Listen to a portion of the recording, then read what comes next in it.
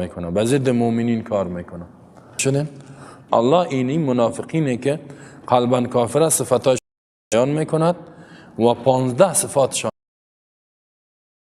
از اینا زیاد بود و جزای مثالا بر اینا بیان میکنه به این کافرها و اینا که اینا بسیار خطرناک. هدف چیست؟ که تو کافرهایی که در داخلتان زندگی میکنه میزی قرآن چیست؟ کافرهایی که در داخل صفتان زندگی میکنه بشناسین، فریب نخورین، از چل و نیرنگ و توتیا و دسیسه هایشان منافقین معرفی کرده. واقعا قرآن تو گپ میزنه که منافق گپ دیم میفهمیش. تعرفونهم فی لحن القول، دمی چارتیس میمانه.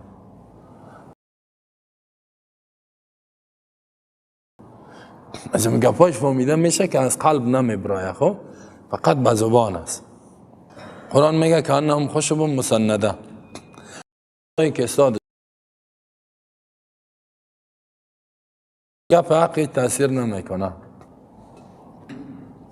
این تو کافرها باید مؤمنین این تو کافرهای داخلی نگوید که هر کسی که چی میگه یکم تو؟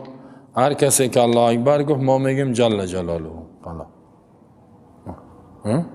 هر کسی که الله اکبر گفت ما میگیم جل جلاله.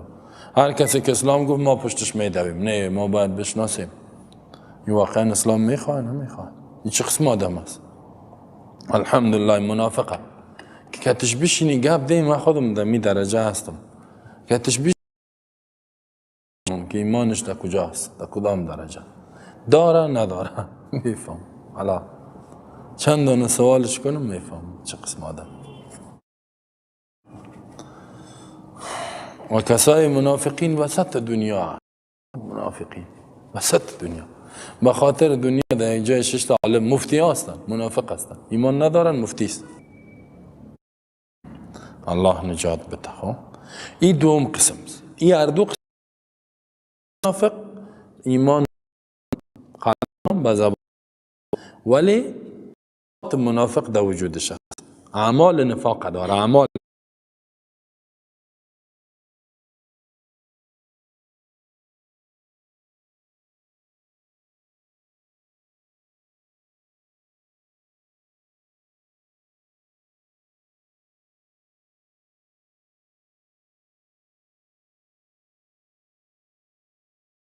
نفاق.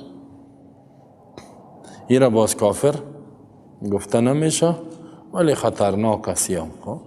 خطر است بر انسان. بازور رسول الله صلی در حدیث در یک حدیث میگه آیت المنافق ثلاثه، در دیگه میگه آیت المنافق اربع، 4 گفتگی است. سهش که است چی است؟ اذا حدث کذب، گپ که میزنه بیان میکنه دروغ میگه. یک صفتش بسیار دروغ میگه. یکی خود دروغای مصلحتی است و خیر جایز است میکنه که این اینجاستم خلاف اخلاق. از اول که وعده میکنه در قلبش چی نیست؟ وفا به عهد. یوم خطرناک. اولش وعده نکنه که وعده کردی با 100% تصمیم بگی که من با وعده وفا میکنم. باز اگر نکردی فراموشت شد یا مشکل، منافق نمیشی. اما اگر مشکل نبود فراموش تام نشد منافق هستی و این صفت منافق است. این تو وعده خلافا خب بسیار زیاد است. امی مسلمان های فعلی اکثرشی صفت ها دواد. افغانی باشه و دروغ نگوید، نه؟ در 10 گپ 8 تاش که دروغ نگوید چارش نمیشه. 2 تاش اگر راست بگوید. اندسته که ما شما را در جامعه با دروغ عادت دادن. یک کسی را جای روان کنین که بیا بگویم کار کردیم، میگه نه. اول یک دروغ میگه نه، بعد میگه مزاق کردم، با پس راست خدا میگه. چرا؟ زیرا مرض شده برش دروغگویی، تا که دروغ نگوید چارش نمیشه. از این بسیار کوشش کنیم کل ما و شما کشدار دیگه. سوم صفتش چیست؟ اذا اؤتمن خان، امین میگردانیش، ریاست برش میتی، اداره را برش میتی که در این خیانت نکو، خانه خیانت میکن، یا پول میزنه یا کار نمیکنه یا میته خرابی میکن. وظیفه را برش میتی پیش ببر نمیبره. با اسکیل برش میتی میگه نگاه میکنی یا دو خیانت میکنه. موتر برش میمانی میگی رئیس سوسو نبری، خیانت میکنه، سوار میشه میگرده. خب یعنی کلش خیانت هستی. دوا را برش میمانی، یک کسی دوای خدای جای مانده بود که دواست، ساعت یک هفته بعد آمد دوای ما چی کردی؟ گفت ما خوردیم. گفت خداش ما ظالم ها را جزای اعمال تا دوا را برای شما نبود، این بر ما بود، این ما مریض داریم. نه گفت والا شما ما خورده شدی را پیسه را برش میمانی خیانت میکن. این بسیار بدکار است. خب این تو خیانت، خب خیانت نکنی. خب اسلام برش قبول میکنه، در اسلام خیانت میکنه. ان عرضنا الامانت، اسلام هم امانته، علی السماوات والارض. ریاست دولت امانت است. ابو ذر گفت که یا رسول الله استعملنی، مرا استعمال که ولی بسان. پیامبر گفت یا ابو ذر انک ضعیف و انها امانه. ای ابو ذر تو ضعیف هستی و این امانت است، این ولایت امانت است. و یوم القیامت خزی و ندامه، در روز قیامت رسوایی و پشیمانی است الا من اخذ بحقها، مگر کسی که حق از این انجام بده. و ادى ما علیها ما علیه، او چیزی که به بالایش است این انجام بده. رسول الله هم ابو ذر گفت که من در تو صلاحیت حکومت داری را نمیبینم، تو ولایت کده نمیتونی، آدم نیک هستی ولی مدیریت کفایت دیگه کار است، مدیریت نمیتونی. هر مردم مدیریت نمیتونه. زن خوبان حالا میگن زنارن چطور است، خلیفه شده نمیتونه. مرد نمیتونه خلافت، هر مرد نمیتونه. زن خوب او یکم مرد است، هر کس نمیتونه. گپ در علم هم نیست. یکم تا میگم من که مولوی شدم شیخ القرآن و الحدیث من باید کلان باشم، اداره کنم. نه، اداره گپ جدا. در دوران خلفای راشدین وجود داشت، فرمانده جنگ کی بود؟ خالد بود. چرا خالد؟ زیرا خالد یک قماندان قوی بود، مسلکی بود. خب ولی صحابه نگفت که یا رسول الله قماندان جنگ اونا را تعیین کردی؟ خالد ما فضیلت ما بالاست. یعنی خالد از جمله اولون و سابقون الاولون نیست من المهاجرین. خب پس آن ایمان آورده، این ده سال ششم ایمان آورده. ولی در جنگ فرمانده عمومی رسول الله صلی دائم تعیینش میکنه. این سیاست اسلام هم میتونه است. خب هر کس کفایت کاریش میبینه. یک جای یک کسی بودیم، مرا گفت اینجا مولوی صاحب کلان تعیین نکنه. گفتم هر جای مولوی صاحب کلان تعیین نمیشه، او کلانی و اداره کار خود داره، قماندانی و شجاعت این کار خود داره. پس امانت خیانت میکنه. و دیگه چیز یک صفت دیگه در حدیث آمده اذا خاصم فجر، جنگ که میکنه بیابگی میکنه، دو دشنام میده، ای بد پدرت، ای به مادرت، ای به این دو دشنام. مثل که بعضی زنان ایزویات عادت داره دو دشنامه، زن طایفه عادت زیاد است، مگر زنای با تقوا کونا بسیار سنگین هستن. دیگه بعضی مردم هم تو لچر هست، نه لچر بیاب است. یکم تو میگی بیاب نزدیکش نشی، بیاب چی؟ دو دشنام می شور به خود دو میزنه. همین دو دشنام صفت منافق است. مومن هیچ وقت دو دشنام دهنش باید گپ بد نبره. اگه کسی دشنام هم داد تو خب بد کرد، تو نگو دیگه، تو دیگه این گپ نزن، تو این الفاظی او یاد کرده تو هم شروع میکنی یه خود دیگه. دیگه الله اینا رو کوشش کنیم که از اینی صفات منافق ما و شما چی شویم؟ دور شویم. فهمیدیم؟ اگه ما و شما را خب دروغ عادت دادن، اگه دروغ گفتیم مو متضرر میشد، پس برش زنگ ده بگو میبخشی که دروغ گفتم، این تو گپ است. فهمیدین؟ بعد از این دیگه دروغ، خیانت خائن منافقت، دروغگو منافقت، وعده خلاف منافق است، وعده خلافی. و البته منافق عملی، منافق اعتقادی نه. منافق چند قسم بود؟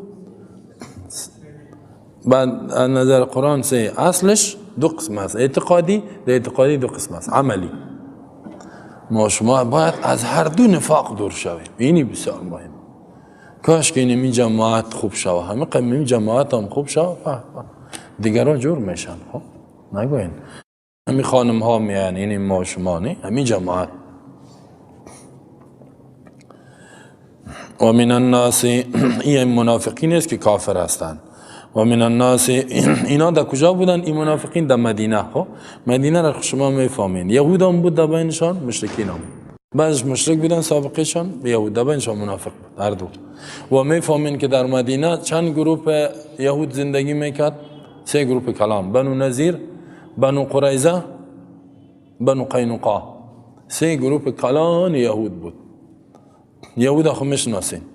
کی را میگه یهود؟ که دعوا میکنن کتاب ما تورات است، پیامبر ما موسی. این دعوا دروغ میگن که تورات ایمان ندارن. خب تحریف کردن. با موسی علیه السلام در زندگیش کفر شرک کردن. و نصارا را خو میشناسین. نصرانی و عیسوی میگن کتاب ما انجیل است، پیامبر ما عیسی است، ولی توحید تغییر دادن به شرک. یهودی هم تو کرده بودن. مدینه منوره کسایی که حج عمره اینجا برون میبینن. رسول الله هم در اونجا بود. و من الناس، بعضی از انسان ها، مردم ها، بعضی از مردم، من کسایی هستند یقولو که میگوین آمنا، ایمان آوردیم، بالله با الله، و بالیوم الاخر، و بروز قیامت. به زبان میگن خب ایمان داریم، به زبان میگن. اینجا یک سوال پیدا میشه که ایمان خو ارکان 6 است، نه؟ ایمان به الله و حدیث سید مسلم است، نه؟ مل ایمان چیست؟ جبرائیل از رسول الله سم پرسان کرد. رسول الله سم چی گفت؟ ان تؤمن بالله و ملائکته و کتبه و رسله و الیوم الاخر و القدر خیره و شره. ایمان بیاری به الله، به ملائکه، به کتاب آسمانی، به انبیا، به قیامت، به قضا و قدر. 6 رکن ایمان. ایمان چند رکن داره؟ 6. یکیشون قبول نکردی ایمان مؤمن نیستی، کافر میشی. کافر کلش باید قبول داشت. اینجا سوال پیدا میشه که اینا گفتن آمنا بالله و الیوم الاخر، ایمان آوردیم به الله، به روز قیامت. این دیگه این ملائکه خوب صحیح ایمان نشد. بشید که مبدأ ایمان یاد کرد، آغازش به الله، آخرش قیامت. دیگه در بین که چیزی هست کتابا کلش میاد.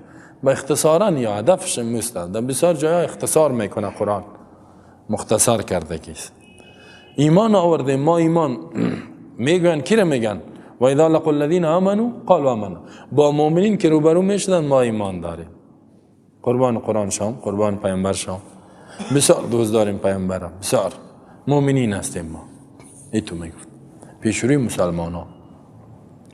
الله چی میفرماید؟ و ما هم بمؤمنین، در حالی که نیستن اینا ایمان آورندگان.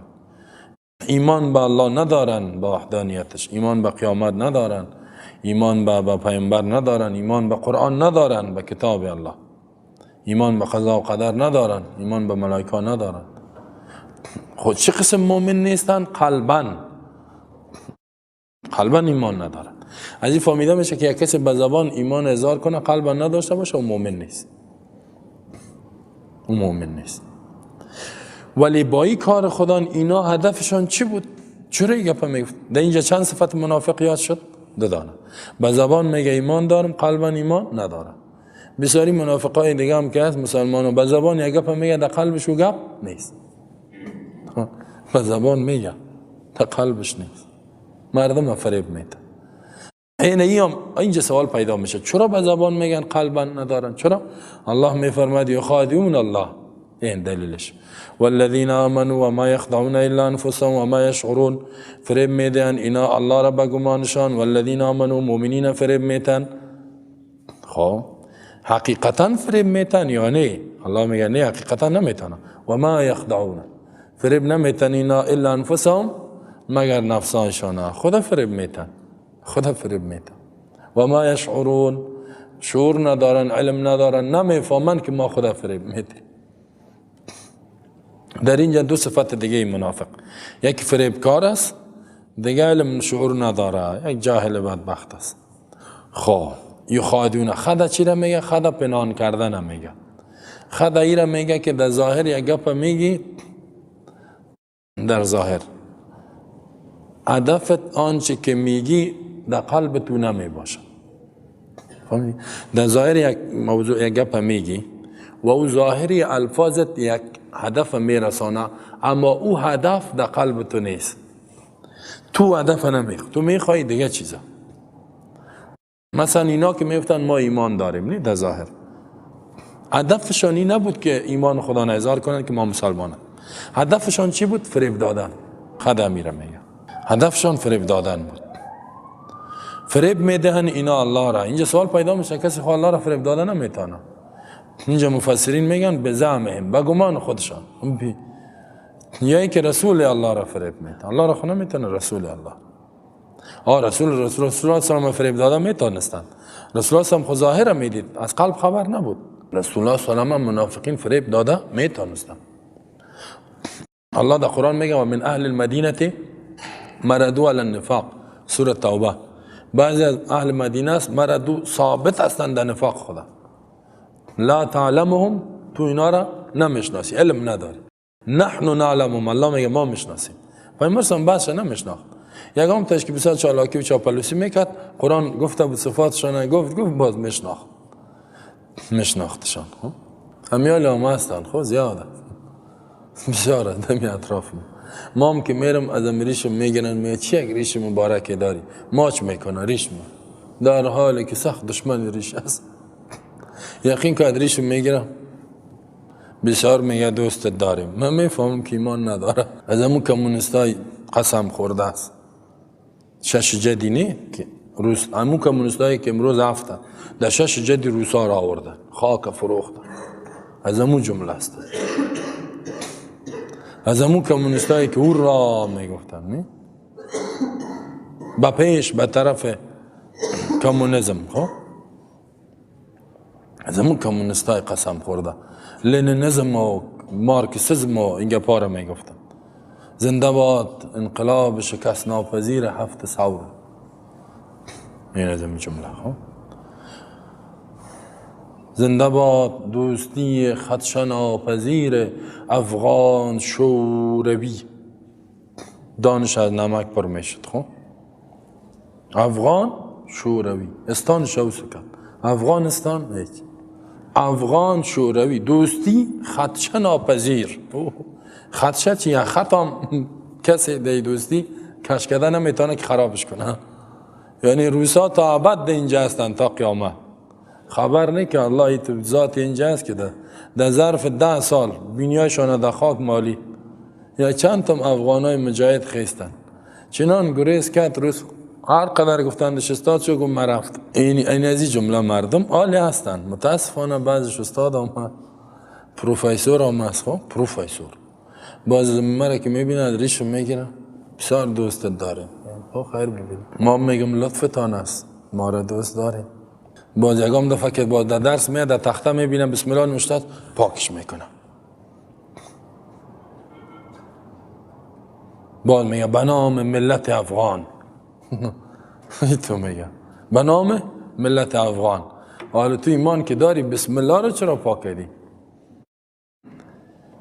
باز یک استاد گفت بسم الله رو پاک کرد. گفتم ما کافر میشی؟ گفت خب خیلی نوشته که بسم الله به نام خدا و ملت غیور افغانستان. گفت نه با شرک کردی. گفت به نام خدا و ملت. گفت خب خیلی چی کنم؟ گفت صرف به نام خدا بگو. گفت قش ما سختگیری هستین؟ گفتم می سختگیری نیست ایمان است. تو ایمان نداری افسوس دیگه. فهمیدین؟ این تو مردم ها هست. شما که خوب در قرآن مهارت پیدا کنین باز اینا را مشناسین. خب حالا نمیشناسین. حالا چند گپ دیگه میگن ولی راست میگه. یخادعون الله فریب میتن اینا الله را به گمان بدشان یا رسول الله را والذین آمنوا کسایی را که ایمان آوردن. مؤمنین چطور فریب میتن؟ ما ایمان داریم که باش اینا ما را قبول کنن در جامعه. مرده ما که مرد باز در مردش در جنازه مولوی را میطلبن. مولوی صاحب بیا. اگر این به جنازه باور نداره بخوان جنازش. در فاتحه گیری قاریا را پیسه میتن. پیسه بخوان قاریسه. یک آیت بخوان سرش تا دعا میکنه. مؤمنین فریب میتن. از جا فهمیده شد که یک صفتشان چی بود؟ یقول آمنا بالله و بالیوم الاخر. این دروغ میگن. دیگه صفتشان چی بود؟ فریب دادن. این در حدیث هم آمده. و ما یخدعون الا انفسهم، در حقیقت فریب نمیتن مگر خودشانه. چرا؟ زیرا ضرر فریب به کی میرسه؟ به رسول الله هم ضرر رسانده نتونستن. به مؤمنین هم خود تباه کردن. چاکن در چاست خود تباه کرد. و ما یشعرون، علم ندارن که خود تباه میکنن. مثلا ما و شما یک کسی را میگیم در نماز صبح بیانی، تلاش میکنیم که بیاریمشی، خود این سویسو میزنه گم میکنه. عالی ما را فریب داد یا خود فریب داد؟ خود فریب داد. نماز را نخواندیم مستحق آتش شدی. حالی که تو میگی به زبان ایمان دارم قلبا نه، این خود فریب دادی، کافر تیر میشی، جای آتش میشه. فی قلوبهم مرض فزادهم الله مرضا ولهم عذاب علیم بما كانوا یکذبون. در اینجا دلیل است از برای آیت دوم. در آیت دوم الله گفت فریب میتا. اینجا سوال پیدا میشه که چرا فریب میتا؟ این فریب از کجاست؟ منبع فریب در کجاست؟ منبعش الله میگه قلب است. قلب در قلبش مرضی است. یادم مرضی است، در قلبش مرض است، به این خاطر فریب میتا. فی قلوب مرض، در قلب های از اینا مرض است، شک و نفاق. فزادهم الله مرضا، زیاد میکند الله مرض اینا را، یا زیاد کند الله مرض شانه، کفر شانه، شک شانه. ولهم عذاب علیم بما كانوا یکذبون، از برای از اینا عذاب دردناک است، دردناک از برای منافقین. چرا؟ بما كانوا یکذبون، به سبب از اینکه اینا همیشه دروغ میگن، همیشه دروغ میگن. در قلبش چی است؟ الله میگه چرا مردم فریب میتن؟ فی قلوبهم مرض، در قلبشان مرض است. مرض دو نوع است، که مرض جسمی است که این مریضی های مختلف نه، سردرد و پای درد و چربی خون و مچم روماتیزم شد و چی شد، فشار بالا رفت، قلب، تکلیف قلبی. دوم مرض قلبی معنوی است، مرض معنوی و قلبی، مرض عقیدتی. اینجا هدف از مرض چی است؟ مرض عقیدتی. فی قلوب مرض، در قلباشون مرض. کل مفسرین میگه ای شک و نفاق، شک است، نفاق است، فریب است، کفر است در قلب هایشان، مرض کفر است، شرک است، حتی مرض شرک هم گفتن، شرک است، مرضی استن اینا، مرضی، مریض است آدم. یکم تا مولایی های اصطلاح رو میفهمه، یک تا که به گپ دیگه عقیدش خراب باشه میگه این مریض است، دیگه مولایی میفهمه یعنی که مرض شرک داره. یکم تا رو میگن مریض است، یکم تا رو میگن مرضی است. مرضی معنوی هم است، عقیدش یعنی خراب است. خب وقتی که در قلبشان مرض است، اینا قلب که ناپاک بود، از جای ناپاک گپ چی میبره؟ ناپاک میبره. اینجا که پاک باشه، در زبان هم گپ چی میبره؟ در اعمال هم گپ خوب میبره. یکم تا رو ببینی نماز نمیخوانه، نه؟ روزه نمیگیره، حج نمیکنه، قرآن نمیخوانه، که باز بگویش چرا این کار نماز نمیخوانی؟ میگه قلب پاکو، قلبم پاک است، این مردار پلید. یا قلب تو پاک باشه تو چطور نماز نمیخوانی؟ یکم صوفیای گمراه میتور است، کمونستان هم صفتشانه، هم منافق طایفه همید. حال چرا نماز نمیخوانی؟ میگه قلب پاکو، قلب ما پاک است، ایمان ده اینجاست، میگه اینجا بسیار پاک است. خب اگه ایمان ده اینجا باشه، خیلی چرا شراب میخوری؟ قلبم پاک است. چرا ارتباط نامشروع داری؟ میگه قلبم پاک است. حالا اگه قلب پاک باشد، از منبع پاک، اعمال پاک، صاف، گپای صاف، تو خود گپ عملت خراب، زبانت خراب، کارت خراب، تو چطوری میگی قلب ما پاک است؟ در حالی که رسول الله میفرماید که الا ان فی الجسد لمضغه، حدیث است، خبردار در جسد یک توتی است، اذا صلحت صلح الجسد كله، او که اصلاح شد کل جسد اصلاح میشه، و اذا فسدت، وقتی که او فاسد شد، فسد الجسد كله، جسد و اندام، چشم و گوش کلش فاسد میشه. کدام است؟ رسول الله گفت الا خبردار و هی القلب، و توته چی است؟ قلب است. قلب ای که اصلاح شوه، ای که پاک شوه، ای که صاف شوه، ای که تزکیه شوه، ده ای که توحید جای بگیره، ایمان قوی جای بگیره، کل دیگه چیزا، چشم گوش همه درست میشه. الله میگه قلب از اینا مرضی، قلبش ناپاک از مرداری است که اعمالش ناپاک است. در قلب های از اینا مرض است. فزادهم الله مرضا، الله زیاد کنه از برای اینا مرض شانه. فزادهم الله دو معنی، یا جمله انشائیه دعایی است، دعا زیاد بکنه الله مرض از اینا را، کفر شانه، شرک شانه، شک و شبهشانه، نفاقشانه الله قار سرش زیاد کنه. یا این که جمله خبری از زیاد میکنه تا الله بر از اینا مرضشانه. مرض چطور زیاد میشه؟ هر قدر گناه و شرک و کفر کرده میری دیگه هم چی میشه؟ زیاد شده میره. مثل که در سوره آل عمران الله میفرماید ولا يحسبن الذين كفروا انما نملي لهم خير لانفسهم. گمان نکند کافرها که ما مهلتی که ما میتیم برای وجود و نفسشان به خیرشان باشه. نه، انما نملي لهم ليزدادوا اثما. جزی نیست ما برای اینا مهلت میتیم تا که گناهشان چی شود؟ زیاد شده بر. ولهم عذاب مهین. از برای از اینا عذاب رسوا کننده است. الله زیاد میکنه مرض اینا را. ولهم عذاب علیم. از برای از اینا عذاب دردناک است. دردناک در دنیا و آخرت. خصوصا در آخرت آتش است. چرا؟ بما کانوا یکذبون. بسبب از اینکه اینا همیشه دروغ میگن. کانو ماضی که با بالای مضارع داخل شد معنای دوام. همیشه دروغ میگن، هیچ توبه نمیکنه، همیشه دروغ میگن. دروغ هم خود دروغ تا دروغ. ای در ایمان دروغ میگه. در ایمان که دروغ گفتی یعنی میگی که من مؤمن هستم، دروغ. این خود کفر است، خطرناک است. خب دروغ تا دروغ است. یکی دروغ است که مصلحتی است. او جایز هم است، در حدیث میگه جایز است. خب دروغای مصلحتی، مصلحتی که ضرر به جان مقابل نرسد بلکه به خیرش باشه. مثلا دو نفر جنگ کرده، دو دانه مردا یا دو دانه خانم ها، تو میگی چی میگی؟ او خانم میگه که چطور است؟ میگه یا خارخاندیش میگه بسیار اینطور است، تو بسیار بدم میام، میخوایم که بزنمش در یک جای. صفاتای بدش میگه. بازی میگه خبر هستی او خود صفاتای خوب تو را گفت. من درباره تو پرسانش کردم، گفت بسیار یک انسان نیک است، ما بسیار دوستش دارم، یک کمک خفه شدیم میخوایم جور بیاییم. اینه او نگفته که من را دوست دارم، نگفته که ما جور میایم، ولی تو میگی میخوای در بینشان جور آمد. پیش از او میری آدم چطور میگه ای تو قار ما آورده، میخوایم که در کدام جایی را بزنم.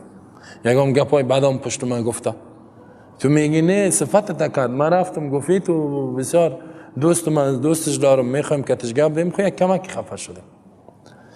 باز اینجا دلای از اینا چی میشه؟ نرم میشه، نزدیک میشه. باز که میگفتی بخیر این یک سال حق کنین، حالا اینی دروغ است، ولی دروغ است که اصلاحات آورد.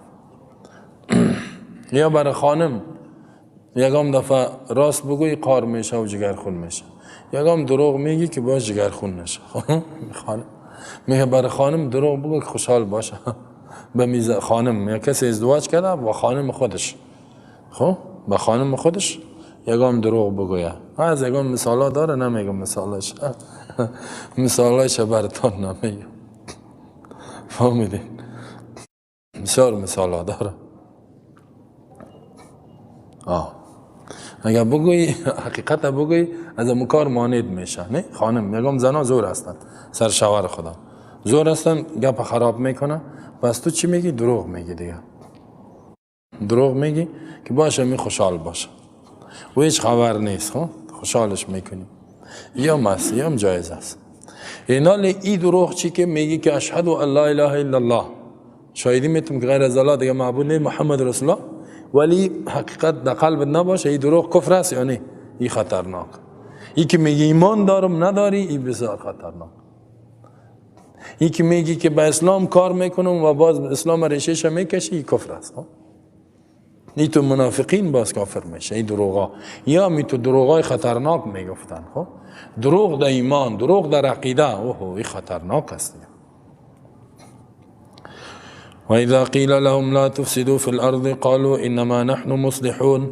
وقتی که گفته شد از برای اینا فساد نکنین در زمین، قالوا میگن انما نحن مصلحون، چیزی نیست ما اصلاح کننده هستیم. در آیت قبلی چند صفت دیگه شان بیان، در قلبشان مرض است، دروغ میگن، دو صفت دیگه، 6 صفت شد. در اینجا چیست؟ فساد میکنن و فساد خدا نه اصلاح میگن. اصلاح میگن. خب فساد چی؟ کفر، شرک، به ضد اسلام کار میکنه، حرام میخوره، امی کل امی فساد خدا چی میگه؟ اصلاح.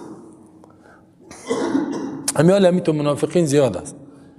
میگه چی میکنی؟ اصلاحات میاریم. اصلاحات چی میاری؟ والله به ضد اسلام کار میکنه، اسلام میخواد ریشه‌کن کنه، نامش چی مانده؟ اصلاحات.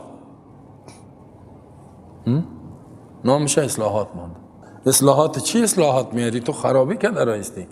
حالی تلویزیون ها را ماندی عیاشی کرده رئیس، مردم به فحشا برده رئیس. میگه همین اصلاح هست. همین فساد، همین بی‌حیایی را، همین رشوت، همین سود زیاد کرده رئیس، اختطاف، دزدی، بی امنی، کل اینا میره چی میگه؟ کلش اصلاح میگه. حالا کافرها را قوت داده رئیستی در این سرزمین، نه؟ کافر قوت داده رئیستی، نامش چی میمونی؟ اصلاحات. هی صفت منافقه. فساد خود اصلاح میگه. والله اصلاح واقعی فساد میگه. و اذا قیل، وقتی که گفته شود، لهم برای منافقین،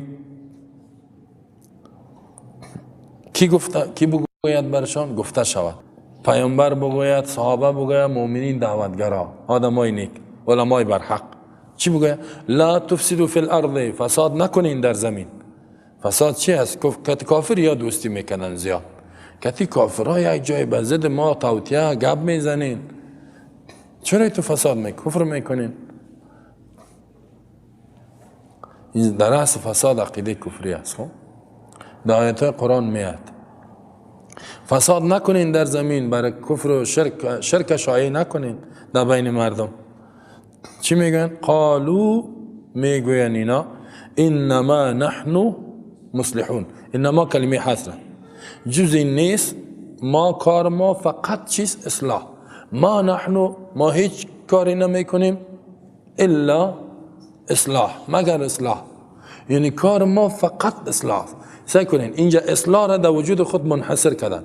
مصلح فقط ماستیم. چی معنا؟ ما فقط که گفتیم ماستیم، معنایش چیست که شما مفسد هستین. یعنی اینجا تعریضاً صحابه را مفسد گفته، مؤمنین هم مفسد گفت. مفسدین خود شماستین میگه، ما خود فقط اصلاحات میکنیم. یعنی همی عقیده کفری های خدا اصلاح میگه. و ایمان ما و شما را، اعمال ما و شما را چی میگه؟ فساد میگه. این صفت منافق است. انما نحن مصلحون.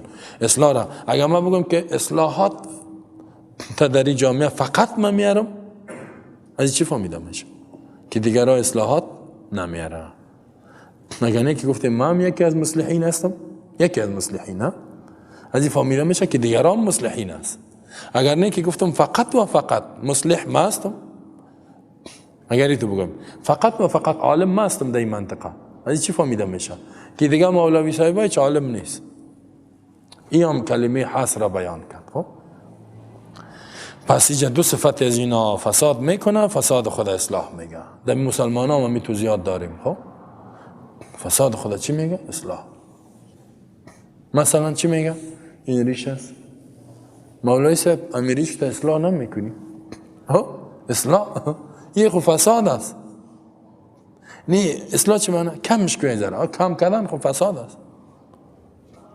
خب این دیدین که فساد اصلاح میگه. این تو آدم ها را خود زیاد دیدین. یک ذره اصلاحش کو. چطور؟ امی تو خوب کمش کو. باز که خوب دگام کم کنی، دگام بیخی لشمش کو میگه. کلش کو. کل که کردم خوب سی، یک دریشی هم بپوش. پوشیدم منوزم یک نیکتایی هم بزن. نورم که زدم، باز که آمدم چی؟ این حال ماشاءالله بسیار اصلاح شدیم میگه. حال من مفسد شدم یا مصلح؟ اینجا ما خودم فاسد کردیم میگه اصلاح کردیم. این صفت منافق است. حال زیبایی را در دریشی و نیکتایی میگه. امیریشت هم که یک ذره اصلاح کنی، این تو زیبا معلوم میشی.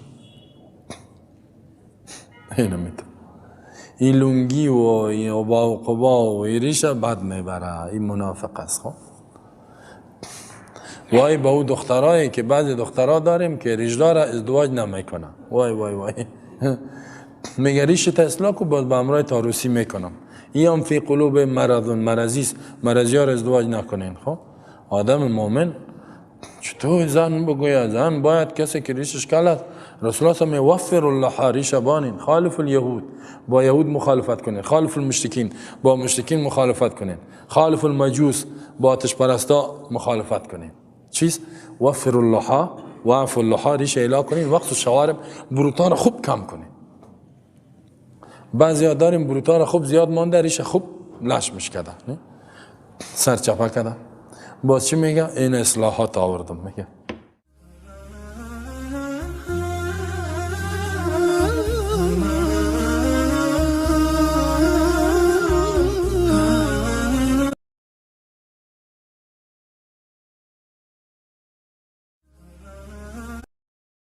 خبردار اینمی آدمایی که خدا مصلح میگیرن هم خاص اینا المفسدون مفسدین هستن ولکن لا یشعرون لیکن با فساد خدا نمیفهمن.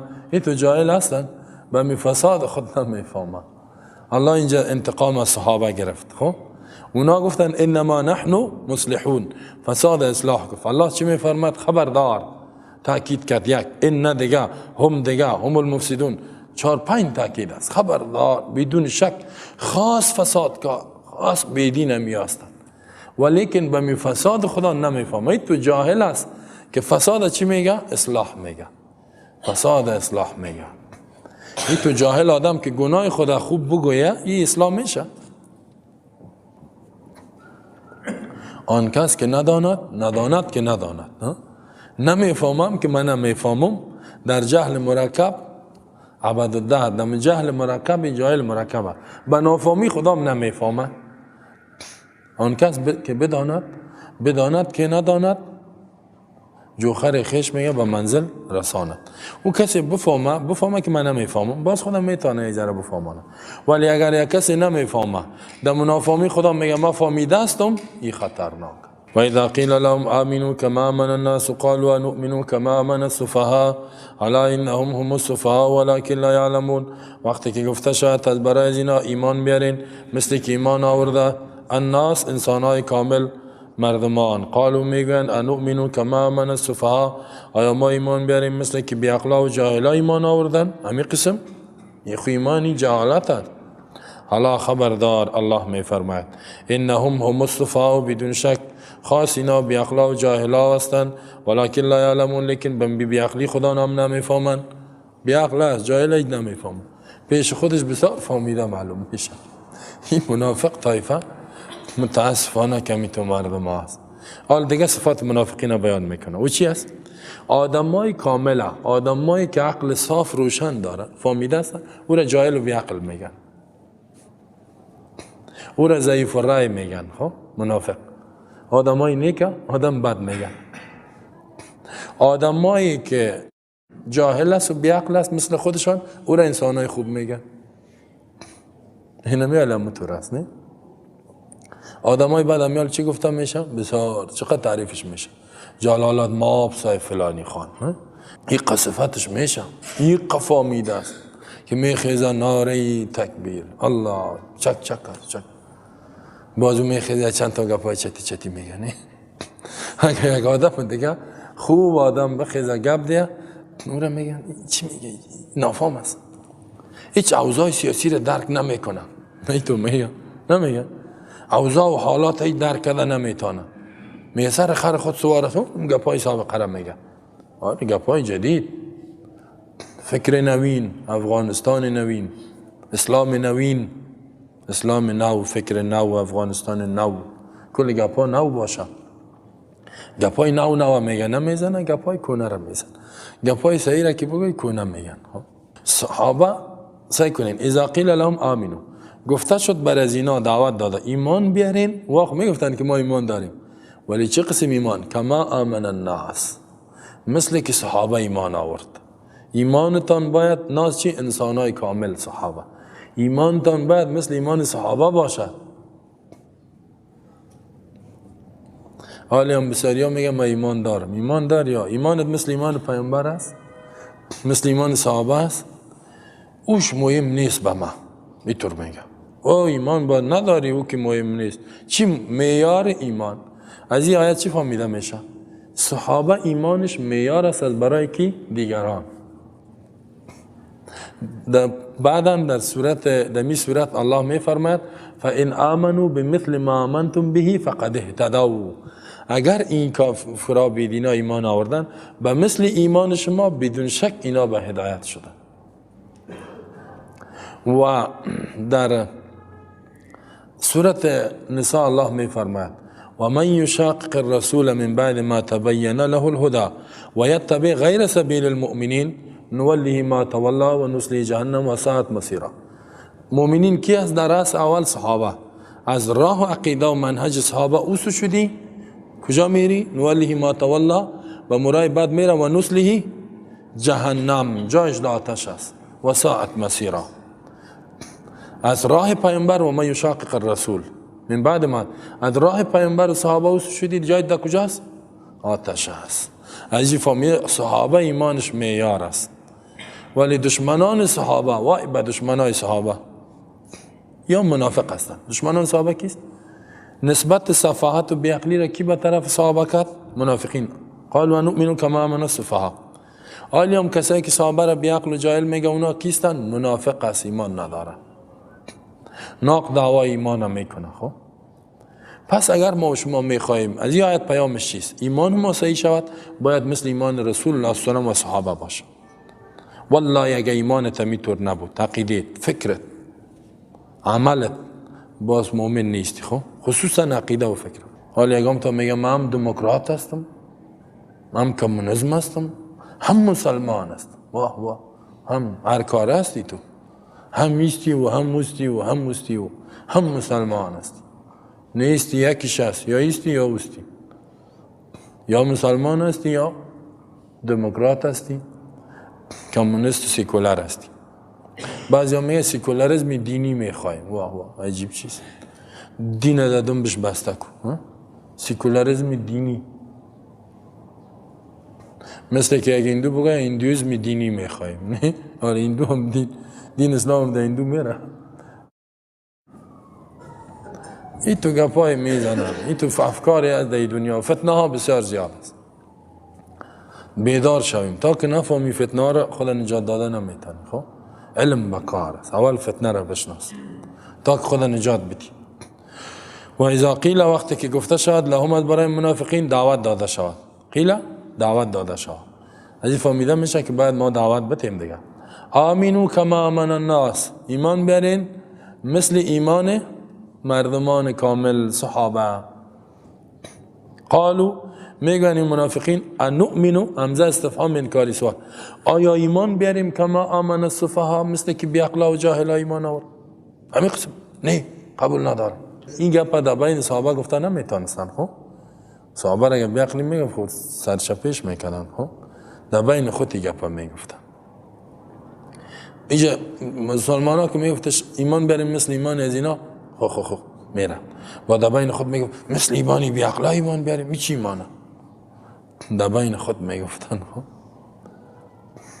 انؤمنو کما آمن السفهاء، در مجلسای خودشان آیا ایمان بیاریم مثل که ایمان آورده بیعقلا. سفهاء جمع سفی، سفی ضعیف الرأی، نظر سرسری داره، بیعقل است، جاهل است، میگه فکر عمیق نداره، اوضاع درک کردن نمیتونه.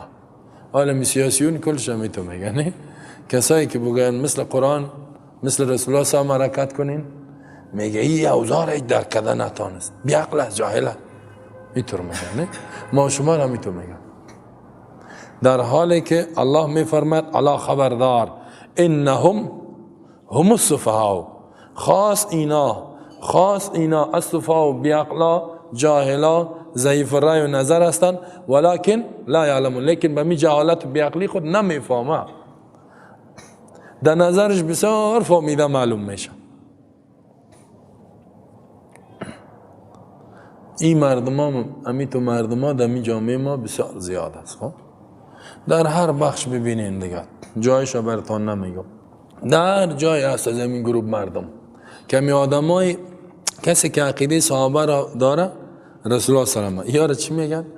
جاهلا، نافهما، بیعقلا، دیگه تاریک، خشک، یک دوتا خشک مردم میتون میگن، تاریک مردم.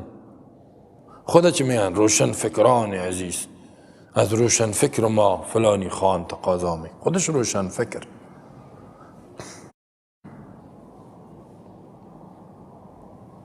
جامعه خدا چی میمانه نامش؟ جامعه مدنی، اعضای جامعه مدنی هستن، فعال جامعه مدنی. خیلی ما چیستیم؟ شما جامعه اعراب، جامعه عقب ما گذشته، شما در میگه در قرن 14 قرن پیش زندگی میکنین. ما امروز قرن 21 هست. روابط بین ملل، روابط بین دول، جامعه جهانی، ای تو گپام دیم تلویزیون ها مردم در مریخ رسید. هنوزم شما از اون گپای سابقه میزنید. یک کسی رفته بود یک تزمیه رو دعوت داده بود که عقیده ما، فکر ما، نظام ما قرآن باشه. گفته بود تو میخوایی که ما امی موترا رو هم خیوز کنیم سر شتر سوار شویم؟ ای تو گفته بود چرا سر شتر خیلی سوار نمیشی؟ گفته بود بیاخل جهل شتر چی؟ بگم گفت خیلی ما در موترم، خب موترم دیگه از قرن 21 است، موترش هم استفاده نکن، عقیدهش قبول نداری. یعنی عقیده کی را؟ عقیده مردمی که موترها رو جور کرده. دی تیاره سوار میشی، تیارهش خوشت میاد، عقیده و نظامش خوشت نمیاد. نه الا انهم هم السفهاء ولكن لا يعلمون. بعقل جاهل بدبخت. این جاهل. یعنی موتر خو علم است. الله میگه علم که هست استفاده کنین. رسول الله صلی الله علیه و احادیث زیاد داریم از یک انسانی که متخصص در یک فن می بود از امو استفاده میکرد در بخش علوم دنیا. خب در جنگ بدر که رفت حباب ابن منذر گفت یا رسول الله در این جنگ از نگاه نظامی گفت برات وحی شده؟ گفت نه. گفت خیلی نقطه نظر نظامی این جای خوب نیست، یک منطقه استراتژی نیست به اصطلاح فعلی، پیش بریم. باز پیش رفت پیامبر صلی گفت نه بر ما وحی نشده، اگر نظر خوب است از نگاه تکتیک جنگی گفت پیشتر بریم، پیش رفت. فهمیدین؟ علم رسول الله صلی الله علیه و نظر خود گفت من تجربه ندارم. گفت همین چیز زراعت تانا چی کنین؟ قیچی کنین. قیچی کردن خراب شد. گفت چطور بود؟ گفت بر ما وحی نشده بود، نظر خود گفتم. کسی که مسلکی است خوب میفهمه امور استفاده کنه. اینال موتر ریخ و علمش کنه. موتر خود چیز وسیله خوبه. الله اسلام خود دین رفاه، دین آسایش است. از چیزایی که رفاه و آسایش است خوب است استفاده کن. ربنا آتنا فی الدنیا حسنه ولا تنس نصیبک من الدنیا. دنیا ایسه تا فراموش نکن. حالی را که میگه عقیده تجور کو، قانون مکلف هستیم، موتر جداست گپش. میگه خیلی بریم سر شترا و اسبا و خراس ورشیم، موترها هم خیلی سبانه. ای تو میگه خیلی برو پوستین بپوش، از این که لباسات چرا میپوشی؟ پوستین بپوش. نه ای تو گپا میزنه. صحابه را اینا بیعقل میگن. خب کسایی که عقیده صحابه داره نسبت صفات و بیعقلی را کسی به طرف از اون میکنه او چی است؟ منافق است. این قرآن گفت. قرآن چی گفت؟ منافق است. تا اینجا صحابه نیست، هر کسی عقیده صحابه را داره و کسی او را جاهل بیعقل میگه او منافق است. الا انهم هم السفهاء. قرآن خود از را جاهل گفته، بیعقل گفته. لا یعلمون چی معنی؟ علم نداره. قرآن را جاهل گفته، امی آدم بیعقل گفته. پس روشن فکر کسی است که مطابق روشنی قرآن حرکت کنه. همون فکری که الله او را روشن گفته، خالق او روشنی باشه. حالا در کشورهای غربی هم جنسگرایی هست، او خود روشن فکر می. مرد با مرد ازدواج میکنه، بچه با بچه، دختر با دختر. اگر بگویی چی هست؟ میگه این مدرنیزم شدن، مدرنیزم شدن است. ما میخوایم به طرف مدرنیزم شدن بریم، به طرف ترقی بریم، به طرف روشن فکری بریم، به طرف قرن 21 و 22 بریم. حالا قرن 21 22 ایرا حیوان هم نمیکنه. حیوان هم جنس خود خوش نداره ازدواج کنه. تو قانون تصویب کردی، تو روشن فکر هستی، قانون تصویب کرده که مرد با مرد ازدواج کنه بهترین آدم خوب است. زن از زن استفاده کنه. اونجا ببینی بازگام جایم اخباره خدا نشان میتن تا که میگه کتینی خانم ازدواج کردیم هر کاره شده. خب شوهر هم داری یا زن هم داری یا خودش زن هم زن داره هم شوهر، هر کاره هست هم زن داره هم شوهر. یک تا دیگه یک مرد است شوهر است یا شوی داری، او میگه هم شوی دارم هم زن. خودش مرد است هم شوهر داره هم زن داره. اگر در جنگل بریم در بین خرا داخل شویم بگیم در بین شما کسی هست مرد باشه هم شوی هم زن، خنده میکنه میگه برو نام مرا میگه سرت نمانی. من بسیار آدم نیک هستم. میگه والا خر نام مربانی مرا توهین میکنی، برو یک دلغته در میدانت میزنه. خب ولی دینی جامعه اینمی گپا هست، اینمی مردم دیگه مسلمان های ما چی میگن؟ جامعه روشن فکری جامعه روشن فکری حیران میمانی. من در تلویزیون ها گپای از یارم میشنم، خب میبینم گاهی وقت از بیعقلی از یا خنده میگیرم. چی میگه؟ سعی کنین مثلا جامعه اروپا در کدام سطح رسید؟ در کدام سطح؟ مرد هم شوهردار شد هم زندار، دینی سطح رسیده. در کدام سطح؟ زن هم شوهردار شد هم زندار، خودش زن هم زندار هم شد، دینی سطح رسیده. در کدام سطح رسید؟ از نگاه علم علوم انسانی، بله خوش داریم ما علوم انسانی شانه بگیریم، ما ایره خوش داریم، ایره اسلام تایید شده. حتی رسول الله صلی الله علیه و بعضی اسیرا را گرفته بود، سایکو از علم کافر علوم انسانیش رسول الله هم استفاده کرده، حدیث صحیحه. کافرها را اسیر گرفت و کافرها خطا یاد داشتن، سواد نه. پیامبر صلی الله علیه و گفت جزای شمایی که 10 دانه صحابی را خطا یاد بتین، سواده خطا یاد دادین، اینا باز شما آزاد میشین. نه استفاده علوم انسانی کرده پیامبر صلی الله علیه و بله ما علم طیاره‌اش یاد باید بگیریم، علم موتور، علم کامپیوتر، علم اتم بمب، راکت‌های پیشرفته، این را باید یاد بگیریم. یس این علوم باید از اونا چی کنیم؟ دزدی میشه، هرچی که میشه بکشیم از اونا. نمیمانن او بیشرف هم علم با ما نمیتن. به دروغ میگن. شما بین این میال در 16 سال اگر این مردم های ما شما اونجا میرفت، نه باید قوی ترین دکتری که در امریکا، چرا این مردم مغزش از امریکایی که در بالا، قوی ترین طب امریکا را باید اینجا می آورد، نه چرا نآوردیم؟ نماندن اونجا، یاد ما نمیاد.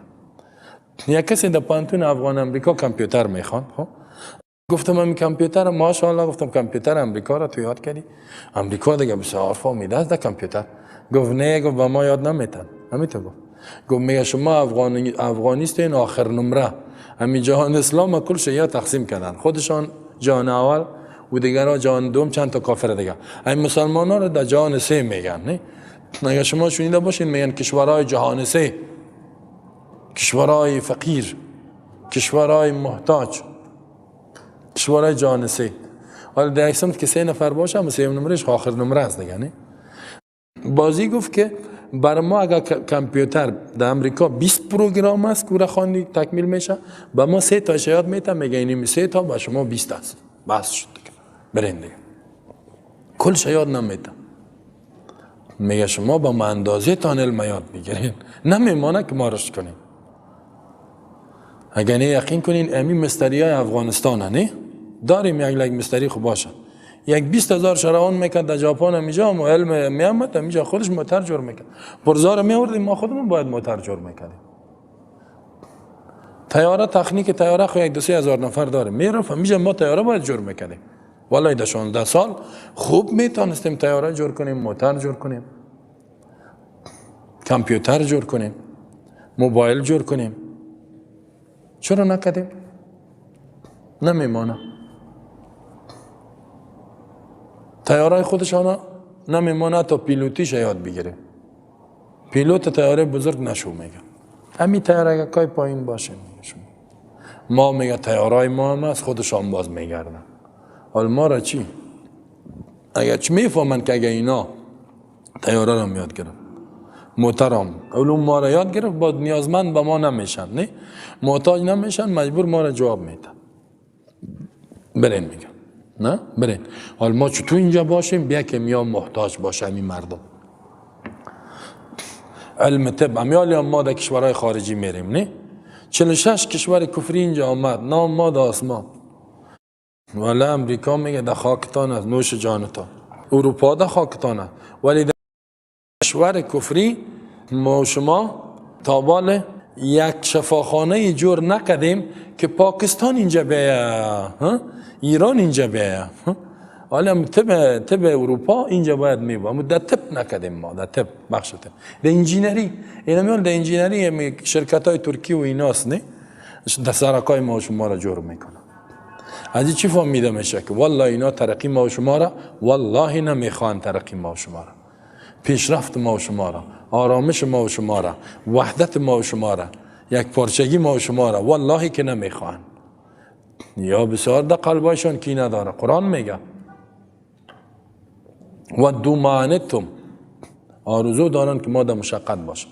قد بدت البغضاء من افواههم، مدانشان بغض میبره و ما تخفی صدورهم اکبر، آنچه که در دلش هست الله میفهم. به صحبت میبرن ما را، از مجبوری یکم چیزا به ما یاد میتن. ما یک دکتر صحیح نگرفت. علومشان کی میگه علم یاد نگیری؟ ساینس یاد گرفتنش فرض است، فرض، ولی فرض کفایی است. قرآن میگه فرض. قرآن میگه و اعدوا لهم ما استطعتم من قوه، آماده کنین از برای کافرها چقدر در توانتان است قوت و نیرو. قوت نیرو چی میشه؟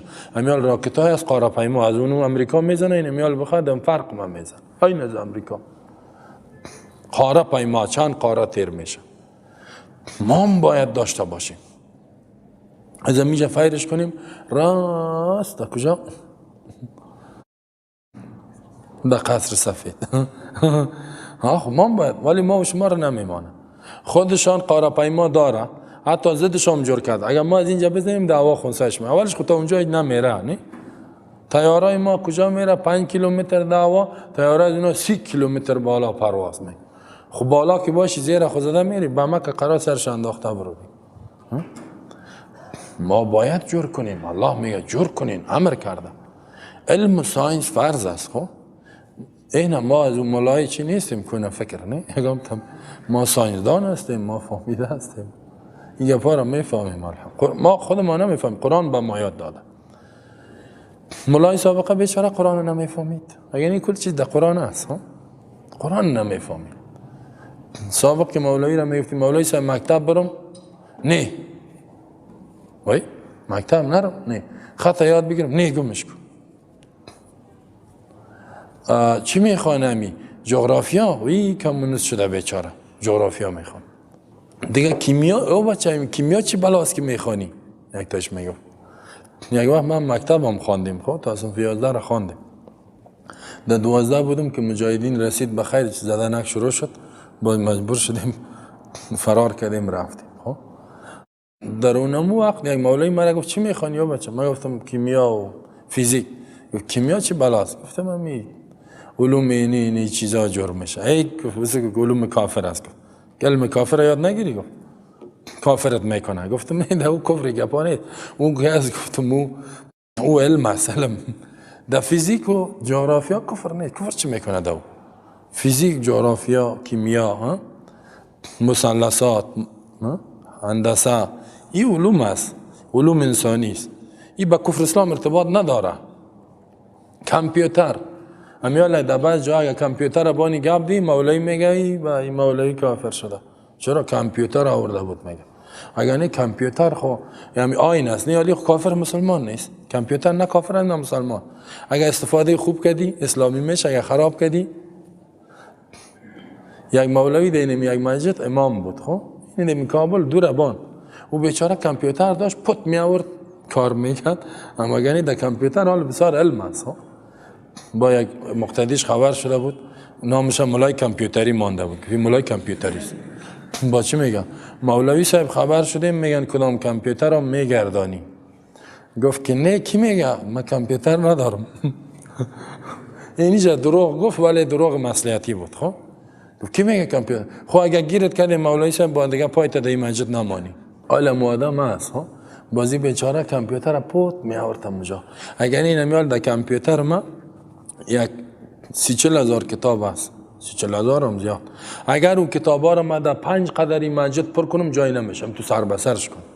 ولی در کامپیوتر در این قیجه جاش معلوم نیست در کجا است. اونجا که وقتی که میزنی یک موضوع را یک آیت نوشته کو 300 تفسیر برات معلومات میده. این چی معنا؟ چی معنا؟ چی معنا؟ چقدر خوب. کامپیوتر خوب، بسیار چیز خوبه. موبایل سابق از اینجا تا اونجا که میرفتی خط روی خط گم میشه یا این نفر میرفت در ولایت اینجا زنگ میزنی. چقدر خوب. ضرر هم داره، چیزای بد، فیلم های بد و عیاشی و بیبندباری رو هم سعی میکنی نه. اینترنت هم چیز خوب داره هم خراب، استفاده خوب. حکومت که بیاد باز همه چیزش خوب میکنه. کدام حکومت؟ حکومتی که با قوانین اسلام خدا پابند بدانه. اگر این تلویزیون هم چیز خوبه، در تلویزیون ما هم اینا میال همیشه یک تلویزیون جهانی باشه نه، همین گپای ما را نشر کنه و همین گپای ما را با ترجمه هم کنه با 40 زبان دیگه، 100 زبان دیگه. چطور میشه؟ حالا خود شما اینجا چند نفر میشنوین؟ کلتان 100 نفر نه، مرد و زن. اگر این گپای ما در تلویزیون نشر شد، 5 میلیارد انسان، 7 میلیارد انسان میتونه بشنوه، 7,000 میلیون انسان. چیز خوب است، دعوت است، وسیله دعوت است تلویزیون، کامپیوتر، اینترنت. ما باید همین، ما هستیم، ما میره خوش داریم، ما همین چیزها را میخواهیم. ما مسلمان های مدرن هستیم، مگه به حساب مدرن بگوی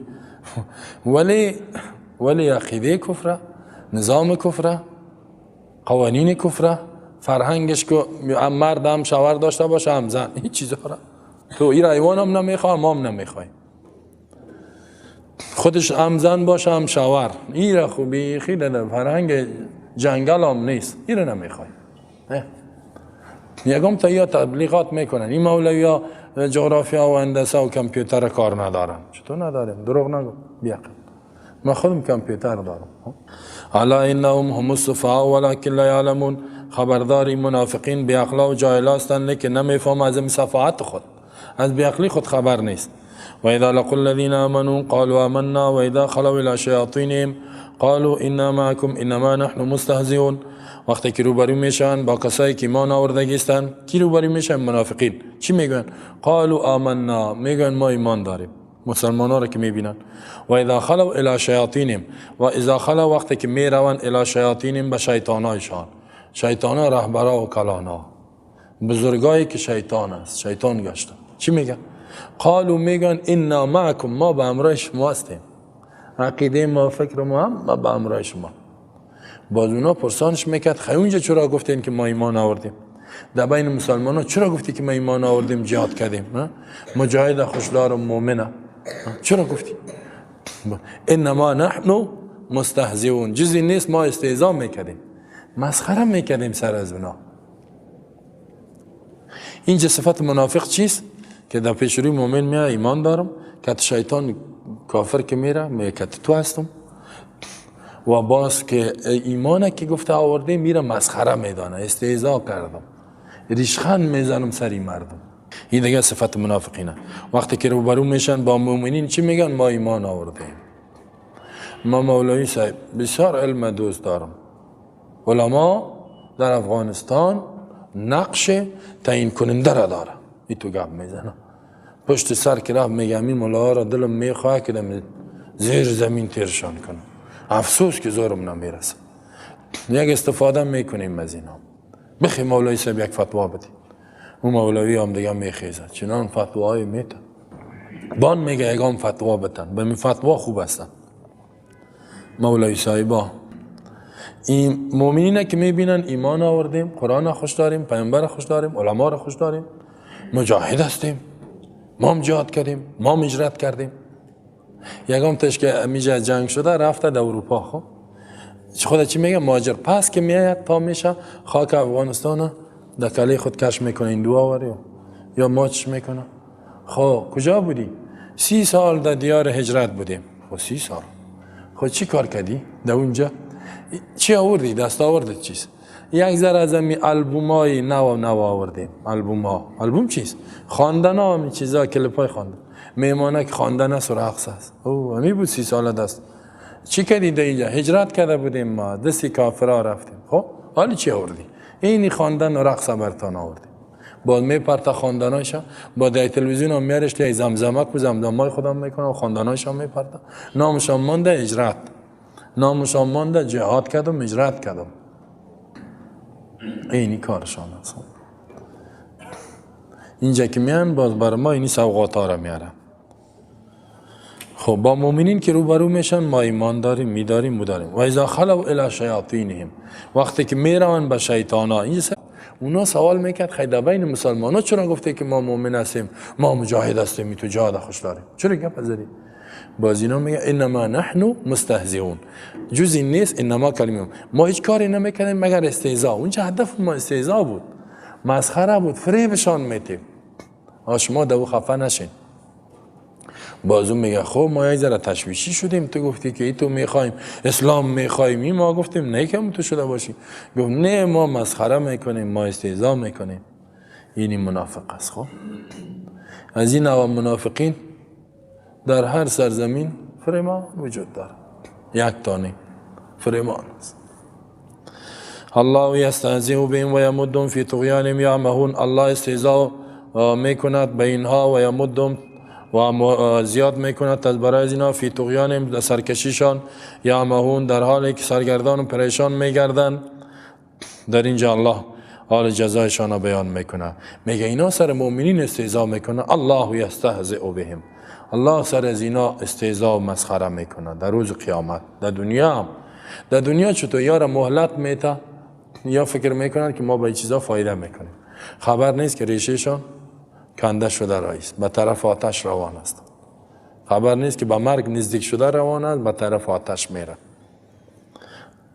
الله مهلتشان داده. یستهزئ، استهزاء صفت الله است، کیف ما یلیق فی شأنه، مثل ما و شما نیست. هیچ صفت الله مثل صفت مخلوق نیست. لیس کمثله شیء، هیچ چیزی همانند الله و صفاتش نیست. و هو السمیع البصیر ولم یکن له کفوا احد، هیچ چیز همانند و مثلش نیست. هیچ کسی. انسان که استهزاء میکنه ریشخند میزنه، الله تو نیست. الله اینجا استهزاء الله است که کاری میکنه که کیف ما یلیق فی، مولات میته کافر در کفرش میمانه، او خبر نیست که بعد به آتش روان است به هلاکت. و یمدهم، مد یمد لازمی است به معنای زیادت و متعدیش که است امد یمد بعد به معنای چی میشه؟ مهلت میشه.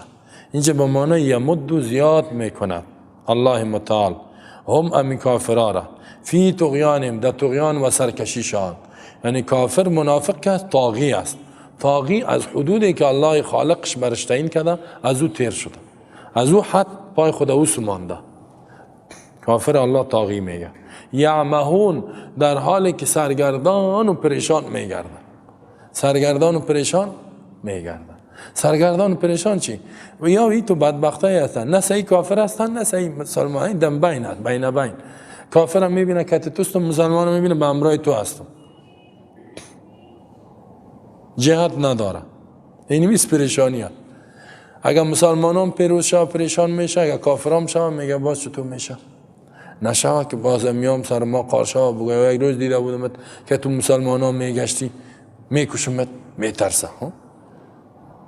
این منافق که هست هیچ بد حالت داره، در دنیا سرگردان پریشان، در آخرت فی الدرک الاسفل من النار، ان المنافقین فی الدرک الاسفل، در طبقه پایین آتش است.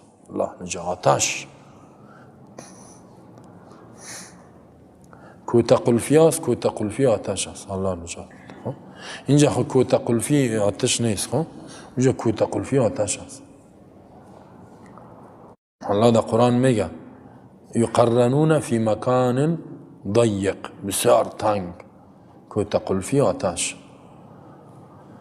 چه قیبت مردم هست، یا کافر باش نرواری در میدان باش، یا صحیح مسلمان باش، هیچی نه ایسو نه اوسو، نه کافر.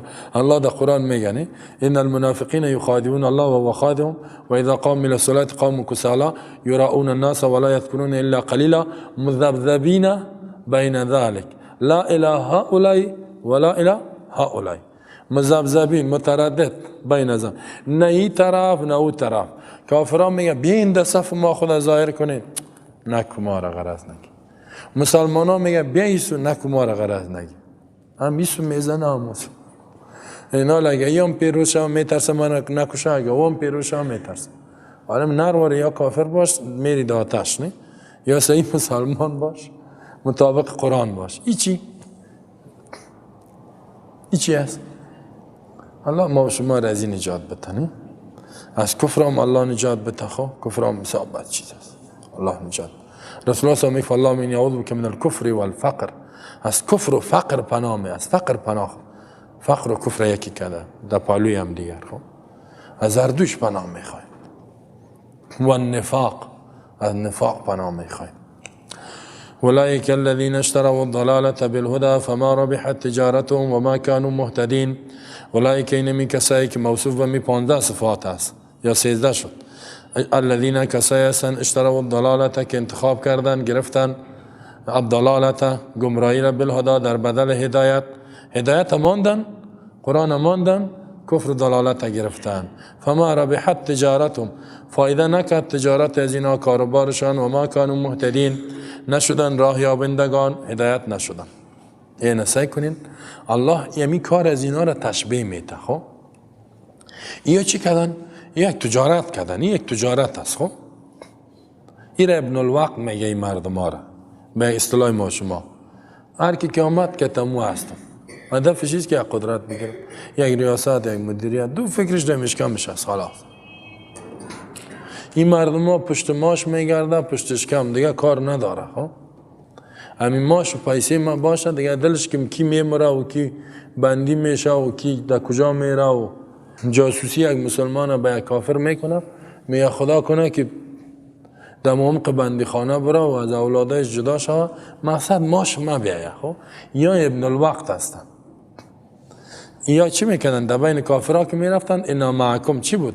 خوی نمیگه که فریب دادن مسلمان ها نه؟ یا چی کردن در معامله خودان؟ دلالت هدایت ماندن گمراهی نگرفته این معامله کردن. فما ربحت تجارتهم همین تجارتشان میگه فایده برشان سود نرسانید، فایده نرسد. و ما کانوا مهتدین راه را هم پیدا نکردن. تشبیه داد الله اینا را. اولئک اسم اشاره است، جمع است. اشاره میشه به سوی همون انسانایی که موصوف به صفات باشه. اولئک اینمی منافقینی که موصوف به چند صفات شد؟ 13 صفات. 13 صفات. الذين کسایی هستند اشتروا الضلالة بالهدى. دیگه صفت قبیحشان چیست؟ هدایت ماندن، دلالت گرفتن. اشترا چی را میگن؟ مشتری. مشتری را میشناسین نه؟ دکاندارا میگن مشتری است. مشتری خریدار میگن. و قانون در اشترایی است که بعد با بالای ثمن پیسه داخل میشه. اینجا الله میگه یا چی کردن؟ خریدن. با چی خریدن؟ با هدایت. چی را خریدن؟ دلالت. پیسه دادن، گمراهی را خریدن. پیسهشون چیست؟ هدایت، ایمان، ایمان به قرآن، ایمان به پیامبر. این را دادن، دین فروختن، هدایت چی کردن؟ گرفتن. دلالت گرفتن. هدایت دادن، دلالت گرفتن، گمراهی را گرفتن. با پیسه خریدن. این چقدر خطرناکه. بعضی میره کفر به پیسه میخره.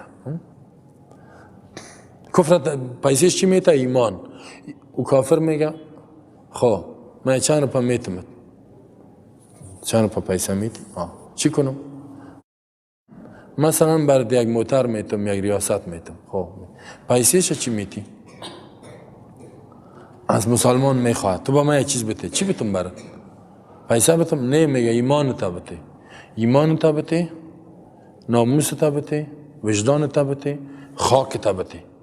این را بده ما برد چی میتم؟ کفر و چتلی و مرداری و همجنسگرایی. اینم چیزا. این چقدر قباحت است نه؟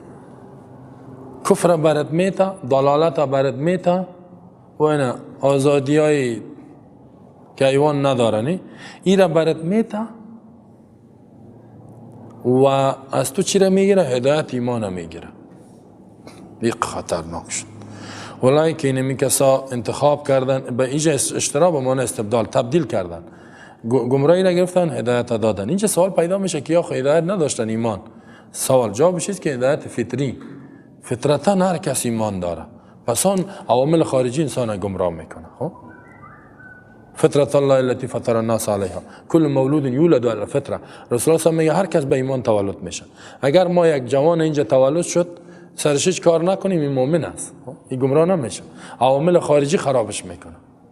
عوامل خارجی، افکار خارجی آمد خرابش میکنه. هدایت فطری یا می هدایتی که به زبان بود امیره. فما ربحت تجارتهم فایده نکرد تجارت از اینا، کاربارشان، تجارت کردن اینجا. منافقین تجار هستند ولی تجارتشون فایده یعنی نجات. و ما کانوا مهتدین، نشدن به هدایت، راه را نیافتند، در دلالت ماندن.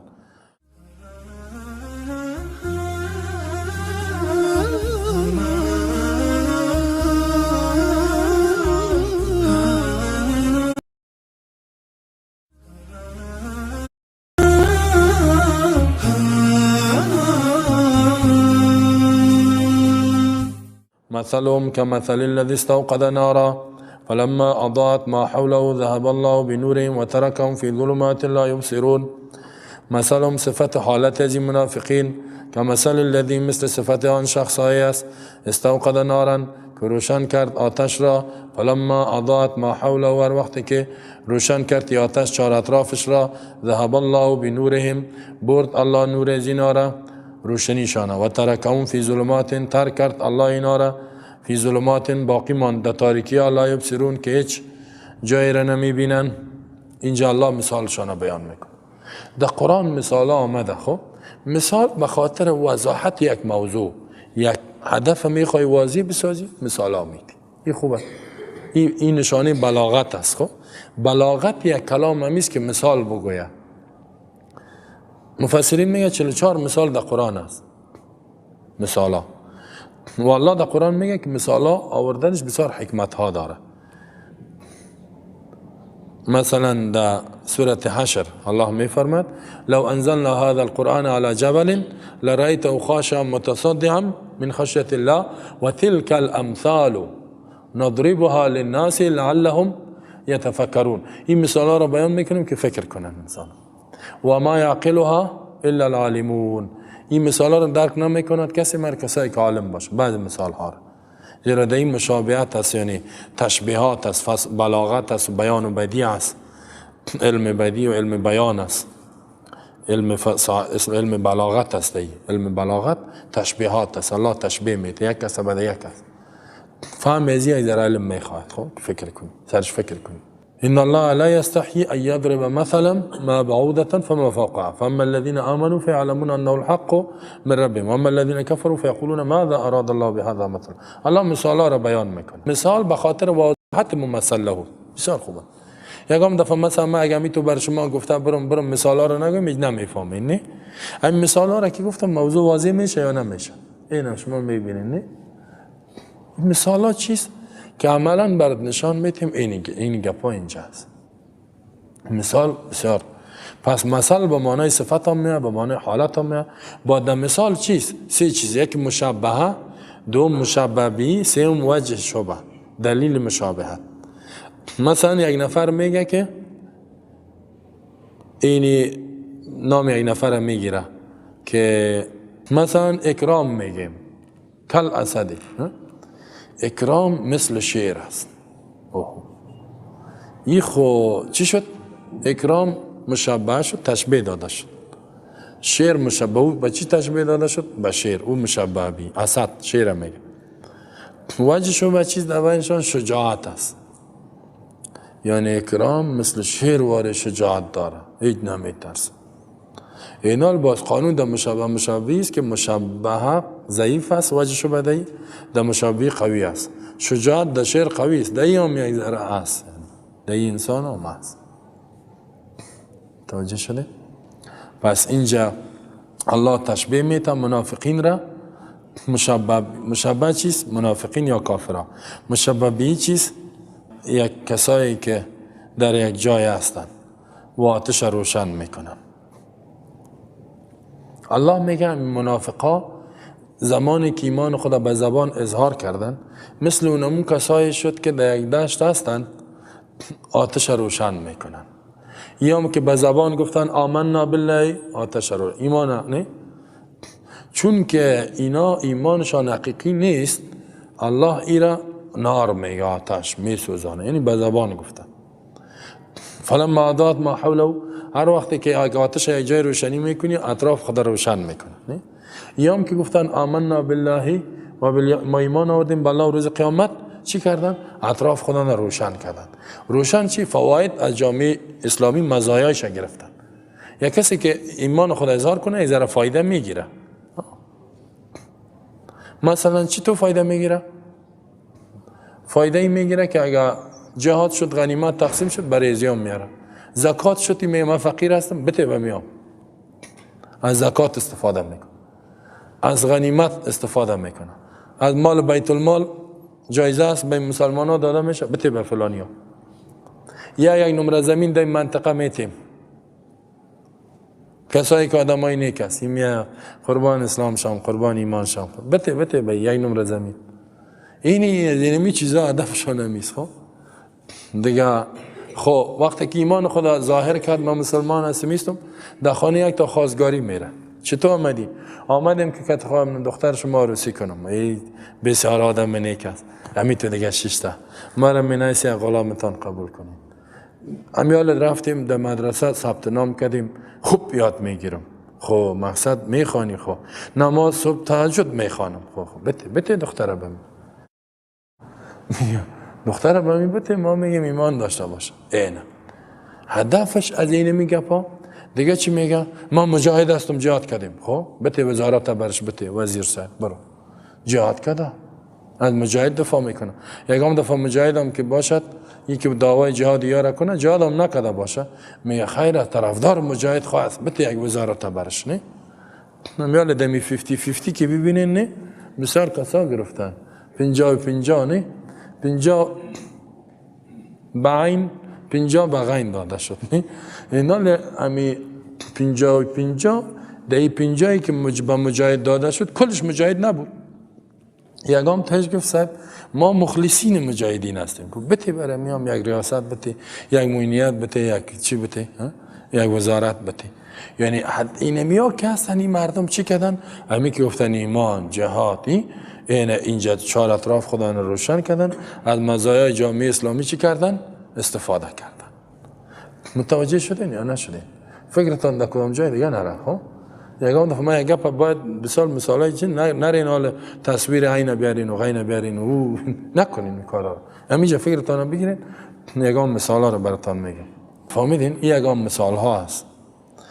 خب وقتی که اطراف خدا روشن کرد دیگه چند وقته چی گپ میشه؟ مرگش میاد. مرگش که آمد ذهب الله بنورهم. خب مثل کسایی که اونجا آتش روشن کرد چهار اطراف روشن شد چند دقیقه استفاده کرد یک دفعه یک طوفان آمد همین آتش از زیر گل کرد چی گپ میشه؟ در تاریکی ها میمانن جای را نمیبینن. نه اینا هم چی شدن؟ این منافقین مرگش آمد خلاص شد در تاریکی ها مان. در کدام تاریکی؟ در تاریکی قبر عذاب قبر تاریکی میدان حشر حساب کتاب در تاریکی های جهنم باقی مان. متوجه هستین؟ در این باره مفسرین میگه که در این آیت ها اکثرش میگه این مثال بر منافقینه ولی بعضش میگه نه الفاظ آیت عام است مثال چی عام است؟ مثال کافر عام است. این حال ما این آیت هم سر کافرها تطبیق میشه بیضاوی میگه هم سر منافق تطبیق شینال شما سعی کنین. خب مثلهم صفت از اینا که مثل الذی مثل آن شخص است استوقد نارا. اگر منافق باشه صفت و حالت این منافقین حالتشان چی که به زبان ایمان آشکارا کردن ظاهر کردن قلبا ایمان ندارن که مثل الذی استوقد نارا مثل آن شخص است که روشن کرد آتش را به تکلف یعنی یا قلبا ایمان نداره به سختی ایمان ظاهر کرده. فلما اضاءت ما حوله مثل که کسی در یک دشت آتش روشن میکنه اطرافش روشن اینم که گفت ایمان و جهاد و این گپا چهار اطراف خود روشن کرد فایده گرفت از مزایای جامعه اسلامی منافع اسلامی استفاده کرد. ذهب الله بنورهم. ذهب الله بنورهم چی معنی؟ مثل که یک کسی در دشت است آتش شمال خاموش میکنه این منافق یک دفعه با مرگش آمد که آمد الله میگه نور ایمان زبانش رفت خلاص در قلبم خود چیزی وجود نداره چی باقی مان؟ آتش خالص برش باقی مان و ترکم ترکش کرد فی ظلمات در تاریکی ها. اونجا خود تاریکی ظاهری است اینجا تاریکی منافق چیست؟ تاریکی قبر. الله نجات بده. جان کندن بسیار سخته سختی ها. تاریکی میدان قیامت بسیار خطرناک. جهنم آتش لا یبصرون که هیچ نمی بینن چی؟ که هیچ راه بیرون رفت نیست که برای مثل که یک کسی در دشت آتش چی کرد، یک طوفان آمد آتش گاله راه را نمیبینه، که نمیبینه طوفان آمد که میدوه در یک چقری در یک چقری بالاخره هلاک میشه. دیگه که ده میدوی خو معلوم نیست در چا میفتی، در کجا میفتی، در تاریکی دویده رایستی. نه به خاطر که میگی طوفان یا هیچ الماسه کم زده میره، میگی نشوه که زیر کدام چیز نشم بیا خدا بکشم، در چقری میفتی میری.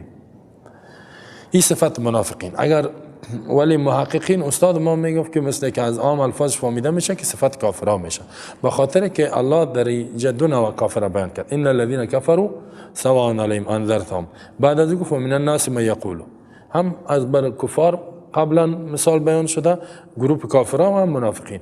این مثال اول میگه برای کافرها، مثال دوم باید برای منافقین است. پس اینطور میشه که مثلهم صفت همین کافرها با امرای پیامبر صلی الله علیه و آله در معامله با دعوت پیامبر صلی الله علیه و آله چی است؟ کمثل الذی استوقد نارا، مثل آن شخصی است که استوقد نارا. بعد مثلهم این تو میشه که خب مثال همین کافرها به نبی با امرای پیامبر صلی الله علیه و آله یا مع نبی با امرای رسول الله صلی الله علیه و آله، معامله همین کافرای اهل مکه مشرکین چی بود با امرای رسول الله صلی الله علیه و آله؟ کمثل الذی استوقد نارا، مثل آن شخصی که روشنی را چالان کرد، آتش روشن کرد. چی معنا؟ مثل از اینا، مثال از اینا به امرای رسول الله صلی الله علیه و آله. پیامبر صلی الله علیه و آله در مدینه در مکه چی کرد؟ روشنی را استوقد، باب استفعال به معنی تکلف، بسیار با سختی پیامبر صلی الله علیه و آله نور ایمان روشن کرد. که روشن کرد، فلما اضاءت ما حوله، دعوت شروع شد. هر وقت که روشنی داد ما حولش، یعنی اطراف مکه دعوت داده شد، اهل مدینه مسلمان شد. که مسلمان شد اینا ایمان ناوردن، که ناوردن در این نمیشه مفسرین میگه یک عبارت محذوفه، یریدو ان یطفئوا نور الله، اراده کردن که روشنی الله را ایمان خاموش کنن. که خاموش کنن الله چی کرد؟ ذهب الله بنورهم، برد نورشان پیامبر است، قرآن است. قرآن و پیامبر از مکه برد، که برد یاد چی ماندن؟ در کفر و شرک ماندن، که ماندن و ترکهم فی ظلمات، ترک کرد باقی ماند الله اینا را در تاریکی ها، در تاریکی کفر، جهل، فرهنگ، ظلم، بدماشی، این چیزا. لا یبصرون، مثل که کسی در تاریکی مانه راه را نمیبینه. یا لا یبصرون چی معنا؟ که هیچ راه نجات از گمراهی و دلالت پیدا نمیکنن. همون تو شدن. خب شما سعی کنین. رسول الله که دعوت در مکه آغاز کرد، یا ممانعت کردن، بالاخره روشنی از به مدینه رسید. در بین مکه و مدینه 400 کیلومتر فاصله. اهل مدینه اکثرش مسلمان شد، یا خواستن که پیامبر چی کنن؟ به قتل برسانن. و اذ یمکر بک الذین کفروا لیثبتوک او یقتلوک او یخرجوک، خواستن که پیامبر را بکشن. صحابه را الله حکم هجرت داد، رسول الله هم حکم کرد برین هجرت. رسول الله صلی الله علیه و آله به امرای صحابه در مدینه رفت، جامعه و نظام حکومت جور کرد. الله نورشان پیامبر بود، قرآن بود، تیرا برد. خود از اینا در تاریکی های کفر و شرک و جهل ماندن که هیچ نجات، بعد از اون مردار شدن در جنگ بدر. پس پیام از این مثال چی شد؟ پیامش چیست؟ که هر کسی که بخواهد علیه اسلام، علیه قرآن و دعوتگرای بر حق سنگر بگیره، مانع شود. این مثال می کافرای نه خودشان گوش میتن، نه دیگران هم نمیمانند. نه دیگران هم نمیمانند که درس قرآن باشه و درس اسلام باشه. این غیر تاور گرفته در ریشه خود میزنه. برای اهل دعوتگر حق نقصان میرسانه؟ نه. مثلا یک کسی بخواهد در این مسجد می دعوت بند کنه، نه با کی ضرر رسانید؟ خودش. کسی قرآن منع میکنه، مردم از مسجد منع میکنه، این تاور گرفت، تیشه را در ریشه خود زد، خود ضرر رسان. ولی کسی که دعوتگری میره یک جای دیگه دعوت میده. مثل که رسول الله صلی الله علیه و در مکه مانع شدن، پیامبر کجا رفت؟ در مدینه. در مکه ضعیف بود، در مدینه چی شد؟ قوی شد. هر دعوتگر ای قانون الله، کسی مانع شده بر خود ضرر رسانده. امی کمونیستا زود چرا شکست خوردن؟ به خاطر که مسجد بند کرده بودن. مسجد، نماز، درس قرآن اینا نبود. خب نمیمان، خدا میگفتی میکشتد، میزد، ببرش. نماز میخواندی این دمیلیلیه پرسان کن. بسیار مسئولین از میگه ما نماز خوانده نمیتونستیم.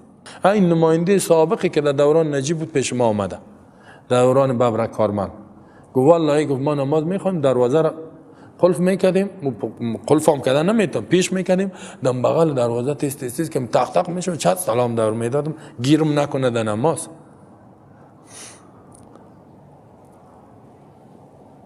در نماز خواندن گیرم نکنم. ولی الله قزود تبایش کرد.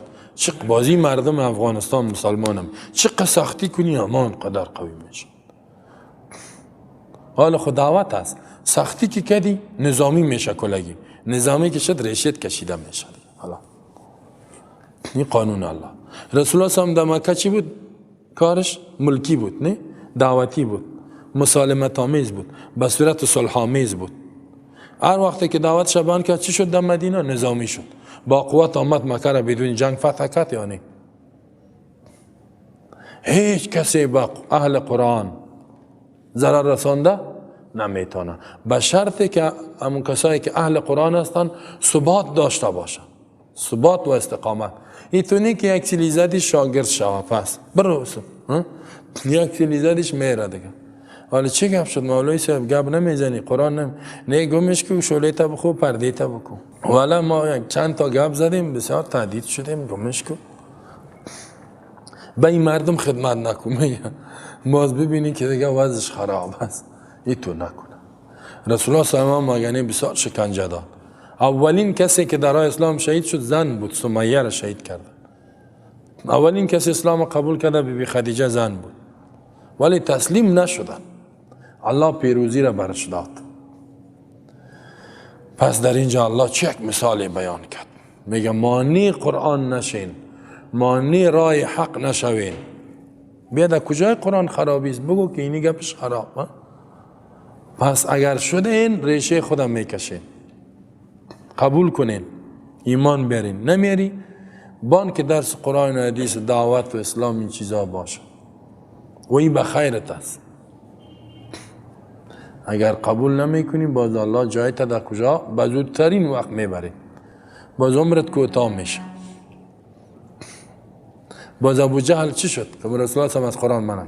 در جنگ بدر سال 2 هجرت آمد که این پیامبرم میکشم، زدن سرش در چاه بدر لاشش انداختن یعنی لاش امی ابو جهل، عتبه، شیبه، امیه ابن خلف 70 دانه کلانا در مکه کابینه داشت خود دارالندوه شورا 70 مثل که در جا یک کابینه مکمل بمره خب که اعضای شورایش. این بسیار خطرناک است. یک دفعه مثلا در یک کشور رئیس جمهور معاونایش وزیرایش که اعضای پارلمانش یک دفعه بمرن، اوه عذاب بیا چی شد؟ کل چیز ختم شد. نه اینا امی اهل مکه را الله تو جزا بسته کابینه تباک، بسته کابینه خراب شد. یک تا نفر مانده بود ابو سفیان. حالا او بیچاره هم دیگه ایران بود که چی گپ میشه، تنها مانده ما. چند وقت بعد او هم دیگه رسول الله سلام رسید مجبور شد تسلیم شد کلمه خوان. خوب شد بازم الحمدلله کلمه خوان. بازم وقتی که رسول الله سلام در فتح مکه رسید ابو سفیان آمد گفت که یا رسول الله چطور آمدی؟ پرسان دارن. پیامبر هم برش گفت که وقت از این نرسیده که ایمان بیاری، هنوز هم پرسان میکنی چطور آمدی؟ گفت قوت نظامی رسای که تو کی گپ زدن میتونی، حالا هنوز هم فلسفه پرسان داری. چطور آمدی؟ فلسفهش میخوای نی؟ باز گفت وقت از این آمده که مسلمان شوی. هنوز هم گفت حق برات آشکارا نشد. باز گفت که اشهد ان لا اله الا الله و ان محمد رسول الله. حتی سفارش عثمان کرد. یعنی رسول الله هم کمی سرش خار بود. خب عثمان سفارشش کرد. همین سواله که کرد که چطور آمدی، رسول الله هم خواست که این جزا بده. خب فهمیدین؟ ولی عثمان سفارش کرد. عثمان دوست سابقیش بود، داماد رسول الله هم گفت یا رسول الله برش وقت بته ایمان بیاره. یعنی دلش نبود که وقت بته برش، به خاطر بسیار ظلم کرده بود. یا کسی 20 سال با امرایت به جنگ آخر عفوش کنی نه؟ رسول الله هم ایمانش قبول کرد. آفرین، واقعا رسول رحمت بوده. و ما ارسلناک الا رحمتا للعالمین، رحمت برای کل جهان. 20 سال با امرایت به جنگ نه؟ بکشم مسلمانا را و آخرم تو ایمانش قبول کنی. یعنی میتونست بگه که میگفت برای چی آمدی؟ تو میکرد گردنشون جمع افتاد. اگر که یک صحابی بود امی که گفت که چرا آمدی، رسول الله هم خواست که امی از بین بره و صحابی طرف پیامبر هم سعی کرد. بعد پیامبر هم پسان گفتش که چرا کار از این خلاص نکردی؟ گفت یا رسول انتظار اشاره تو بودم. پیامبر هم گفت که میفهمی که نبی اشاره نمیکنه، یعنی در شأن نبی اشاره بازی کارای آدمای چی هست، غیر نبی نه ایتو کارا رو نمیکنه. گفت برو، گفت الله سرش رحم کرد. بسیار فرصتش کم بود دیگه. عثمان گفت که یا رسول الله قبولش کن. باز گفت بخوان کلمه را خوان. گفت برو دیگه. بعد از گفت یه آدم سردار است، گفت برازی یک چی بده، یک جایزه بده. رسول الله گفت هر کسی من دخل دار ابو سفیان فهو آمن، هر کسی در خانه ابو سفیان داخل شد به امن است. یک قدر ابو سفیان خوشحال شد. اگه خو یک چیز بود. باز خانمش گفت که آمد پیش خانمش از زخنش گرفت و به غیرت چرا ایمان آوردی؟ من میبرایم در میدان جنگ. یگان دفعه زنام هم میتور هستن. گفت نکو، گفت جنگ من خلاص شد، گفت تسلیم شو، گفت نمیشه. خانمش گفت چی میگی؟ گفت برو تو ایمان بیار. گفت با من سخت است که ایمان بیارم، پدرم کشته شده. باز آخر او آمد ایمان آورد. وقتی که بیعت کرد گپ زد، دست خدا پیش کرد، رسول الله هم دستش نگرفت. گپ زد، چند بار گپ زد، فهمید. گفت کی هستی تو؟ با ترس گفت من هند هستم. هند. گفت که هند هستم، زوجت ابی سفیان، خانم ابی سفیان است. او هم سردار بود. خب رسول الله هم جگرخون شد، کاکایش یادش آمد. کاکای پیامبر قلبش پاره کرد، جگرش خورده بود، جگرش. ولی امور هم سعی کو بخشید، جگرخور رسول الله هم عفو کرد. حال باشن نه؟ حال می جنگای سوریه را شما دیدین، نه سر زن رحم میکنه، نه سر طفل رحم، نه سر دیگر رحم میکنه. بعد میگه دین اسلام دین ظلم و خشونت است. استغفر الله. والله اسلام دین رحمت است. صم بكم عمي فهم لا يرجعون او كصيب من السماء فيه ظلمات ورعد وبرق يجعلون أصابعهم في آذانهم من الصواعق حذر الموت والله محيط بالكافرين. مثالا را الله متعال بیان کرد برای گروپ اول یا فرقه اول که کافرا بود. خواستن که قرآن نشنیدن و خواستن که دیگران را مانع شوند. نتیجه چی شد؟ نتیجه ای شد که الله متعال پیامبر در مدینه برد، هجرت کرد و نور اونجا رفت، خود از اینا در تاریکی ماندن. در این آیت الله ای را بیان میکنه، این تتمه مثال اول است، کامل میکند که چرا اینا با پیامبر و قرآن دشمنی کردن، خودشان هم نشنیدن و دیگران را مانع شدن، یا چرا حق درک نمیکنن. الله میفرماید که آیا چشم نداره اینا، گوش ندارن، نه میشنون گپا، نمیبینن، زبان ندارن. الله میگه اسباب درکشان بند شده. سم کلمه جمع است، جمع اسم. بکم کلمه جمع است، مفردش ابکم. عمیون کلمه جمع مفردش اعما. الفاظ جمع. سم کرانن، بکمون گنگاه هستن این کافرها، عمیون کورا هستن، فهم لا یرجعون، پس اینا بازگشت نمیکنن از کفر و شرک خدا به طرف ایمان. اینجا الله میگه به این خاطر اینا این کار کردن، نشونیدن دیگران را مانع شدن، کر و کور هستن. اینجا یک سوال پیدا میشه که اینا خو کار نیستن، میبینیم میشنون دیگه گپا را، نه چشمایشان میبینه و گپ هم میزنن، بسیار فصاحت دارن. سوال جوابش است که اینجا تشبیه هست، اما مشابه حذف شده. هم کالصم، اینا مثل کرا و مثل گنگا و مثل کورا هستن. با سوال پیدا میشه که مثل هم نیست، به خاطر که کر خود نمیشنوه، ای که مثل ازو باشه باید هیچ نشنوه. جوابش است که زمانی که یک انسان از گوش خود استفاده درست نتانه، الله گوش برزی پیدا کرده که حق قرآن بشنوه، الله را بشناسه، پیامبر توسط گوش. و چشم به این خاطر است که حق ببینه، قرآن ببینه، اسلام ببینه. و زبان برای ازی است که حق بیان کنه. یک انسانی که هیچ قرآن نمیشنوه و ایمان نمیاره، نمیبینه و نه گپ حق میزنه، الله میگه ازی که این انسان امی گوش نداشته باشد، چشم نداشته باشد، زبان نداشته باشد بهتر است. یعنی گویا که اینمی چشم گوشه که حق نشونید، استفاده ای که برای کدام هدف پیدا شده استفاده نکرد، گویا که هیچ وجود نداره، هیچ وجود نداره.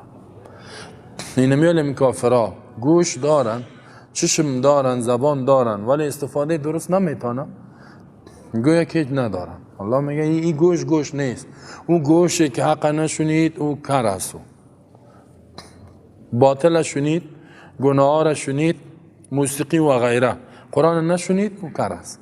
او چشمی که حقایق ندید او کر است. او زبانی که بیان حق نکرد گویا که چی گنگاسی نمی بود، برش خوب بود. والله یمی کسا چشم گوشی یا نمی داشتن، یعنی مسئولیت هم نداشتن، بخیرشان بود.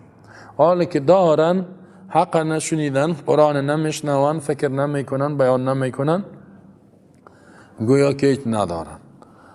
پس الله میگه اینا اسباب درکشان بند شده، تو جگرخون نشو. سمون بکمون عمیون، یکم تا که هرچی گپ میزنید نمیفهمه، ای چیز هم نمیگنی. اگر فکرتان باشه در جامعه ما شما میگی برش این تو قرار تو سایم باز یکم تا که نمیفهم میگه سکمون بکمون عمیون هستی تو بخی، هیچ نگپ نمیشنوی، نه دیگه هیچ قسمت. فهمیدی یا نفهمیدی؟ چی گفتم من؟ تو میگه تو باز بگو چی گفتی، فکرم نبود. باز برش میگه نفهمیدم.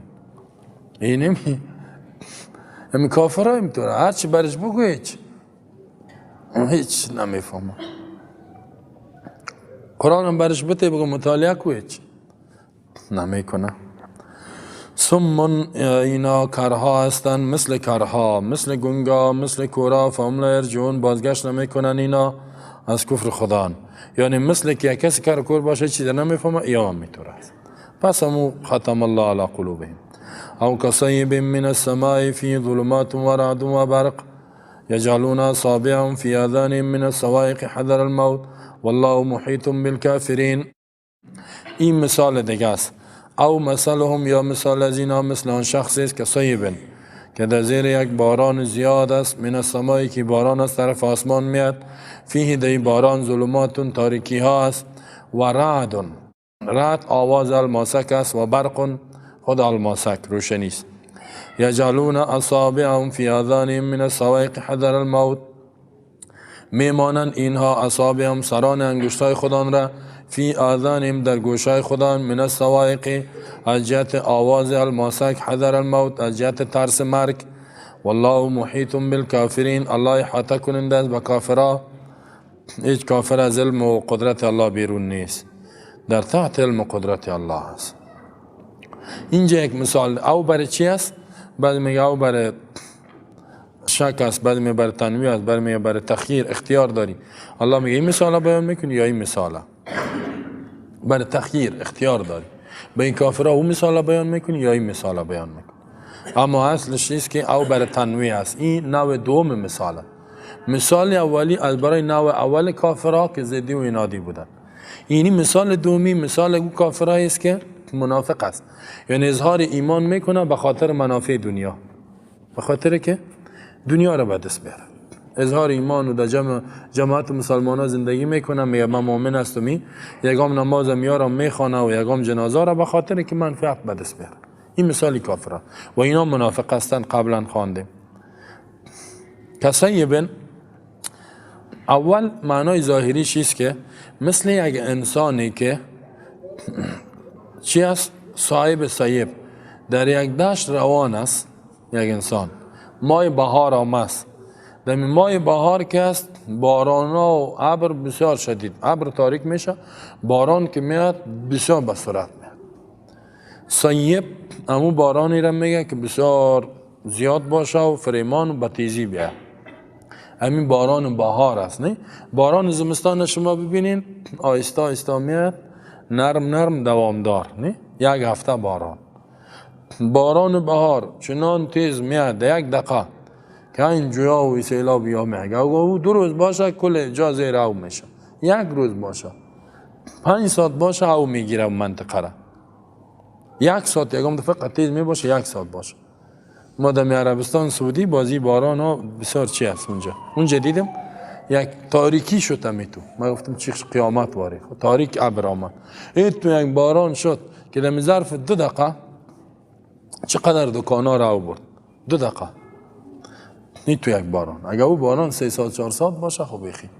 این صیب میگه. صیب یک انسان است در تحت یک باران بسیار شدید بهار من السماء که از طرف آسمان میاد فی ظلمات.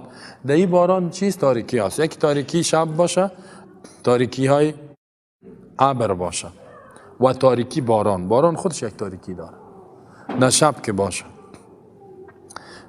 و دیگه در این باران چیز رعد است. رعد آواز الماسک گرم بگرم بس نه ای تو قرصص میکن. برق روشنی میته اون چشمت میبره. این در ماه بهار است. یک انسان در یک دشت است، امی تو یک باران میاد در این تاریکی آمد شود رعد و برق است. چی میکنه این انسان؟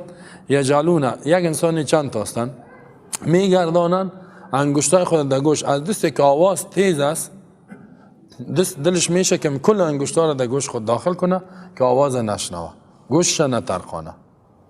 من الصواعق از جهت آواز می الماسک. حذر الموت از جهت ترس. دیگه می ترسه که می الماسک در کلی از این نخوره نه.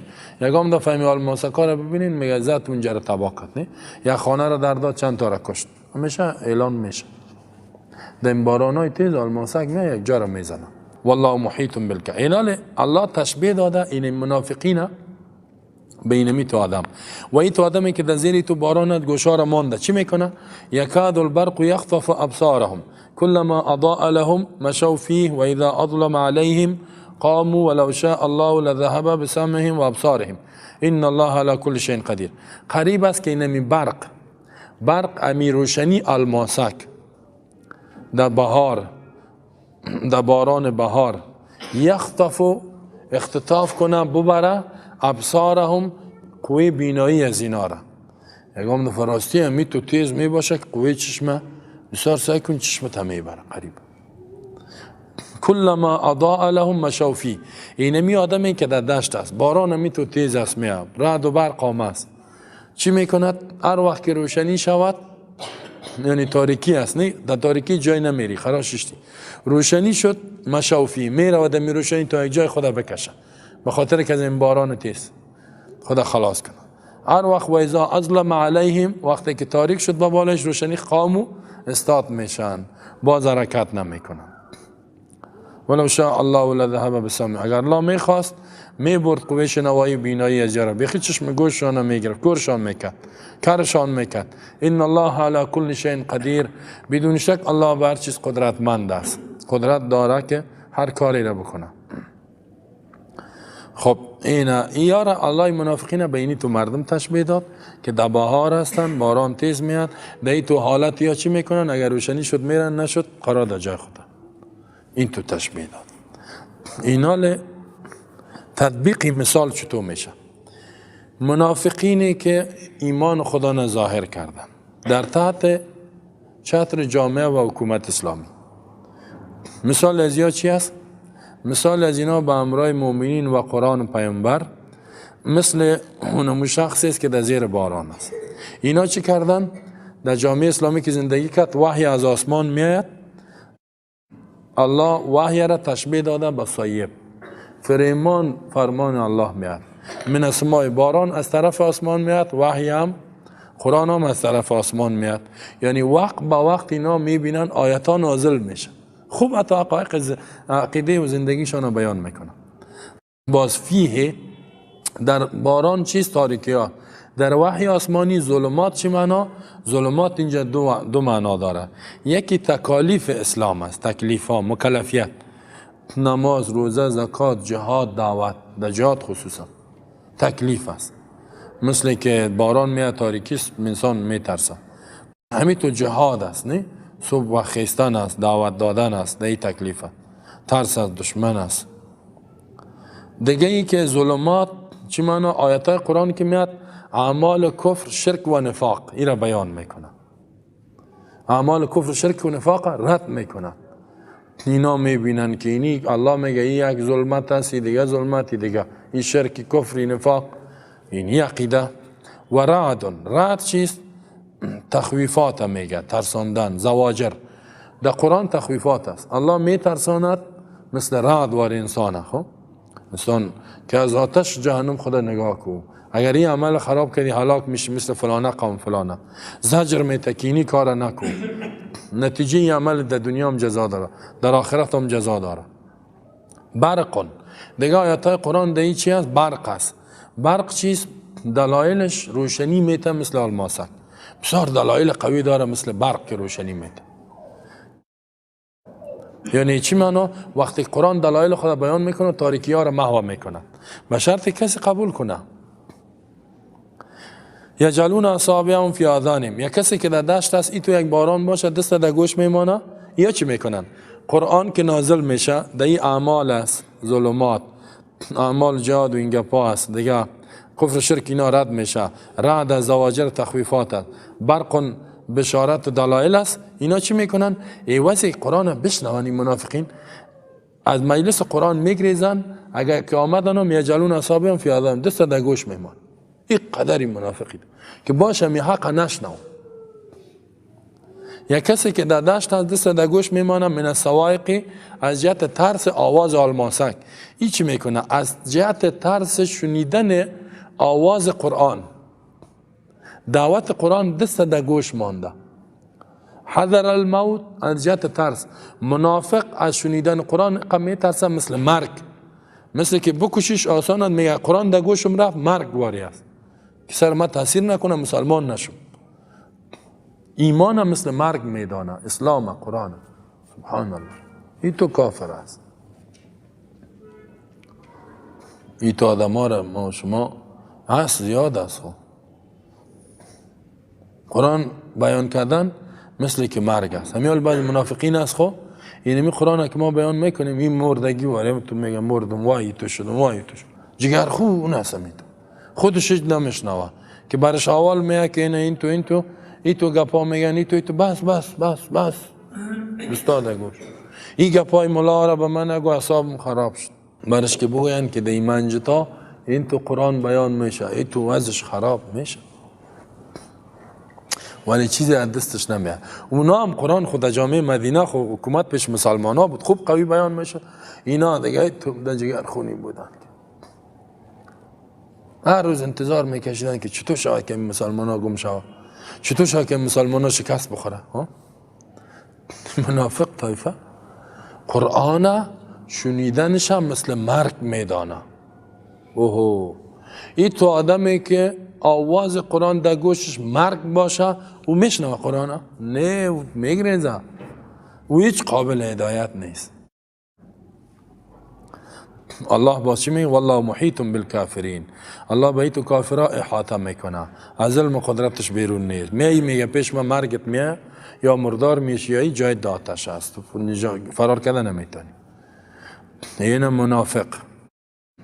همین الان اعمال کفر شرک که برش رد میکنی تو جگر خون میشه. زواجر تخفیفات که میشنه میترسه، برق که میشنه دلایل که میبینه دلایل خودش رد میشه، جگر خون میشه، میبرایه. یکاد البرق یخطف ابصارهم. خب الله برق حالتش بیان میکنه، حالت رعد بیان کرد که رعد که میشه چی گپ میشه؟ دستار در گوش میمانه. برق که میشه قریب از برق میگه چشمای از اینا را نظرشان ببره. چی معنی؟ دلایل قرآن قوی است که دلایل از اینا را مثل که چشم انسان بصارت دلایل از اینا را محو میکنه، هیچ میکنه. کلما اضاء لهم مشوا فیه. منافق چی میکنه؟ هر وقت که روشنی میشه برشان، یعنی آیات های قرآن جهاد میشه، غنیمت میاد، بیاین غنیمت است یا میان دویده میان، من مجاهد هستم، من مؤمنم، بته به ما خدا میرسان.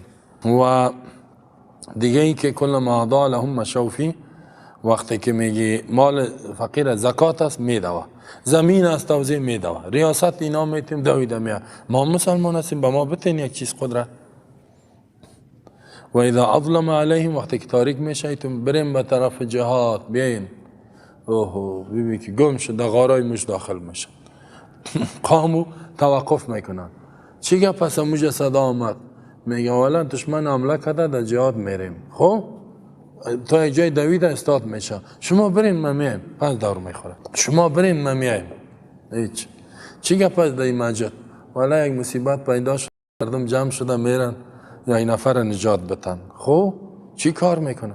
تظاهرات است. تظاهرات. خب من رفتم پس موتر دور میتم، دور بخو. والا تو مشکل پیدا شد. میگم در حالتهای خوشی که باشه دویده میاد. خوشی است، پول است، پیسه است، آرامی است. نه جایی که غم آمد خلاص استاد. این صفت منافقت. مؤمنی است که در هر حالت یک قسم باشه.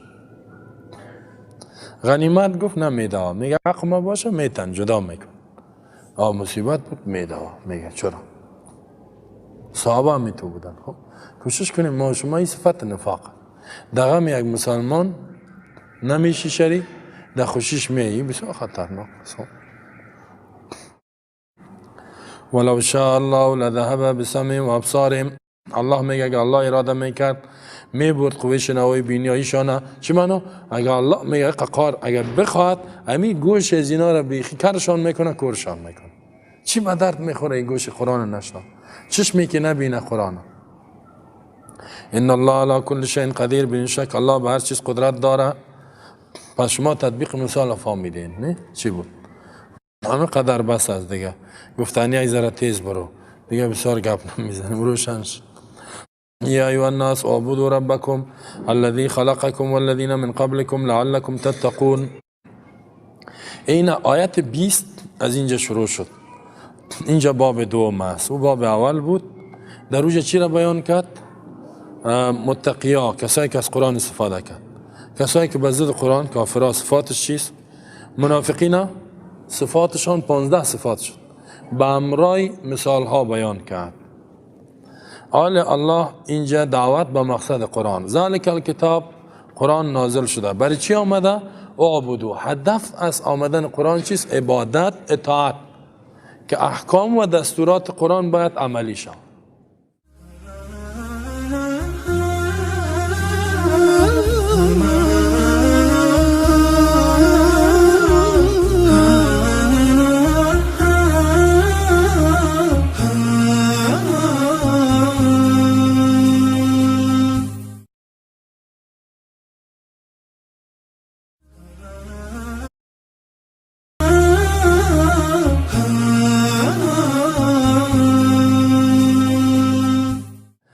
یا ایها الناس، ای انسان ها، ای مردم، کل انسانیت روی زمین می. اعبدو ربکم، عبادت کنین به طریقه توحید، اطاعت کنین.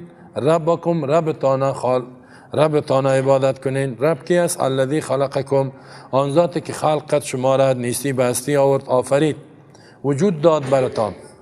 والذین من قبلکم، و او انسانایی که پیش از شما بود، پدرایتان، نیاکانتان را پیدا کرده.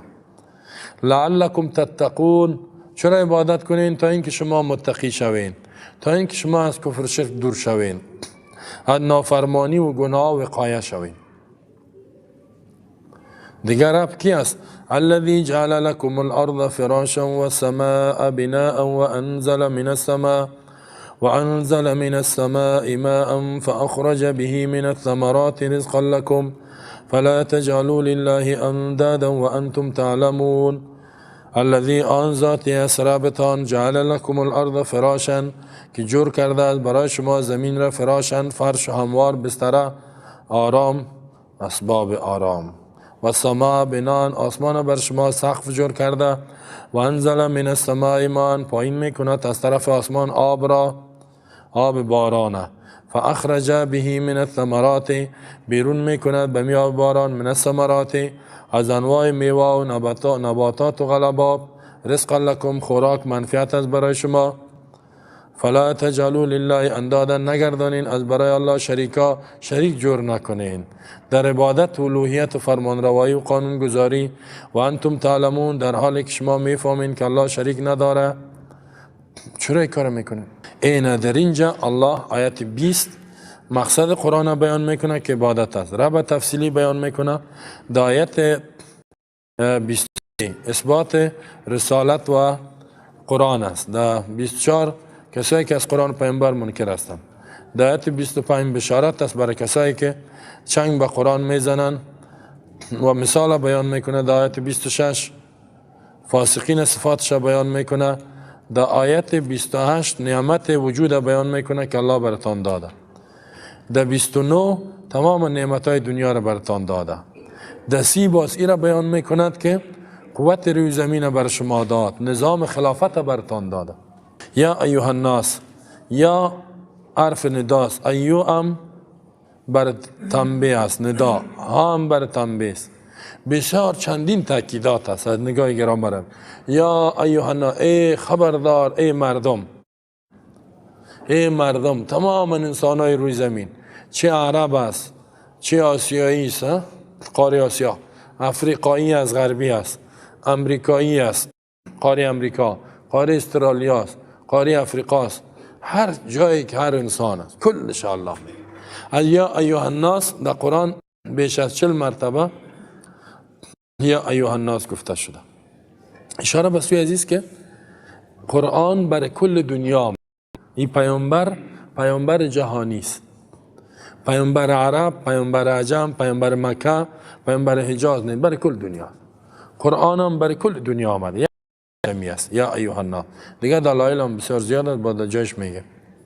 اعبدوا ربکم، عبادت کنین، امر است. امر فرض است، عبادت کنین. عبادت کی را عبادت کنین؟ دیگه کسی نه، ربکم، ربتان فقط. حتی در سورة زاریات الله میفرماد و ما خلقت الجن والانس الا لیعبدون. انسان و جنیات به هیچ کاری پیدا نکنیم مگر برای عبادت، که عبادت کنن. هر کار دنیا را میکنن عبادت کنن.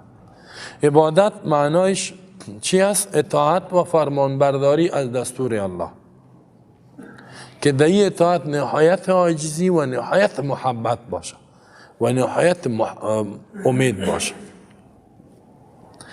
فقط عاجز باش در برابر خالق. رب خالق آسمان ها و زمین و از قانونش قرآن است. بسیار دستورا، قوانین، احکام دهی است. فقط از این اطاعت کن، از دیگه کس نه. گپ هیچ کسی را قبول نکنی غیر از قرآن، غیر از الله. دیگه گپا اگر موافق ازی بود قبول کو، اگر نبود نه. شوهر یا خانم، شوهرش یک دستور صادر میکنه، یک تقاضا میکنه، اگر گپش موافق قرآن بود قبول شو، نبود نه.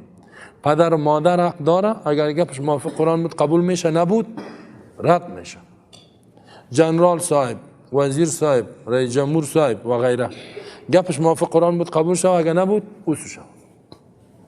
اینی رو میگه. مولوی صاحب، شیخ صاحب، پیر صاحب، اینی بسیار بزرگ هستند. علما، گپ علما اگر موافق قرآن بود قبول شو، اگر نبود نه. زیرا اگر علما را مطلقا اطاعت کنیم یا رهبرای خدا یا پیرا و غیره را، بازی شرک میشه. این معبود دادن غیر الله است، معبود جور کردن غیر الله است. قبلا هم بیان کردیم اتخذوا احبارهم و رهبانهم اربابا من دون الله. پس در این جاییست که ای انسان های روی زمین، اعبدو، عبادت کنین، اطاعت کنین، فرمان برداری کنین، ربکم، ربتانه، دیگه کسی نه. امیال در روی زمین ببینین چی چیزا عبادت میشه. در هندوستان بیش از 1 میلیارد نفوذ داره، 1000 میلیون، 200 میلیونش مسلمان است یا 300 میلیون میگه. 700 میلیون نفر در هندوستان چی را عبادت میکنه؟ بتاره. و خودشان میگن در کتابشان میگن 330 میلیون خدا داریم ما. چقدر دارین؟ 330 میلیون. او با 330 میلیون اگر یک روپا صدقه بده 330 میلیون میشه. پیسه هندوستان و افغانستان یک قسم است. خب پول افغانستان هندوستان در یک درجه است. 330 میلیون روپا را یک روپا صدقه کنی به نام یک خدا، یک روپا یک میشه. الله را نشناختن نه. بعضی آفتاب، بعضی مهتاب، بعضی پارلمان، بعضی رئیس جمهور، بعضی این تو عبادت که در ایستن. بعضی قبر، بعضی مردار، بعضی پیرار، بعضی مولویار، بعضی بچهای فیلم، بعضی دختر فیلم، همین مختلف کسار. بعضی سگ، بعضی پلنگ، شیر، مار، فیل، امی خدای این دعا کرد حتی درختکا گلکارا گل خوشبو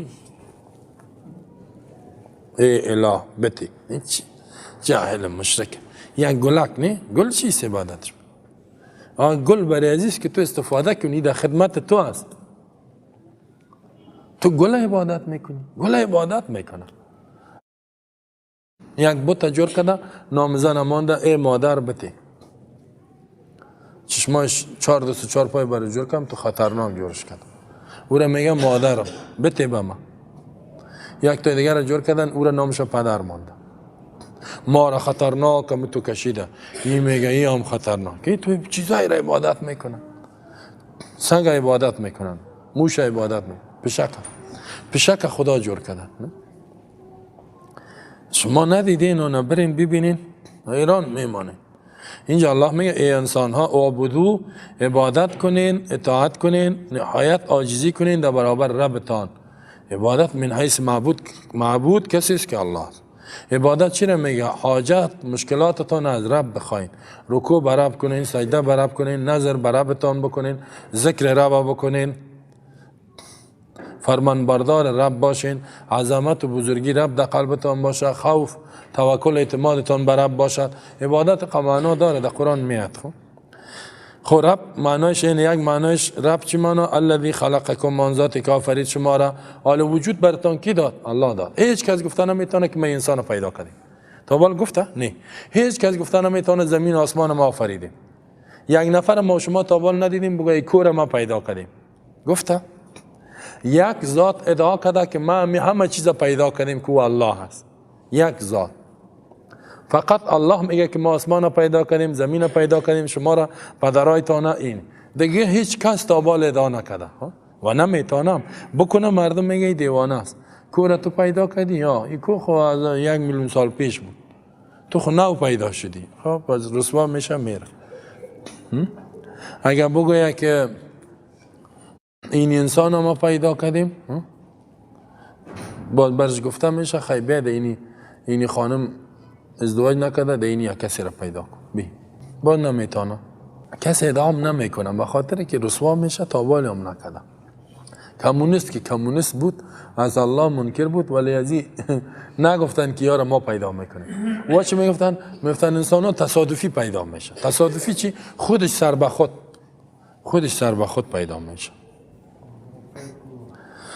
الذی خلقکم آن ذاتی که خلق آفرید الله متعال به ما شما چشم داده گوش داده بینی عقل وجود انسان آفرید چقدر نعمت است مسلمان آفرید باز نه والذین من قبلکم کسایی که پیش از شما پدرای ما را آفرید آدم علیه السلام و غیره لعلکم تتقون چرا شما را آفرید چرا عبادت کنین به خاطر که متقی شوین در عبادت الله تقوا است متقی چی از کفر شرک خود دور کنین از اعمال کفری خود دور کنین پابند به اسلام شوین در عبادت تقوا پیدا میشه قبلا ما شما عبادت ها بیان کردیم که یک عبادت های خاص است یکی عام است هر دوش الذی جعل لکم الارض فراشا آن ذاتی که آفریده جور کرده برای شما زمین را فرش حالی تعریف رب است رب کیست خلقکم دیگه کیست الذی جعل لکم الارض فراشا رب است الحمدلله رب العالمین که میگم نه اینه معنایش آمد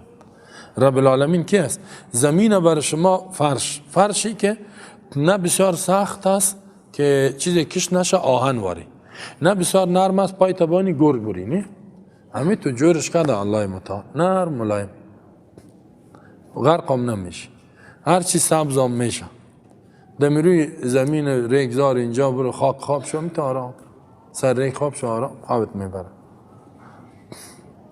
فرش بستره جور کرد بر شما و سماع بنان دیگر رب کسی است که آسمان سخت بشه یا آسمان میگه ببین همین زمین مکملی را میگه این را ربتان پیدا کرد آسمان مکمل سقفش کی جور کرده ربتان جور کرده است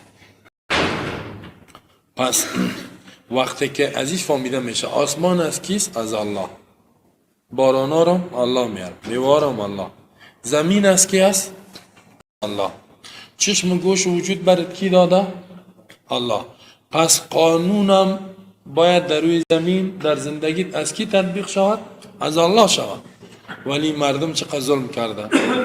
وجود الله برش داده، در زمین الله زندگی میکنه، در زیر آسمان الله زندگی میکنه، نان و روزی میخوره از الله.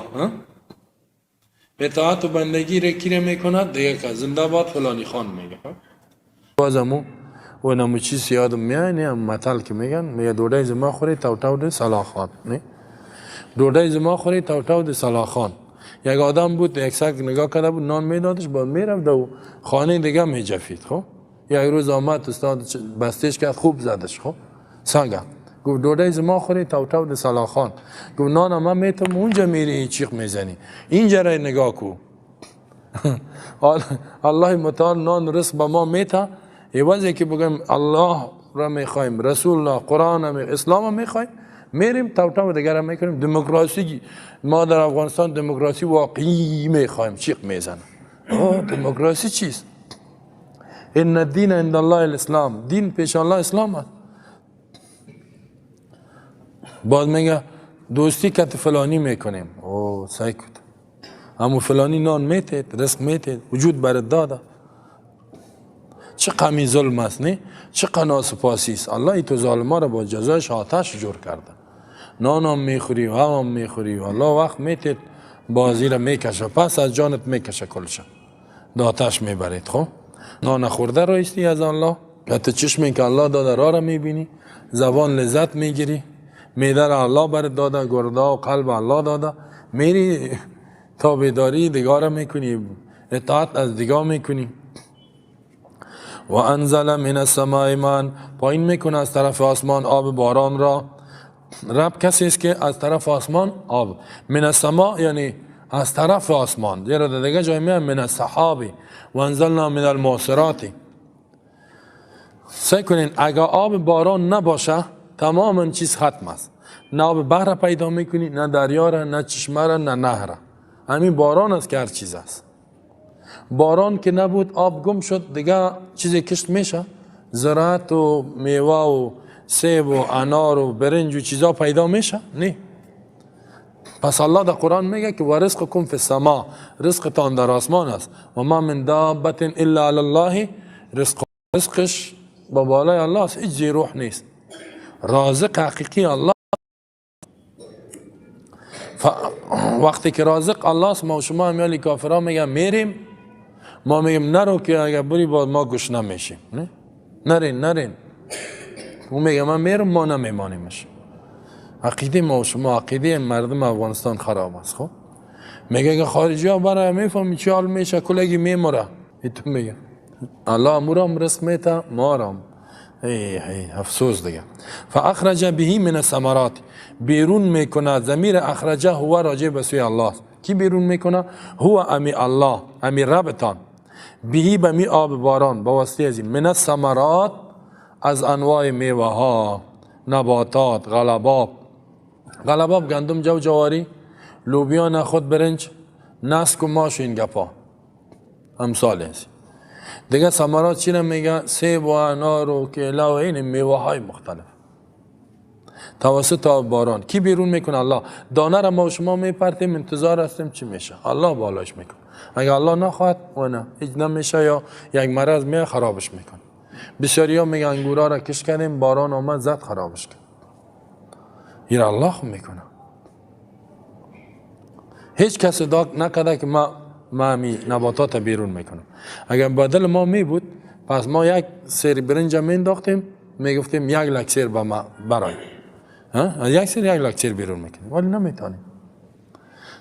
رزق لکم، خوراک بر شما، منفعت بر شما. ثمرات بعضی معدنی باب هم گفته، تیل و نفت و معادن، ایرام. خب این میرم الله بیرون میکنه، تیل، نفت، معادن. زیرا ثمره فایده رو میگه. من رزقان یعنی منفعتن، این منفعت است از برای شما، خوراک و منفعت. وقتی که ربتانی تو ذات است، پس اعبدوا ربکم فلا تجعلوا لله اندادا. اونجا عبادت به معنای توحید بود، وحیدو بود. عبدالله ابن عباس هم میگه این از اینجا فهمیده میشه که برای الله نگردانین شریک. انداد جمع نت، شرکا. این از نت جانب مقابل میگه یک کسی که مثل باشه، اینجا به معنی شرکا، شریک برای الله. بت عبادت نکو، قبر عبادت نکو، از بت و قبر مدد نخوا، انسان عبادت نکو، قانون غیر الله را اطاعت نکو، پس چرا از قانون الله اطاعت نمیکنید؟ و انتم تعلمون، در حالی که میفهمین، شما میفهمین که الله می چیزا را میکنه، می کارا را میکنه. و ان کنتم فی ریب مما نزلنا علی عبدنا فاتوا بسوره من مثله وادعوا شهداءکم من دون الله ان کنتم صادقین. در اینجا اثبات قرآن پیامبر است. اگر هستین شما انسانا کافرا فی ریب، در شک، مما نزلنا علی عبدنا، از او کتابی که نازل کردیم به بنده خود، فاتوا بسوره من مثله، بیارین یک سوره مثل قرآن، وادعوا شهداءکم، طلب کنین علمایتان، مددگارا و خدایتان، من دون الله، بغیر از الله، ان کنتم صادقین، اگر شما راستگو هستین. چی راستگو؟ اگر شما میگین قرآن از جانب الله نیست، این پیامبر از جانب الله فرستاده نشده، خیلی بیارین شما مثل قرآن. از این چی فهمیده میشه؟ قرآن کتاب معجزه است، معجزه ای که هیچ کس مثل قرآن جور کرده نمیتونه، نه لفظش نه معنا. در قانون گذاریش هم معجزه است، در الفاظش هم. این چلین داد الله کفاره و این قوی ترین دلیل عقلی است بر اثبات رسالت پیامبر سلام. سعی کنین اینا چی میگفتن؟ اینا میگفتن که این قرآن خودت نوشته کردی، نظریات خودت. دیگه ای که تو پیامبر الله نیستی، گپای خودم میگی. الله میگه گئی این پیامبر خاتم النبیین رسول الله سلام 40 سال در مکه زندگی کرد، نه پانتون خواند، نه مکتب ختم کش نکرده، یعنی بیسواد تا بود، امی. در قرآن در صفتش امی آمده. ولی ای تو یک آدمی که جای را نخونده، ای تو یک کتاب را آورد که حال چلنگ میتم، میگه خیلی اگر ما را جور کردیم در حالی که جای را نخوندیم. شما شاعر هستین، فصیح هستین، بلیغ هستین، بسیار باسواد هستین، بسیار فهمیده هستین، در سواد پروفیسور هستین، دکترا و ماستری، همه چیز دارین. خیلی بگیرین شما مثل قرآن جور کنین. نه؟ اگر قرآن کلام انسان می بود هر کس میتونست. الله میگه وقتی که نمیتونین بفهمین که قرآن کلام الله است و ای پیامبر از جانب الله است، ایمان بیارین، که نمیارین جایتان در آتش است. این بزرگترین دلیل است. حتی خود رسول الله صلی الله علیه و نمیتونست که یک چند آیت بگوید، نظر خود نمیتونست خودش هم. و میخاطر حدیثی که ببینین با قرآن کاملا تفاوت داره. قرآن یک لهجه خاص در نهایت فصاحت و بلاغت، فهمیده میشه کلام انسان نیست. حدیث که هست میفهمی که بسیار فرق داره. کسی ذوق عربی، یعنی هر دوش عربی است، ذوق عربی داشته باشه میفهمه. و این کنتم، اگر هستین شما مشرکین کافرا، فی ریب، در شک، مما نزلنا علی عبدنا، مما از او کتابی که نازل کردیم به بنده خود. بزرگترین صفت رسول الله هم عبدیت و بندگی بود. شک چی معنا؟ میگن ما چون اصل نیست. فاتو بسورت، امر، بیارین یک سوره مثل قرآن در فصاحت و بلاغت و قانون گذاریش، بیارین یک سوره. باز الله میدان مبارزه را وسیع میکنه. این چلنج است. خوب به دنیا تحدیث. ودعو شهداکم، ودعو طلب کنین، بخواین، شهداکم کمک کنندایتان، یک معنا. دوم شهدا علمایتان، سوم شهدا خدایتان. از خدایتان برین مدد بخواین که ای خدا همین عبادت میکن، مرا کمک کو که من مثل قرآن نوشته کنم، برو مدد بخواه. ان کنتم صادقین، اگر راست میگین، اگر میگین قرآن کلام الله نیست، خیلی بگی جور کو. وقتی که جور نمیکنی، فإن لم تفعلوا ولن تفعلوا فاتقوا النار التي وقودها الناس والحجاره وعدت للكافرین. اگر اینا در گذشته این کار نکردن، فإن لم تفعلوا، این خطاب است. اگر شما در گذشته این کار نکردین ای کافرا، ولن تفعلوا، هرگز این کار کردن نمیتونین در آینده هم که نمیتونین، فاتقوا النار، بترسین از آتش، التي، آن آتش، وقودها الناس، که خاشاک و درگیرانش انسان هاست. این همی انسان ها آتش جهنم روشن میسازن، چوب نداره، این چوبش انسان هست. والحجارت، سنگ ها است، سنگ هایی که عبادت شده دیگه، سنگ گوگرد، سنگی که روشنی میده. و عدت للکافرین، آماده شده ای آتش از قبل برای تو کافرها، منکرین قرآن، منکرین پیامبر. کسی که از قرآن پیامبر منکر است، آتش برش آماده شده. سعی کنین در اینجا الله چلنج داد فإن لم تفعلوا، اگر شما نکردین در گذشته. از نگاه گرامر عربی شما بستان خواندین لم که با بالای مضارع داخل شود معنی چی را میده؟ ماضی را میده. در گذشته چی؟ رسول الله سلام آیات ها برش نازل شد در مکه، گذشته مکه بود، در مکه برشان چلنج داده بود. 4 قسم آیات در مکه نازل شده. یکی در سوره بنی اسرائیل است قل لئن اجتمعت الانس والجن على ان یأتوا بمثل هذا القرآن لا یأتون بمثله ولو كان بعضهم لبعض ظهیرا ام یقولون افتراه قل فأتوا بعشر سور مفتريات وذو من استطعتم من دون الله ان كنتم صادقين. يوم در مكة. ام يقولون افتراه قل فأتوا بسورة من مثله. يوم در مكة. فليأتوا بحديث من مثله ان كانوا صادقين. این سورة تور است. خودگاهش سورة هود و سورة یونس. در سورة بنی اسرائیل در مکه چلنج داد، در سورة هود چلنج داد، در سورة یونس کلش در مکه نازل شده و در سورة تور که بیارین مثل قرآن یک آیت 10 سوره، یک سوره 10 سوره نتانستن. زور زدن اینا. خو در گذشته نکردین ولن تفعلوا، داینده هم نمیتانین. چرا نمیتانین؟ زیرا این کتاب انسان نیست، از توان انسان بالاست. فتقوا النار، از آتش خدا نگاه کن. چه معنا؟ حال قبول نداری از آتش خدا نگاه. چقدر دلیل عقلی گفت. قرآن کلام الله نیست؟ بگی نوشته کن که نمیتونی بفهم. است ایمان بیار، نمیاری ایمان جای آتش است. برو دیگه در آتش. از آتش خدا نگاه کن که خاشاکش انسان ها و سنگ هاست. در سنگ ها بعضی میگه بتایشان، بعضی میگه سنگ کبریت و بعضی میگه سنگ هایی که آتش روشن میکنه یک سنگ است. وعدت للکافرین، تیار شده برای تو کافرها. این قرآن اینجا بسیار دلیلش همی اثبات رسالت مبتنی بر عقل است، بسیار دلیل قوی است و قرآن هم اثباتش میتونه است. اینجا انسان ناچار میشه که بپذیره، عقلش قناعت میکنه. اگر نکرد اینال قناعت عقلی فراهم شد، اینال ایمان نمیاره، زد و عناد کرده، حق خوب شناخت، زد و عناد کرده، جایش داتش است. اینا زور زدن، خب زور زدن، یگام کارا کردن و آیات قرآن دیدن که القاریه ما القاریه و ما ادراک ما القاریه. یکیش 20 نفر رفت در زیر زمینی گم شد. 2-3 ماه بعد بر آمدن نوشته کردن الفیل و ملفیل و ما ادراک ملفیل له خرطوم طویل و ذنب قصیر. فیل، ملفیل، چیز فیل و ما ادراک ملفیل، چی چیز تو را فهمانده فیل چیز؟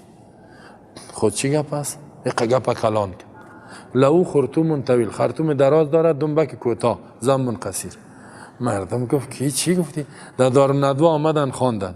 دارالندوا هم پارلمانشان بود. خب گفت بینی ما را بریدی، فیل اینجا خب فیل پر است، یک چیزی را بگو که ناشنا باشه. حالا قرآن میگه القارعه، تکان دهنده قلب ها، و ما ادراک ما القارعه.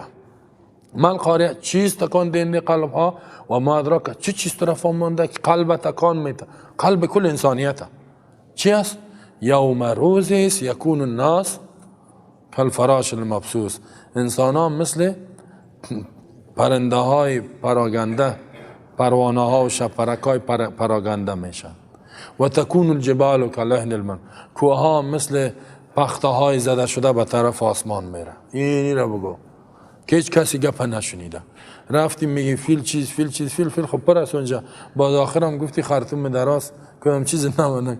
گفت بیخیم بینی ما را بریدی، تیر کو گپا را گم کن.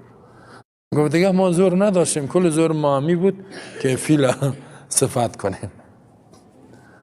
زور زدن نتانستن. خب ولی ایمان ظالمان آوردن. خب حالی کافرها مستشرقین میگن اسلام دکترا در عربی میگیرن، چلنج برای ما هم است، بیار اینجور کنیم. زور میزنن نمیتانن، تو زور میزنن. این قرآن واقعا که معجزه است. خب قرآن چی است؟ معجزه. معجزه چی معنا؟ عاجز کرده مخلوق از آوردن مثلش. وبشر الذين آمنوا وعملوا الصالحات أن لهم جنات تجري من تحتها الأنهار كلما رزقوا منها من ثمرة رزقا قالوا هذا الذي رزقنا من قبل وأتوا به متشابها ولهم فيها أزواج مطهرة وهم فيها خالدون.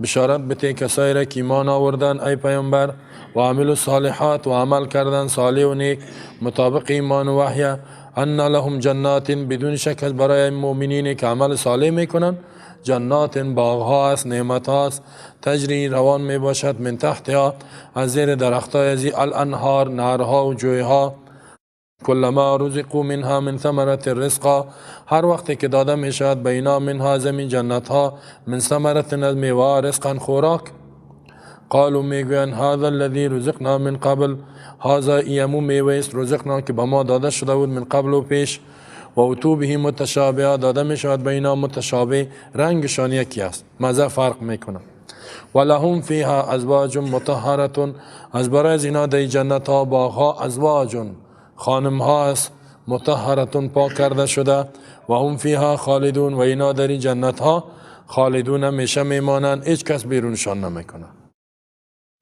سبحان الله چه یک بشارت است. الله ما و شما را از این جمله بگردان. حال میگه کسایی که دو آیت ترسان کسی که ایمان نمیاره فتقوا النار از آتش خدا نگاه کن.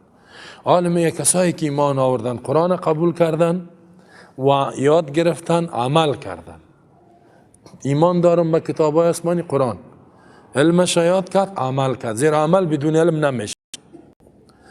الله امر میکنه پیامبر و بشر امر بشارت بده خوشخبری بده چشم روشنی بده یکم تا میگه چشمت روشن نه چشم روشنی برش بده کیرا الذین آمنو کسایی را که ایمان آوردن ایمان که قرآن کلام الله است الله واحد است حقدار عبادت بندگی الله است فرمان روای دنیا الله است با ملائکه جایی که ایمان مطلق ذکر شود ایمان شرعی ارشش رکن شامل میشه جایی که مقید بود باز فقط هم یک بخش شامل میشه و عمل صالحات هدف از ایمان عقیده توحید ایمان توحیدی عمل کردن صالح تنها به ایمان نجات نمیافی عمل مطابق ایمانت عمل کن باید نماز 5 وقت روزیت زکات حج دعوت قرآن یاد بگی از گناه ها و حرام و زنا و فحشا و سرقت و دزدی و غیبت و اینا اجتناب کن عمل ما و شما بسیاری ما ایمان داره ایمانای میراثی عمل نمی کنیم خب چرا عمل نی؟ این عمل که نبود با نجات نمیافی اینجا الله مؤمنایی که کامل است اونا را میگه بشارت بده نه که هر مؤمنی که مسلمانای فعلی تذکره است مسلمان است یا در کجاست تذکره را میکشه عقیدهش به اسلام نمیمانه عملش به اسلام نمیمانه نه توبه کسایی میال داریم نه نماز نه دیگه هیچ و هر روز قمار دزدی چیزی که خیانت پودر چرس زده میره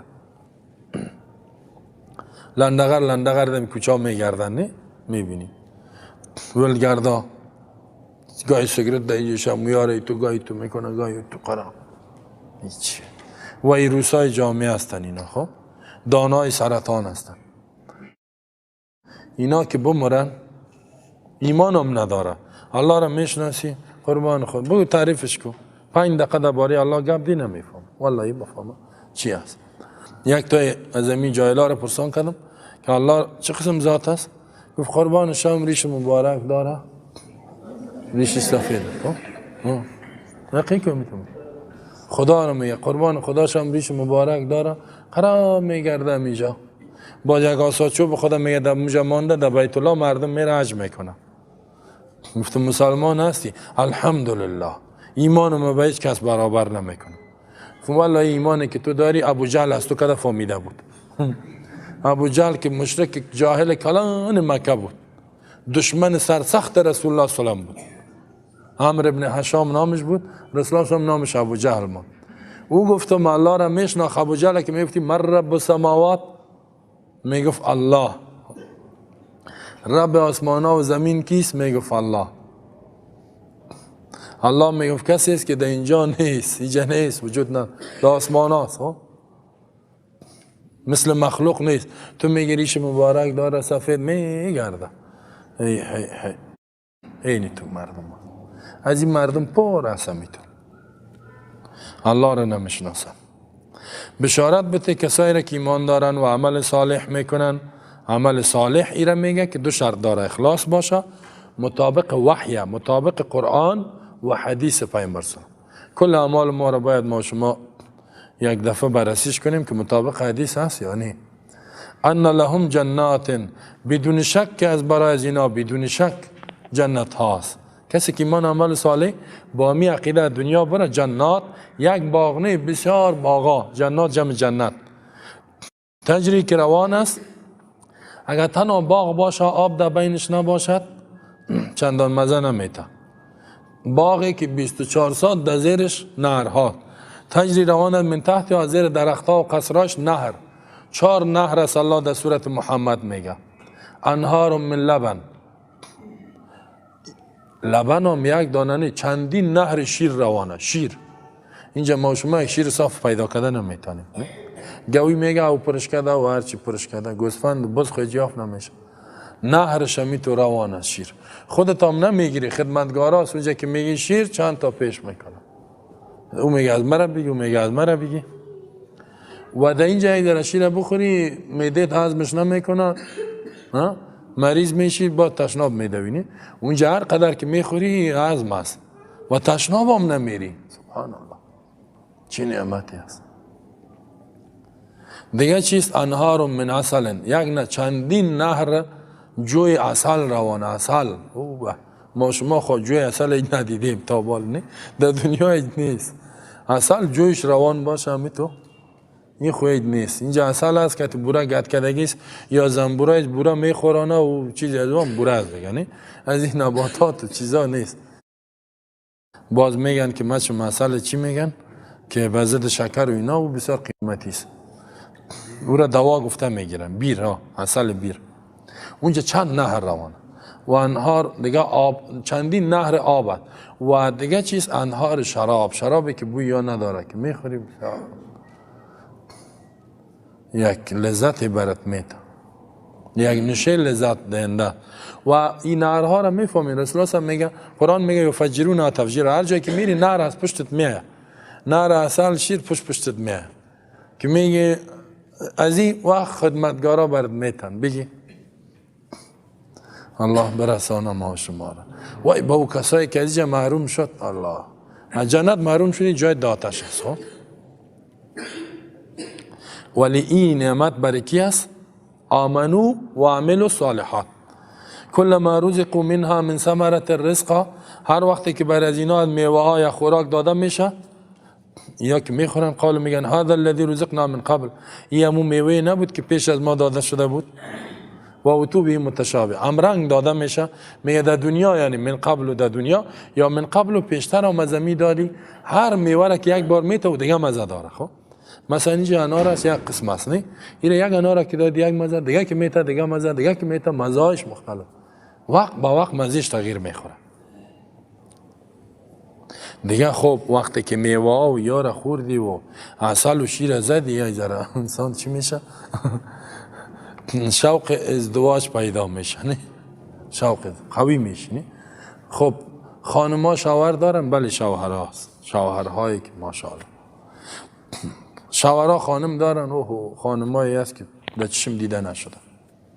مالا عین رأت، در حدیث میاد چشم ندیده، گوش نشنیده، ولا خطر به بال البشر، در قلب انسان حتی تصورش تیر نشده. ولهم فیها، از برای جنتی‌ها در جنت ازواج، خانم هایی است که ازدواج چی؟ ازدواج میکنن. مطهرتون، پاک کرده شده. پاک شده چی معنی؟ در اینجا یعنی مریض میشه، مریضی ماوار و نفاسی و گپا نیست. اخلاقش بد، از اخلاق پاک. اینجا یک گپ تا بالا شد که جنگ میکنه، نه زنا ای تو شد او تو شد، غالمغال میکنه. اینجا غالمغالی نیست، همیشه محبت است. خب همیشه به محبت، هیچ قهر خفگی نیست، هیچ غم نیست، پیشانی ترشی نیست. اینجا که بیایی بگوی 4 تا میمان آمد پیشانیش ترش میشه، ای خدا چه گپ شد میگه. اونجا که بگوی میمان آمد خوش میشه، اونجا میمانی آمد. خب در حدیث میگه یک کسی میره میمان یک کس دیگه میشه. او چه میمانی از چه قسم باشه. سبحان الله. خانم های پاک شده در حدیث میاد که قدر شفاف، قدر پاک زیبا که حتی از بیرون لباس استخوان پایشان میگه معلومه برای شوهرش. اقا زیبایی است، اقا شفاف صاف پاک. هیچ امکانش نیست دیگه. این تو خانم امکان نیست دیگه پیدا شود، نمیشه هیچ. و هم فیها خالدون. خب اگر خانم هم باشه و همه بگوین چند وقت هستی میکشیمت، جگرخون میشی. الله میگه هم امی جنتی ها فی آدمی نعمت های جنت خالدون جاویدون، همیشه میمانن. جاوید چرا میگه همیشه؟ همیشه و دائم میمانن. هیچ لا مقطوعتون ولا ممنون، نه قطع میشه نه منع میشه. و اوجا بازی خانما میتونیست که کتیش مثلا استفاده جنسی بکنه ضعیف شوی، نه ضعیف نمیشی، هیچ ضعف وجود نداره. نه خانم ضعیف میشه نه شوهر، همیشه هم میمانی، هیچ ختم نمیشی، نه 1,00,000 سال نه 1,000,000، هر قدر هیچ ختم نمیشه. اینا لسه که این نعمت ها را این کافران میخوان به یک اندک $1 کاغذی نه اموره که نشان داد چشمش میبره. ها میخوان که ما شما از این نعمت ها کافر ما بسازن، از این نعمت ها چی کنن؟ محروم ما کنن. این بسیار دیگه آیت هایی که در این باره ازی هست خب بسیار زیاد است. ان الله لا يستحيي ان يضرب مثلا ما بعوضة فما فوقها فاما الذين امنوا فيعلمون انه الحق من ربهم واما الذين كفروا فيقولون ماذا اراد الله بهذا مثلا يضل به كثيرا ويهدي به كثيرا وما يضل به الا الفاسقين. بدون شک الله متعال لا يستحيي حیا نمی کند ان یضرب این که بیان کند مثلا یک مثال ما بعوضة کو مثال چی باشه؟ کورپشه باشد، فما فوقها یا بالاتر از این در خردی و کلانی. فاما الذين امنوا فيعلمون انه الحق من ربهم، هرچه کسایی که ایمان دارن مثال که شنیدن فیعلمون میدانن انه الحق من ربهم که مثال حق است از جانب ربشان است، در این فایده است. و اما الذين كفروا، هرچه کسایی کافر هستند فیقولون میگوین ماذا اراد الله بهذا مثلا، الله چی اراده کرده به این مثالا، یعنی قبول نداریم ما. یضل به کثیرا، گمراه میکند الله به این مثال بسیاریا را، و یهدی به کثیرا، هدایت میکند بسیار مردم. و ما یضل، گمراه نمیکند الله به این مثالا الا الفاسقین، مگر کسایی که فاسق نافرمان هستند. فاسق نافرمان گمراه میشه، دیگه کس نه. پس اینجا الله یک مثال و این جواب سوال کافران. قبلا الله مثالان بیان کرد، اینا اعتراض کردن. چی گفت الله؟ مثلهم کمثل الذی استوقد نارا او کصیب من السماء صم بکم عمی فهم لا یرجون. همین مثالا را که بیان کرد اینا گفتن الله قدر ذات کلان چرا این مثالا را بیان میکنه؟ بعضیا میگه مثل الذین، کسایی که عبادت میکنن غیر الله را، کمثل العنکبوت، مثل عنکبوت، مثال عنکبوت بیان. و مثال اوحا ربک الی النحل، زنبور اصل بیان کرد. دیگه از مرچه ها یاد کرد. نه اینا میگه گفتن که الله چرا تو مثال ها را بیان میکنه؟ کافرها انتقاد کردن. الله میگه ما مثال به خاطر وضاحت ممثل، وضاحت موضوع اینا بیان میکنیم. کسی قبول نکرد کافر میشه. قرآن هر چیز که هست باید قبول کنیم. کسی نکرد کافر است، کسی قبول کرد یعنی بعضیا الله ایمانش زیاد میکنه، میگه واقعا مثال بسیار روشنی داد. بعضیا که هست اون کافر میشه. الله حق بیان میکنه، حیا نمیکنه. ان الله لا یستحیی، الله حیا نمیکنه. حیا یک صفت است الله داره، ما و شما هم حیا داریم. رسول الله میگه الحیا من الایمان، حیا جز ایمان است. کسی که حیا نداره او بسیار بد آدم است. در حدیث بخاری میاد اذا فاتک الحیا، حیات که فوت شد رفت، فافعل ما شئت، هر چی که دلت شد بکو دیگه. کسی که بی حیا بود هر چی میکنه، کارهای بد زیاد میکنه. حیاناک و این جز ایمان است، مانعش میشه، نمیمانه که کار بد بکنه، کارهای گناه و غیره. اینا الله هم حیا داره مام، ولی حیایی که الله دارد لیس کمثله شیء، هیچ چیز هم مانندش نیست. حیای ما مثل حیای الله نیست، او کیف ما یلیق فی شانی.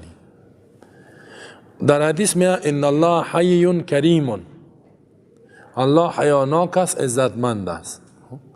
یعنی ثابت کرده اینجا میگه لا یستحیی، حیا نمیکنه.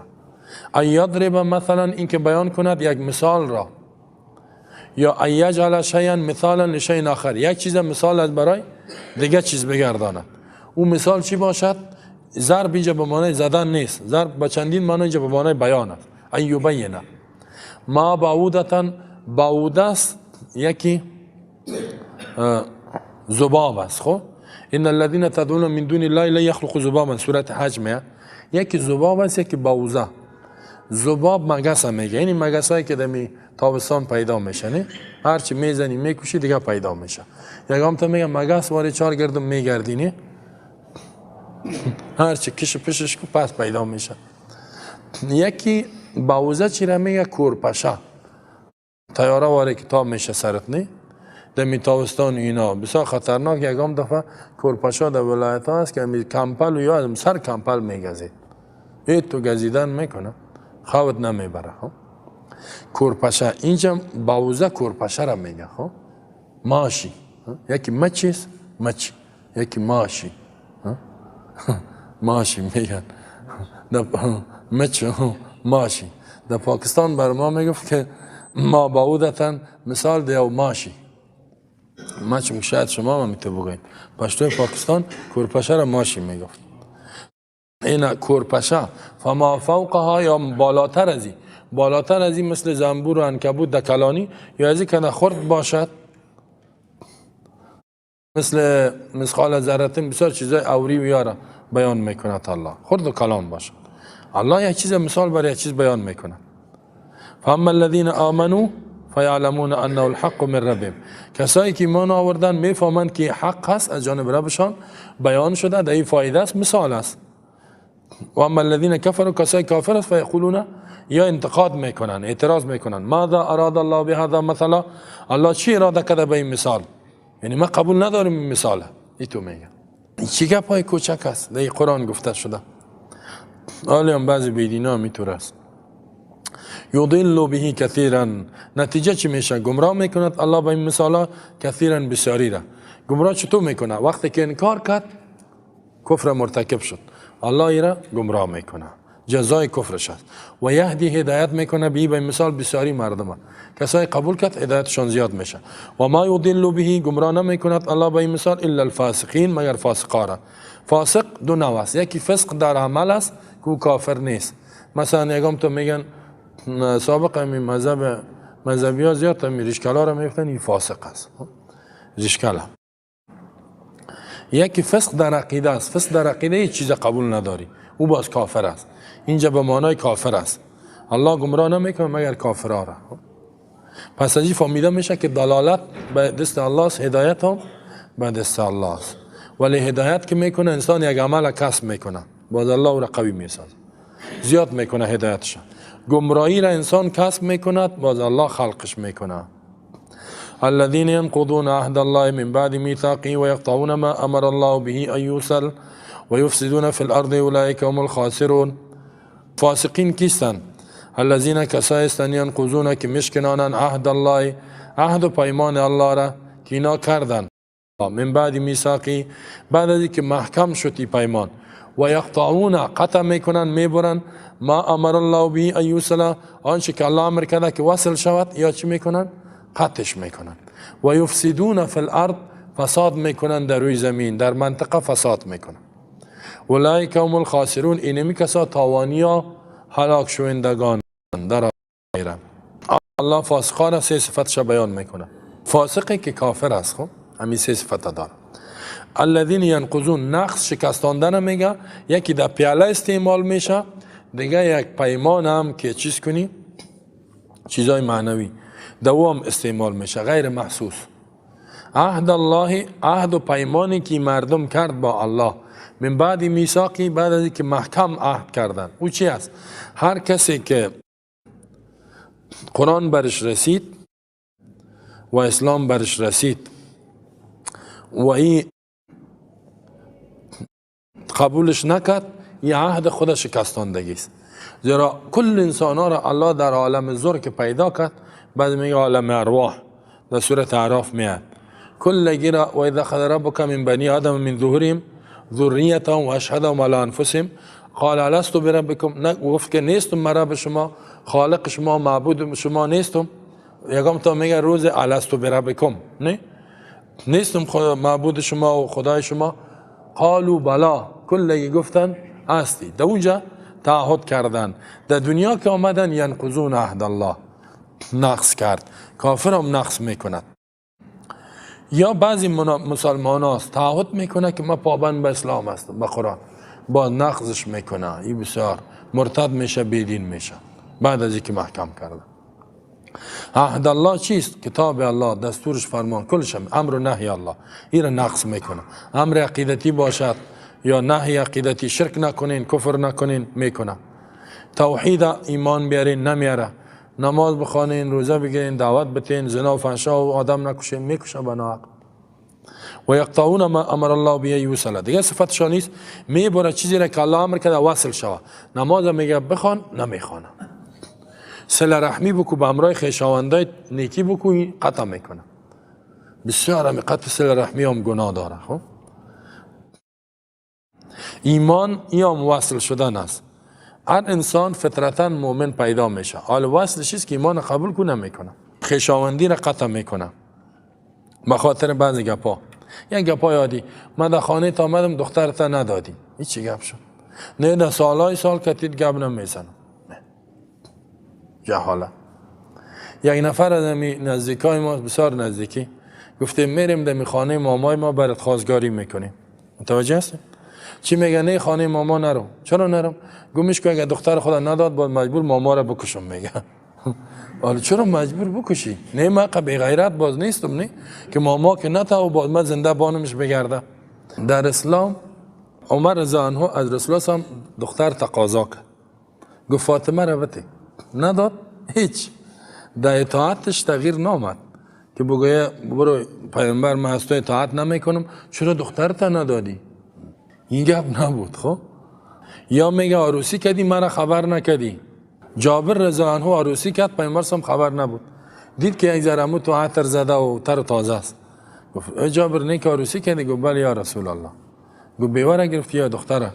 گفت بیواره گرفتم. گفت حالا بکرن، چرا دختر ازدواج نکردی؟ گفت که همیشه برادرای میای مانده بود، بیوه که از یک ذره تجربه دارم، میاره تربیه کنم. خوب برو، خوب کار کردی. نه پیامبر هم خبر نبود، در ولیمه خود خبر نکرده، در عروسی خود. حال یک خیش مچم گوسفندایت باشه خبرش نکنی. یا در جنازه کسی، جنازه فرض کفایه است، آمد خانهش آمد صاحب، نامد هیچ، حالا در جنازهش نری ای خوب. در فاتحهش که نرفتی، فاتحه لیست میگیره اونجا کی آمد کی نامد. همیال چند تا خیشای ما در فاتحه خب بدات ما نرفتی، هیچ که ما گپ نمیزنن. نه در فاتحه ما آمد نه در جنازه ما. حالا جنازه تا این دیگه ولایت است، ای میدان تای میدان، ما خود نمیتونیم تا اونجا بریم. نه او هم فرض کفایه است، اونجا یک جماعت جنازه را خوان صحیح شد. سرازی چرا دشمنی میکنی؟ رفتم هیچ کتیم گپ نمیزنن. کسی در جنازه ما آمد، خانهش آباد، نامد هیچ. خواستگاری کردیم، دختر داد، خانهش آباد، نداد، بازم خانهش آباد. یک وقت ما مثالا را میگم که شما هم میتوشوین. یک جای خواستگاری رفتیم، نداد. مادرم گفت دیگه سالا که طرفی دور نمیخورم. گفتم نه من یک ذره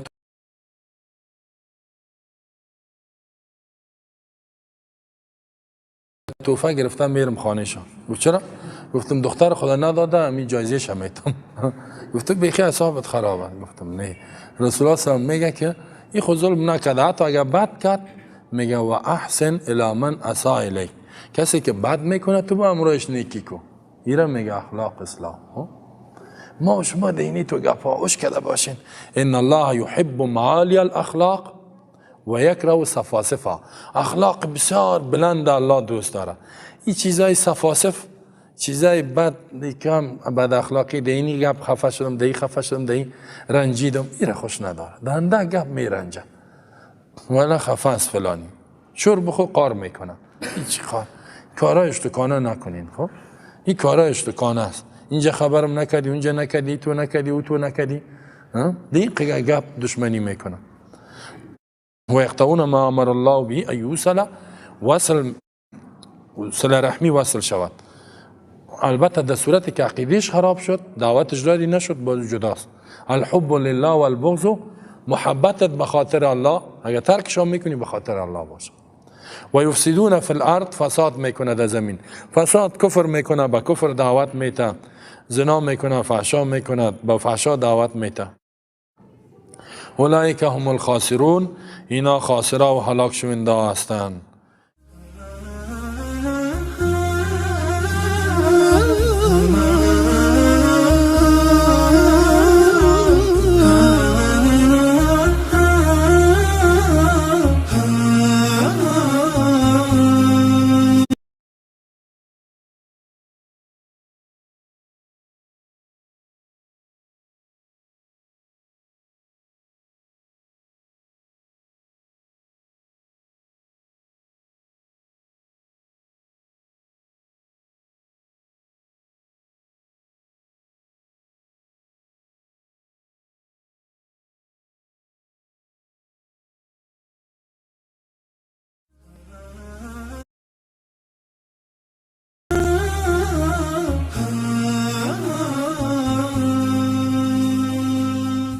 أعوذ بالله من الشيطان الرجيم.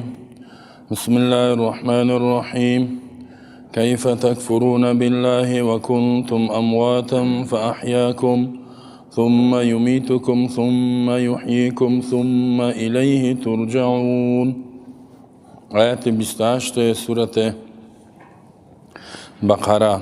در این سورت مقاصد بسیار بلنده که انسانها مکلف هستند که او اهداف تعقیب کنند. الله بیان میکند که اول موضوع عقیده توحید بود و نظام توحید و صداقت رسول الله صلی الله علیه و اثبات رسالتش، احکام و قوانین سیاسی، اجتماعی، خانوادگی، مختلف قوانین الله بیان میکند.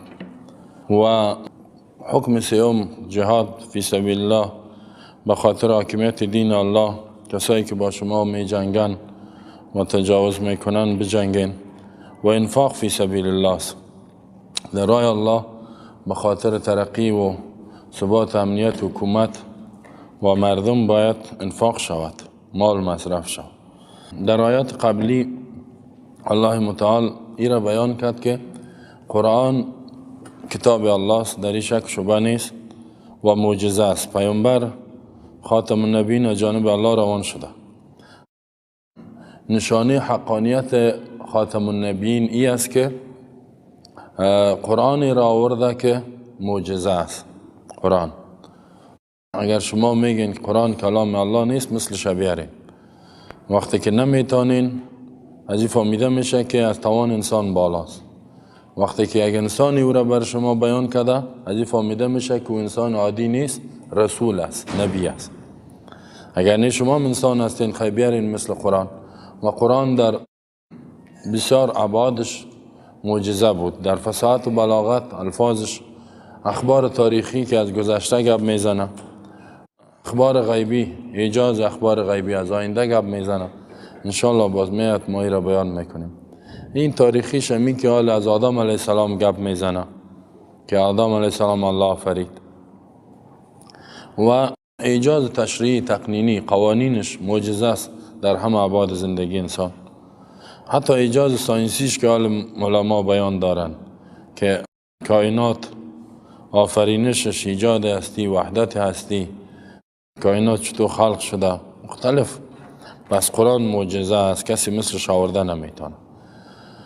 بشارت داد کسایی که قرآن قبول ندارد اونا را با آتش ترسان که خود را نگاه کنند. آتش برای کافر آماده شدگی است.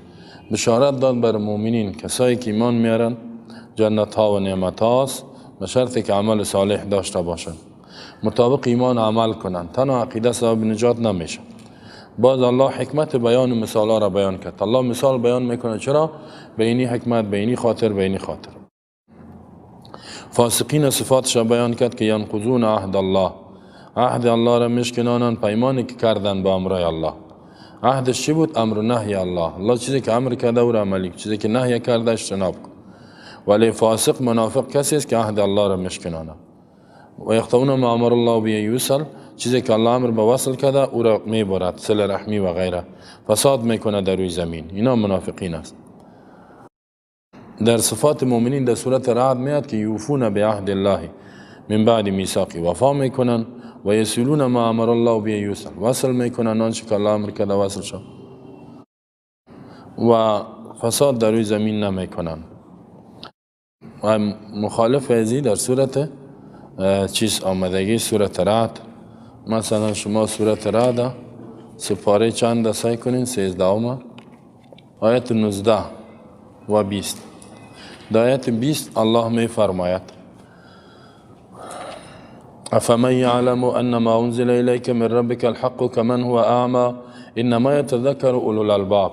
کسی که می فهمد که آنچه که نازل شده به تو از جانب ربت حق است، باور داره که قرآن حق است. کمن هو اعمی، آیا این مثل کسی شده میتونه که کور است؟ کور یعنی باور نداره که از جانب رب است. این دو برابر نیست. یک کسی قرآن قبول داره، یک تا نداره. این دو هیچ. کسی قرآن قبول نداره و کور است، کور کرام از گنگ در آیت قبلی گفت انما یتذکر اولو الالباب. این پند و نصیحت قبول میکند روشن فکرها. روشن فکرها کسایی که عقل صاف سلیم دارند. کیستن؟ الذین یوفون بعهد الله. فاسق کی بود؟ فاسقین و ما یضل به الا الفاسقین الذین ینقضون عهد الله. اونا عهد و پیمان الله را نقض میکند. مؤمنین اولو الالباب چی میکنن؟ یوفون بعهد الله، وفا میکنن به عهد و پیمانی که الله نازل کردگی است. امر و نهی الله، حلال و حرام، اسلام از تعبیر میشه به اسلام، به این وفا میکن. ولا ینقضون المیثاق، وعده خدا نه نقص نمیکنن، نمشکنانن. کدام وعده و پیمانی با امرای الله کرده، با امرای مخلوق کرده، نمشکنان. ولی فاسق کی بود؟ منافق. منافق چی میکردن؟ ینقضون عهد الله، وفا نمیکردن. و دیگه خب دیگه این مؤمنین دیگه صفتش چیز؟ والذین یصلون ما امر الله به ان یوصل، وصل میکنن آنچه که الله امر کرده با وصل شدنش که انجام بتین، فرض از فرایض از صله رحمی از خویشاوندی، اینا وصل میکنه. منافق فاسق چی بود؟ یقطعون ما امر الله به ان یوصل. چطور مقایسه ای الله بیان میکنه. و یخشون ربهم، میترسن از رب خدا، از عذابش. و یخافون سوء الحساب، و میترسن از بد حساب. دیگه صفاتاشون هم بیان میکنه. والذین صبروا ابتغاء وجه ربهم، صبر میکنن به خاطر رضای الله. و اقاموا الصلاة، پابندی میکنن به نماز. و انفقوا مما رزقناهم سرا و علانیة و یدرؤون بالحسنة السیئة اولئک لهم عقبی الدار جنات عدن يدخلونها ومن صلح من آبائهم و ازواجهم و ذریاتهم والملائکة يدخلون عليهم من كل باب. اینا ولی منافقین مفسدین گفت که ینقضون المیثاق و یفسدون فی الارض، فساد میکنن. مؤمن نمیکنه فساد. آل دیات کیف تکفرون بالله، چگونه انکار میکنین و شرک میکنین بالله به الله و کنتم امواتا، در حالی که شما مرده ها بودین، وجود نداشتین، عدم بودین. فاحیاکم، الله شما را حیات داد، زندگی داد. ثم یمیتکم، بعد از حیات دنیایتان میمیراند شما را، مرگ میارد در دنیا. ثم یحییکم، باز زنده میکنه شما را در قیامت. ثم الیه ترجعون، باز به خاص به طرف الله بازگشت میکنین. پس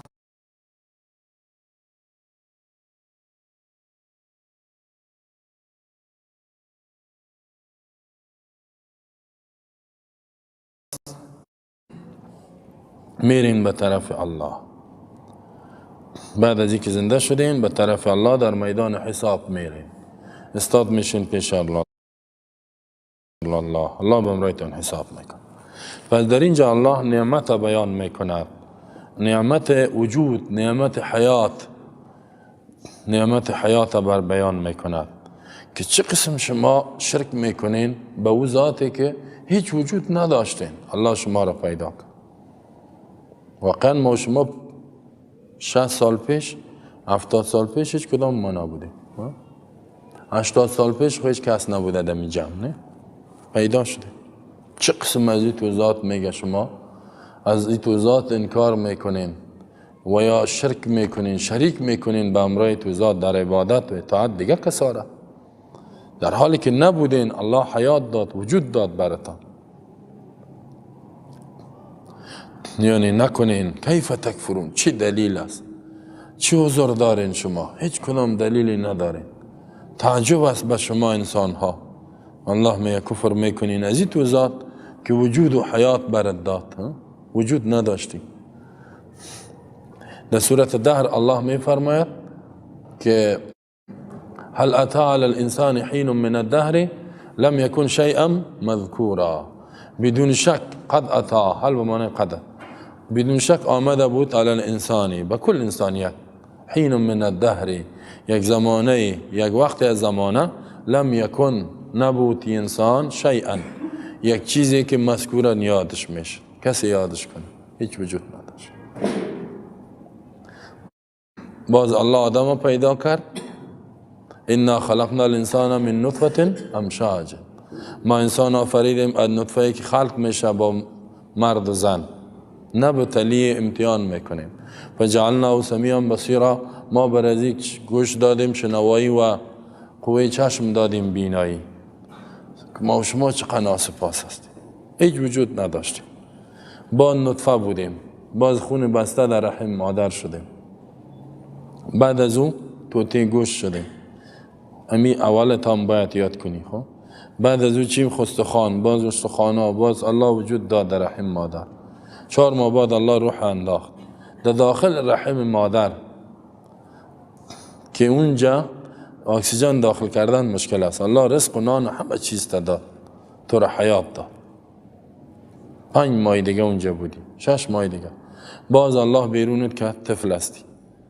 مادر الله مهربان سرت ساخت که تو را حفاظت کن، میتونست که اونجا بمری. حالا جوان شدی، کلان شدی. حالی که جوان شدی و کلان شدی سرکش شدی. چرا سرکشی میکنی؟ خدا بشناس. پس این جوانی تا الله میگه نمیمانم، تو می مرگت میمری، با جسدت در اختیار دیگر است. این مردار رو سعی کنید هر قسم باشه اونجا افتیدگی است. نه الله میگه چرا تکبر میکنی؟ چرا کلانکاری میکنی؟ باز به طرف الله دوباره میرین پرسانت، تالله لتسألن عما کنتم تعملون. قسم به الله، الله به ذات خود قسم میخوره که سوال میشین از این اعمالی که انجام میدین. کدام عملی که شما میکنین سوال میشین. سوال نیتو نیست که به حالت خود شما بانین. تالله لتسألن عما کنتم تعملون. اینجا بزرگترین نعمت خدا بیان میکنه الله، و این دلیل به وجودش و وحدانیتش و تصرفش در بندهاش. سعی کنین میگه شما همه اعمال که در زندگی شما صورت میگیره ای از جانب ماست. کیف تکفرون، چگونه شرک میکنین؟ بعضی میگه که صله کفر با واقع شود بالله به معنی شرک است. یا انکار، چگونه انکار میکنین از وجود الله و خالق کائنات؟ کمونستا میگن الله نیست، یه خوبی بیدین هستن. کسایی که میگن الله است، کیف تکفرون، کیف چگونه شرک میکنین؟ با امرای الله در عبادتش غیر الله را شریک میکنی، هم الله را عبادت میکنی هم غیر الله را. ظالم. الله میگه ان الشرک لظلم عظیم، خود ظلم است. چی دلیل است که شما میکنین؟ و کنتم امواتا، در حالی که شما اموات بودین. ابن کثیر میگه کیف تجحدون وجوده او تعبدون معه غیره، چگونه از وجودش انکار میکنین یا عبادت میکنین به امراض غیرش را، هم الله را هم غیرش. هر دوش کفر است و شرک است. و کنتم امواتا و قد کنتم عدما، در حالی که شما عدم بودین. اموات، موت با بالای چی هم استعمال میشه؟ نیستی که نباشه انسان. فاخرجکم الی الوجود، الله شما را به وجود آورد. در دیگه سوره الله می فرماید ام خلقوا من شیء ام هم الخالقون، آیا اینا از یک چیز خلق شدن یا خودشان خالق هستند؟ ام خلقوا السماوات والارض، آسمان ها را اینا پیدا کردن؟ خودشان پیدا شدن؟ نه، انسان وجود نداشت. بیشتر آیت خواندیم و یک آیت دیگه هم است که الله می فرماید و آیت لهم الارض المیته، در سوره یاسین. نشانه است از برای وحدانیت قدرت الله لهم، از برای انسان ها، الارض المیته، زمین و منطقه خشک. میته اینجا به معنی خشک میگن. احییناها که ما حیاتش میتیم، این زمین سبز میسازیم. و اخرجنا منها حبا و بیرون میکنیم از زمین دانه ها را، گندم، جو، جواری، لوبیا، خود و غیر میوه ها. فمنه یأکلون، بعض از اینا میخورن. اموات غیر احیا، یعنی موت با بالای عدم هم استعمال میشه. عدم بودین، هیچ وجود نداشتین. فاحیاکم، الله شما را زنده ساخت. الله شما را چی کرد؟ حیات داد. حیات چی هستی؟ حیاتی که در دنیا است، یعنی در رحم مادر میایی تو در دنیا. ثم یمیتکم، بعد از شما را میمیراند، یعنی بعد از حیات دنیا.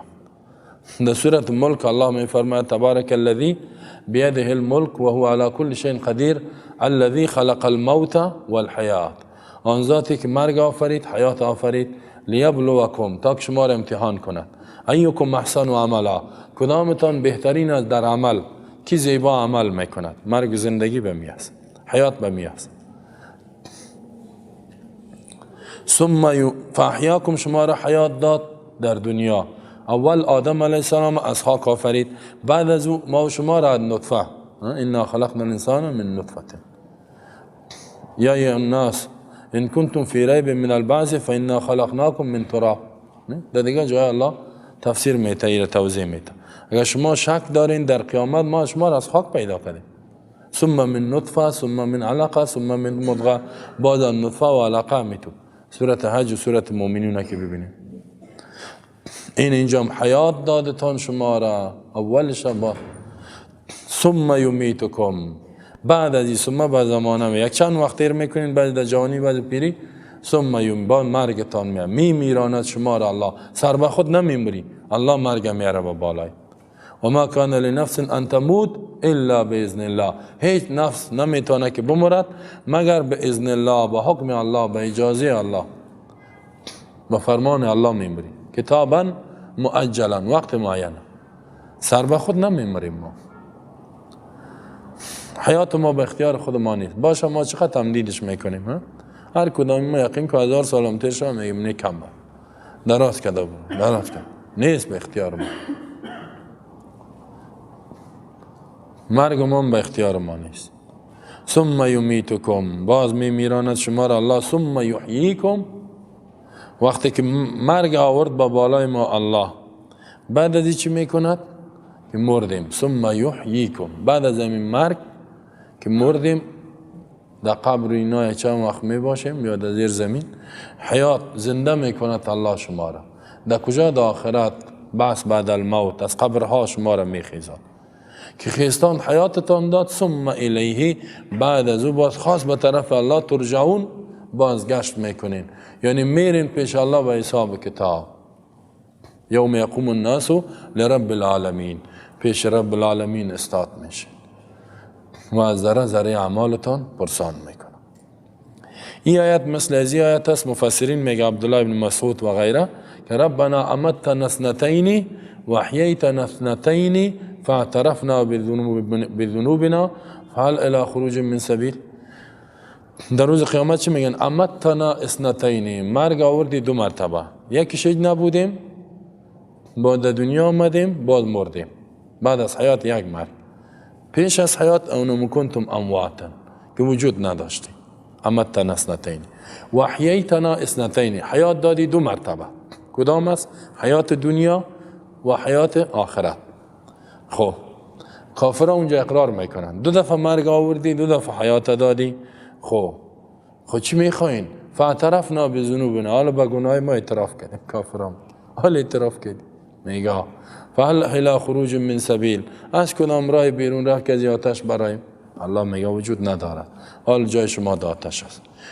آخرت روز توبه نیست که اونجا توبه و پشیمانی کنیم. هیچ توبه خواسته نمیشه، نه ایمان قبول است نه دیگه. پس در اینجا عبدالله بن مسعود میگه اینمی 2 حیات، یکی که نبودین. باز مثلا از عبدالله بن عباس عطا روایت میکنه کنتم امواتا فی اصلاب آبائکم، در پشت پدرایتان، لم تکونوا شیئا، هیچ چیز نبودین، حتی خلقکم، تا اینکه شما را آفرید. ثم یمیتکم موتة الحق، مرگ حق میاره. ثم یحییکم حین یبعثکم وقتی که شما را دوباره زنده میکند. باز میگه قال هی مثل قولی تعالی امتنا اثنتین و احییتنا اثنتین، یعنی مثل این میاس. یگام تا ازی گرفته اثبات عذاب قبر کرده ولی صحیح نیست. خب اینطور میگن که این بسیار ضعیفه. اینطور روایت از صحابه هم نامده. خب ضعیف روایت است. اینطور میگن کیف تکفرون بالله و کنتم امواتا، چگونه کفر میکنین در حالی که شما مرده ها بودین. فاحیاکم، میگه شما را زنده میکرد الله در دنیا. ثم یمیتکم، بعد میمیراند شما را. ثم یحییکم فی القبر، بعد قبر زنده میکنه عذاب میته. ثم الیه ترجعون، بعد پس به طرف الله در روز قیامت بازگشت میکنه، دوباره زنده میکنه. ولی اینطور یک تفسیر کسی صحابه سلف نکرده. یگام تا گفته ضعیف است، بلکه اصل است که اونمون موت که هیچ وجود نداشته، باز حیات آمد، با مرگ در دنیا، با زنده شدن در قیامت و به طرف الله رفتن. هرچه عذاب قبر دیگه دلایل است، دیگه دلایل میاد در قرآن است، در حدیث است.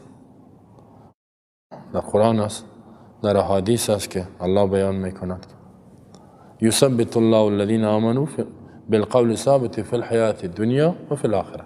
اون آیات ها میاد دیگه، احادیث متواتر است. والذی خلق لكم ما في الارض جميعا ثم استوى الى السماء فسواهن 7 سماوات وهو بكل شيء علیم. اول نعمتی بود که الله بر شما وجود داد، حیات داد، چشم گوش، چقدر نعمت. دوم نعمتی که زمین بر شما آماده کرد. سعی کنین این زمین خاص الله آن ذات است خلق که آفریده لکم، برای منفعت شما انسان ها، ما فی الارض جمیعا، تمام آنچه که در زمین است، جمیعا همگی، همش به منفعت شماست. این کی پیدا کرده این زمین؟ الله خاص الله پیدا کرد. ثم استوى الى السماء، بعد بلند شد الله به طرف آسمان. فسواهن، برابر کرد امی آسمان ها را 7 سماوات، 7 آسمان جورش کرد. و هو بكل شيء علیم، الله به هر چیز عالم است. این دوم نعمت میگه یاد کنین. چرا کفر میکنین، شرک میکنین؟ ذاتی که بر شما زمین آفرید و زمین به منفعت شما جور کرد، نباتات، نعمتات، چقدر زمین. 2 روز الله سر زمین، در 2 روز میگه ما را آفریدیم. 2 روز الله کار کرده سر زمین، این زمین بر شما جور کرده. 2 روز هم آسمان ها. 2 روز خود ماده زمین، 2 روز جورش کرد بر زندگی. بر زندگی اگر سیاره زیاد است، نه دیگه سیاره ما زندگی کردن نمیتونیم.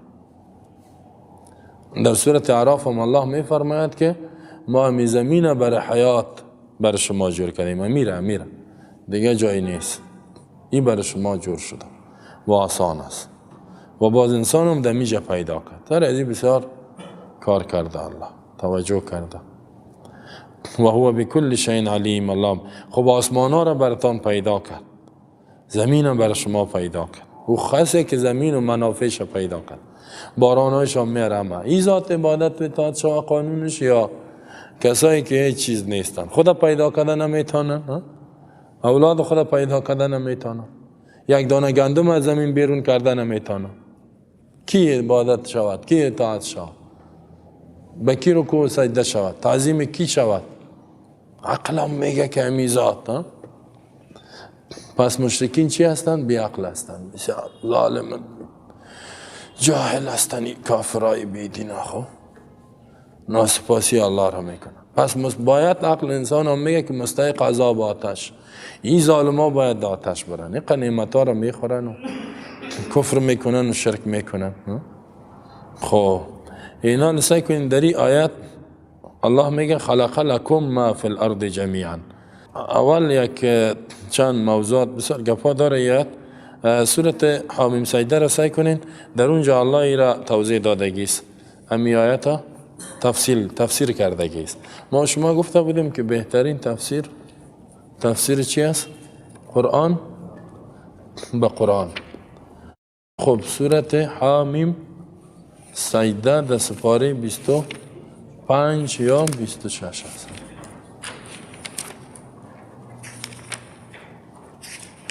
سپاره 25 این آخر سپاره 24 4 است. آخر سپاره 24. در بعض نام عزیز سورت فصلت در قرآن ما فصلت نام داره، بعض جا حامیم سجده و مختلف نام ها داره. الله در اینجا می فرماید که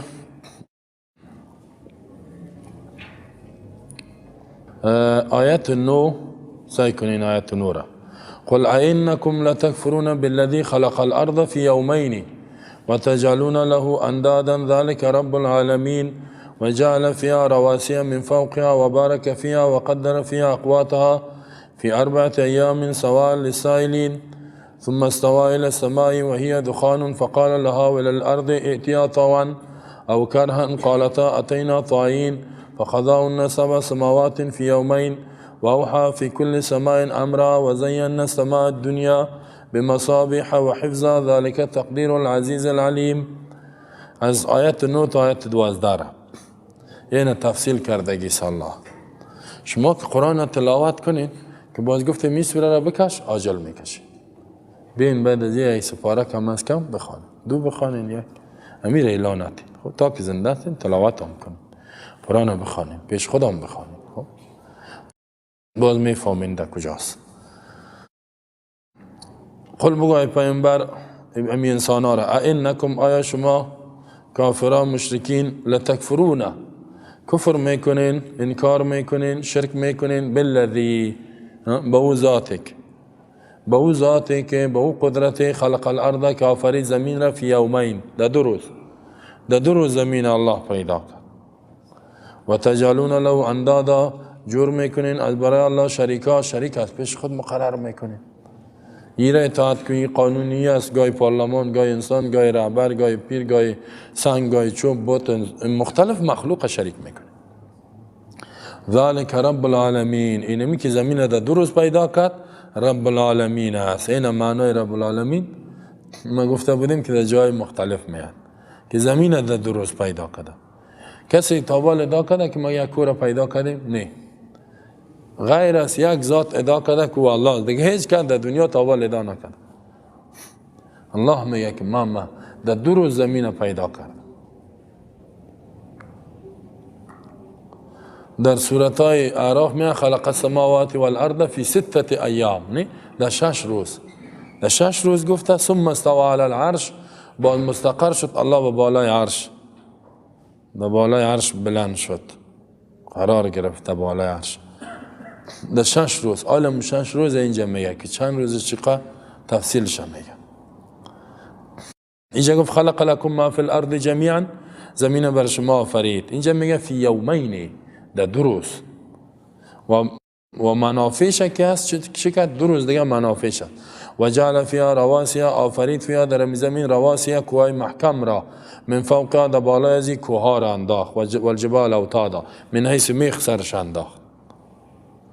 و بارک فیها برکات زمین انداخت، و قدر فیها اقواتها اندازه کرد روزی و رزقش. برکاتش چیز؟ نباتات، گیاها، حیوانات، خزنده ها، اکسیژن، آب، این کل چیزش جور کرد الله. یه خود دیگه سیاره را ببینی خشک است، هیچ چیز وجود نداره، نه؟ این را الله سرش کار کرد، جورش کرد. در چند روز دیگه ای رزق و حیوانا و اسباب زندگی را دیگه جور کرد. در چند روز دیگه فی 4 ایام، یعنی در 2 روز دیگه، 2 روز و 2 یعنی 4 روز. در 4 روز مکمل زمین بر زندگی آماده کرد. سوال للسائلین برابر است از برای سوال کننده. در 2 روز زمین، در 2 روز چیزش پیدا شد. ثم استوى الی السماء، باز قصد کرد بلند شد به طرف آسمان. یا آسمان وجود داشت تا که در آیت قبلی ما شما سورت بقره میگه ثم استوى بلند شد به طرف آسمان، جورش کرد. این چه قسم آسمان بود؟ آسمان بود و هی دخان، یعنی اینجا میگه گازات بود، گاز بود. الله اول عرش آب پیدا کرد، از آب گازاتش به طرف بالا رفت. خب عالمی ساینسدانای فعلی جامو و جیمو یا میگن که آسمان کائنات میگن اول چی بوده؟ گازات بوده. میگن در تراکم گازات کثافت زینا میگه پیدا شد. حال میگن در قرن 20 در آخر قرن 20 گفتن تنی را ما کشف کردیم. این گپ گفتن وقتی قرآن دیدن که عین چیز 14 قرن پیش گفته شده حیران ماندن که چه قسم کتاب است. این خو انسان میگه دو عقلم نداشت 1400 سال پیش. نزی فهمیده میشه قرآن چی است؟ کلام الله. اینجا اجاز علمیش است. خب اینجا الله ای را بیان میکنه ایجاد هستی که هستی را چه گازاد بود. فقال گفت الله لها برای چی؟ آسمان وللارض از برای زمین ائتیا بیاین جور شوین طوعا او کرهن به خوشحالی یا به زور. چه قسم جور میشین؟ به زور جورتان کنم همین چیزی که ما میخوایم یا به خوشحالی میین؟ قال تاردوشان گفتن اتینا طائعین به خوشحالی میایم صاحب همون قسمی که شما بگین جور میشین. هر چیزی که الله فرمان بده میفهمه میشنوه. این تو نیست که ما حیات همین گاو است حیوان است سنگ است چوب است هر چیز میفهم. لو انزلنا هذا القرآن على جبل لرأيته خاشعا متصدعا من خشیة الله. ریزه میشه از ترس الله. هر چیز الله را میشناسه و خالق است. نه یک انسان نافرمانی میکنه. الله میفرماید در سوره آل عمران که افغیر دین الله یبغون، آیا غیر دین الله اینا دیگه دین طلب میکنن غیر از قانون و فرمان الله؟ وله اسلم من فی السماوات والارض، در حالی که برای الله تابع است تمام کسایی که در آسمان و زمین است طوعا او کرها به زور و به خوشحالی. اگر ما و شما احکام تشریعیش قبول نکنیم تقنینی اختیار با ما داده، احکام تکوینی سر ما تطبیق شده. الله ما را گفت پیدا شو، ما و شما را در فلانه جا گفته تانستیم که نمیشیم. رنگ تی باشه، قواره تی باشه، چشم تی باشه، از فلانه جای باشی، زبان تی باشه، پیدا شده. بسیار احکام تکوینی الله با بالای ما و شما تطبیق شده. مریض شده اینی وقت جوری وقت مریض نمیشیم. گفته میتونیم نه مریض نمیشیم، الله میگه مریض شو خلاص دیگه. بسیار احکام تکوینی الله با بالای ما بدون اختیار تطبیق شده میره. فقضاهن سبع سماوات، جور کرد الله فیصله کرد آسمان ها را، 7 آسمان، فی یومین در 2 روز، 2 روز، 2 4 چند شد 6. و اوحا فی کل سماء امرها، وحی کرد الله در هر آسمان حکم خود را. و زینا سماء دنیا بمصابیح، آسمان دنیا را با چراغا زیبا کردیم. و حفظ و حفاظت از شیطانان. ذالک تقدیر العزیز العلیم، این اندازه کردن ذاتی است که غالب است عالم است. مارکس چی میگفت؟ آسمان ها خودش پیدا شده سر به خود. بیدین عالم قرن 19 مارکس کار یهودی مچم سر دین یهودیت سر از چی تجاوزات شده بود، آمد بیخی دین انکار کرد. کلان که شد گفت دین افیون ملت هاست، زهر و تریاک است. کل دین رد کرد، نه یهودیت امان نه نصرانیت امان. گفت خالق وجود نداره. پرسانش کردن که آسمان ها، گفت از قدیم وجود داشت کس پیدا نکردنی. خیلی انسان ها چطور میشه؟ این گفت خودش تصادفی پیدا میشه. گفتم بخیر بی عقل هستی تو، تصادفی کدام چیز است؟ ما اینجا میریم یک دم منزله را میبینیم میگیم اوه، یک کسی که بیا میگه چی انجینری داره، بگم انجینر نداره خودش پیدا شده، خودش هم تو جور شد. کس قبول میکنه؟ این آسمان ها را سعی که نظم نظام است که سیارات میلیون ها سیارات به یک نظم روان است. دیگه انسان تصادف نشستش سعی کو 7 میلیارد انسان است، 7.5 میلیارد. این یکی دیگه فرق داره. نه در تصادف خو نظم نیست. اگر 1000 چوکی را از اونجا انداختیم یکی قسمی بود میگن تصادف. اگر می تو منظم در زیر کو چوکی ها باشه، یا کسی بگه این تصادفی جور شده که عقل قبول میکنه؟ بسیار بی عقل آدم بوده مارکس. خو مارکسیزم. کمونیستایی که با اینجا تجاوز کردن در افغانستان چی میگفتن؟ افغان نوین، افغانستان نوین، انسان نوین که وفادار به دوستی افغان شوروی، لنینیزم، مارکسیزم، کمونیسم باشه. میره آدمای رئیس جمهور سابقی که روسا را آورده بود تموم میگفت لنینیزم، مارکسیزم. مارکس هم عقیدهش و کسایی که عقیده را هستند انسان سعی قدرت الله را اینجره ها. ما را اگه بگه دینه قجا 1 لک فرق جور کو نمیتونیم نه هر قدر 1 لک که یک دیگهش فرق کنه. 1 میلیارد فرق انسان میتونه در قجا جور 7.5 میلیارد فرق است. 10 میلیارد دیگه داینده بیا همین جایش فرق داره. 100 میلیارد دیگه هم تیر شده باشه فرق داره. قدرت الله. عقل انسان میگه والله که الله وجود داره. تصادف چی میکنه؟ کمونیست بی عقل جاهله. تصادف هست میگه. آل علم ساینس 1000 دانشمند فعلا کافر مسلمان نه میگن هیچ چیز در دنیا تصادف نیست فعلا. فیلمای خدا انداخته رایست. هیچ چیز میگه. کلش با یک نظم حرکت میکنه. کلش قبول دارن که قوت خالق است. ولی اینقدر میگن که ما قانونش خودمون عملی نمیکنیم. قانونش قبول نداریم خودش داریم. این تو میگن. بازم کافر هستی. قانونش قبول نداریم خودش داریم. این چه قسم شد؟ خودش داری و قانونش قبول نداری.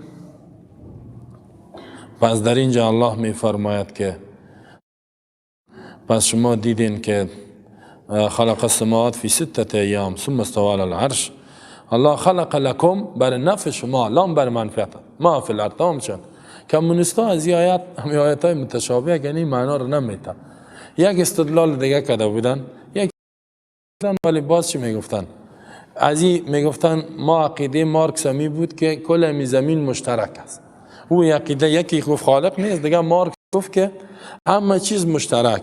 نظام اشتراکی. چون که این کمونیسم در عکس العمل در برابر چی بود؟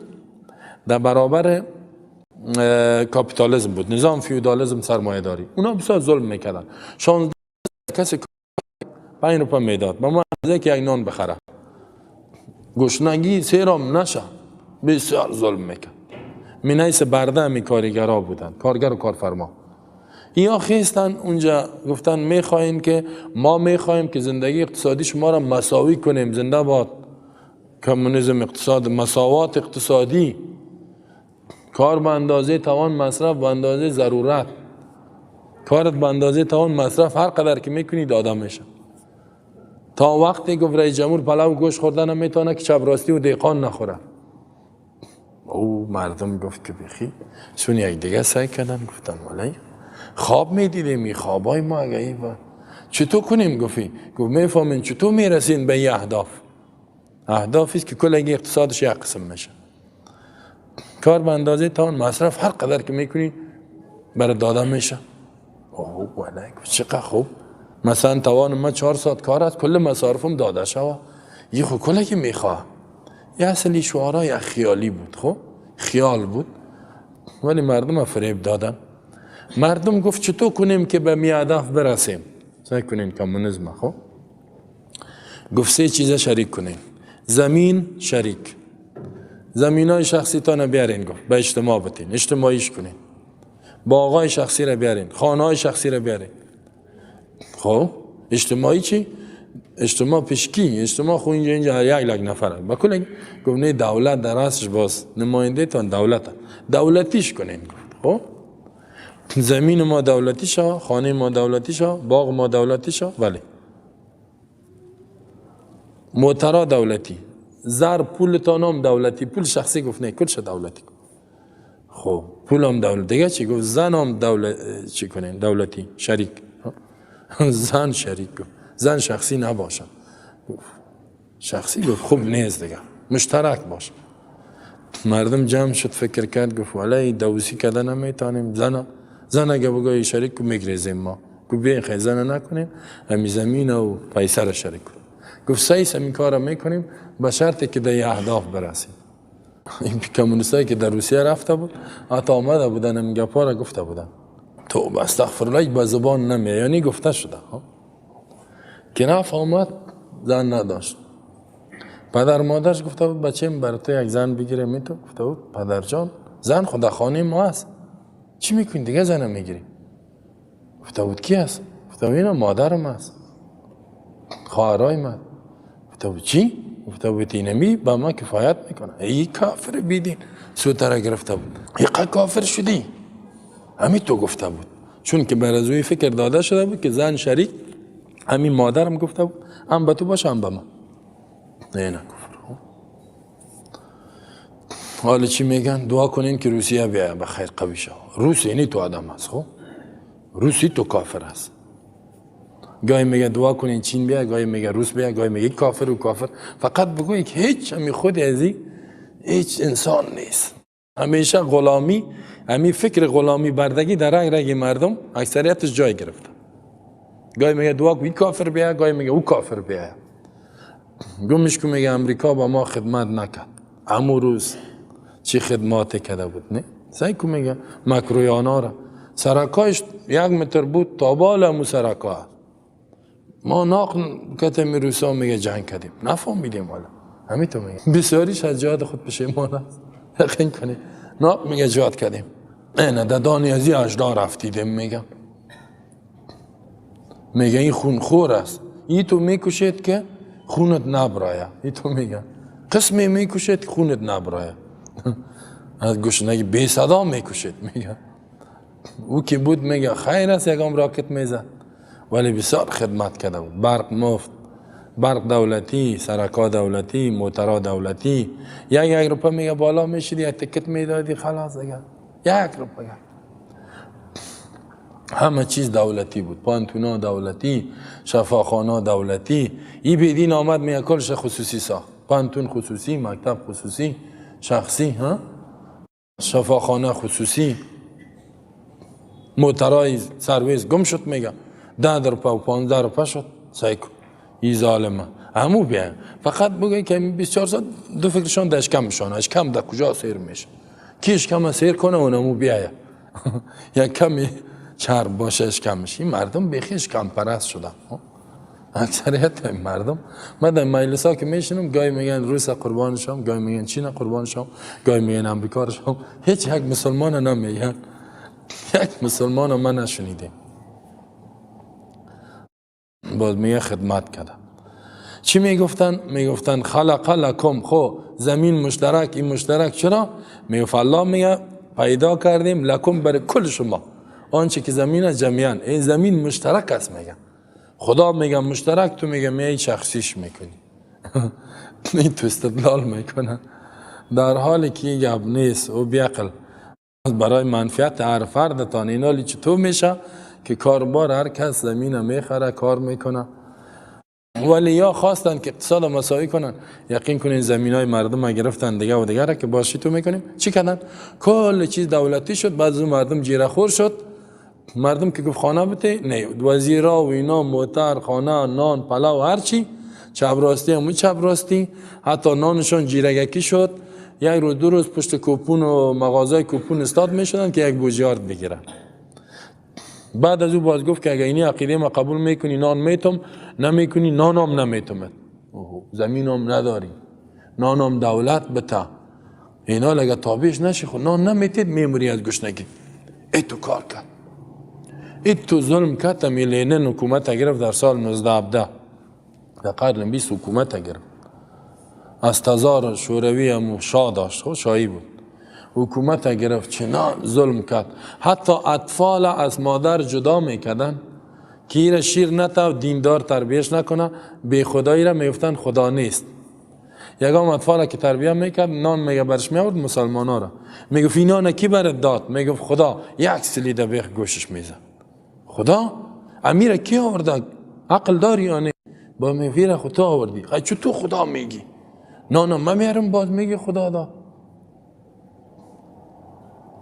بازو دیگه چپ میکرد بیچاره. حالا یک دلیل دیگه بگه بیخی چپش میکنم میزنم.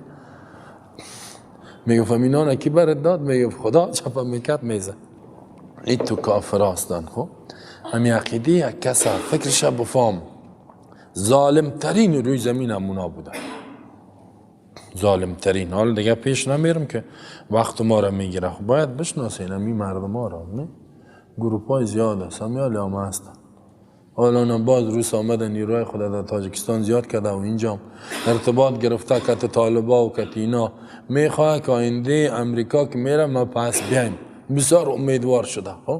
یقین کنه پس امیدوار شده که بیایم میخواه که اشغال کنه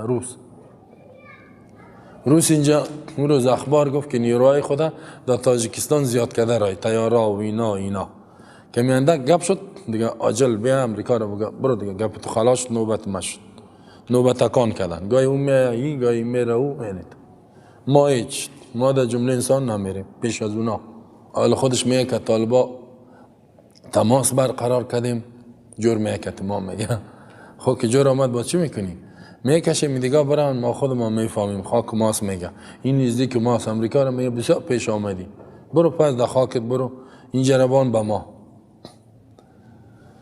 و شما هم دیگه اینجا کسی نداریم که بگه نه این مملکت صاحب داره این مملکت صاحب میگه نداره یا میگن گمش که مقصد ما را نان بده قدرت بده چی او باشه تو پیش ما یک قسمه مقصد ما در ریاست جمهوری باشیم میگه دیگه ما کار نداریم دلت بلاده پس تو هم کافر هستی و هم ما میگه غمش کم هم میخوریم همش کم ما را کی نان میده اونه که تا ما هستیم قدرت نان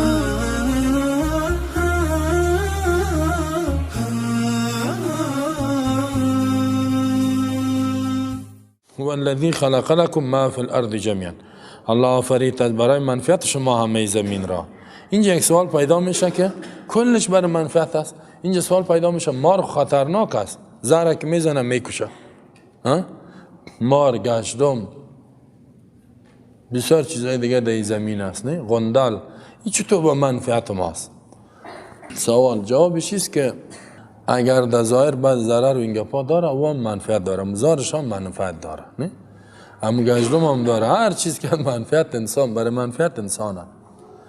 حتی این مگسا را تحقیق کردن دیدن بسیار منفعت داشته بسیاری چیزهای میکروبا و ویروس ها را فی کشف میکنه خب این مگسا به منفعت بوده چیزی را که دیدن به منفعت انسان بوده خب انسان نمیفهمیده همو هم به منفعت است ثم استوى الى السماء باز قصد کرد الله به طرف آسمان فسواهن جورش کرد 7 آسمان اینجا یک سوال دیگه است از یاد چی فهمیده میشه خلق لكم ما في الارض جميعا زمین بر شما آفرید ثم استوى باز قصد کرد به طرف آسمان جور کرد 7 آسمان از چی فهمیده میشه اول زمین پیدا شد باز آسمان چطور گپ است امی گپ است در حالی که یک آیت دیگه سورت 30 سعی کنین سورت نازعات ببینین سپاره 30 سورت عامه چیز نه سپاره عامه شما میگین سپاره عامه را سعی کنین الله در سورت چی میفرماید سورت نازعات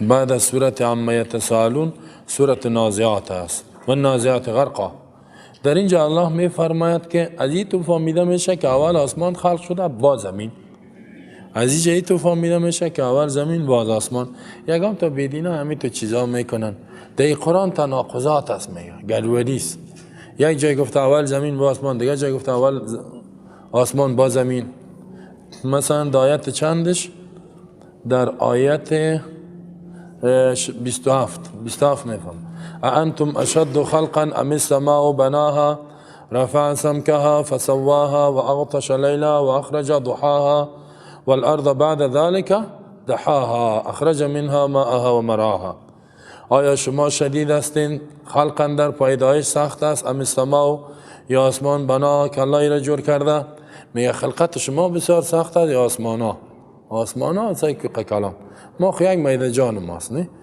در یک طرف کوک بالا بری انسان ها گم میشه بالاخره خانم گم میشه خوب بالا برو همی زمین هم گم میشه این قدور میری که زمین دیدن هم میشه ما و شما خدا بین زمین ای تو مثل مرچگکا که پیش ما مرچای خورده از همون کده خورده هستیم خب رفع سمکها بلند کرد الله چه تجیره فسوا برابرش کرد و اغطش لیلها پوشانید شب زیره و اخرج بیرون کرد روزش یعنی شب روز آورد آسمان هم میگه خب باز چی شد والارض بعد ذلك دحاها زمین بعد از پیدایش آسمان و کارا دحاها هموار کرد و جور کرد.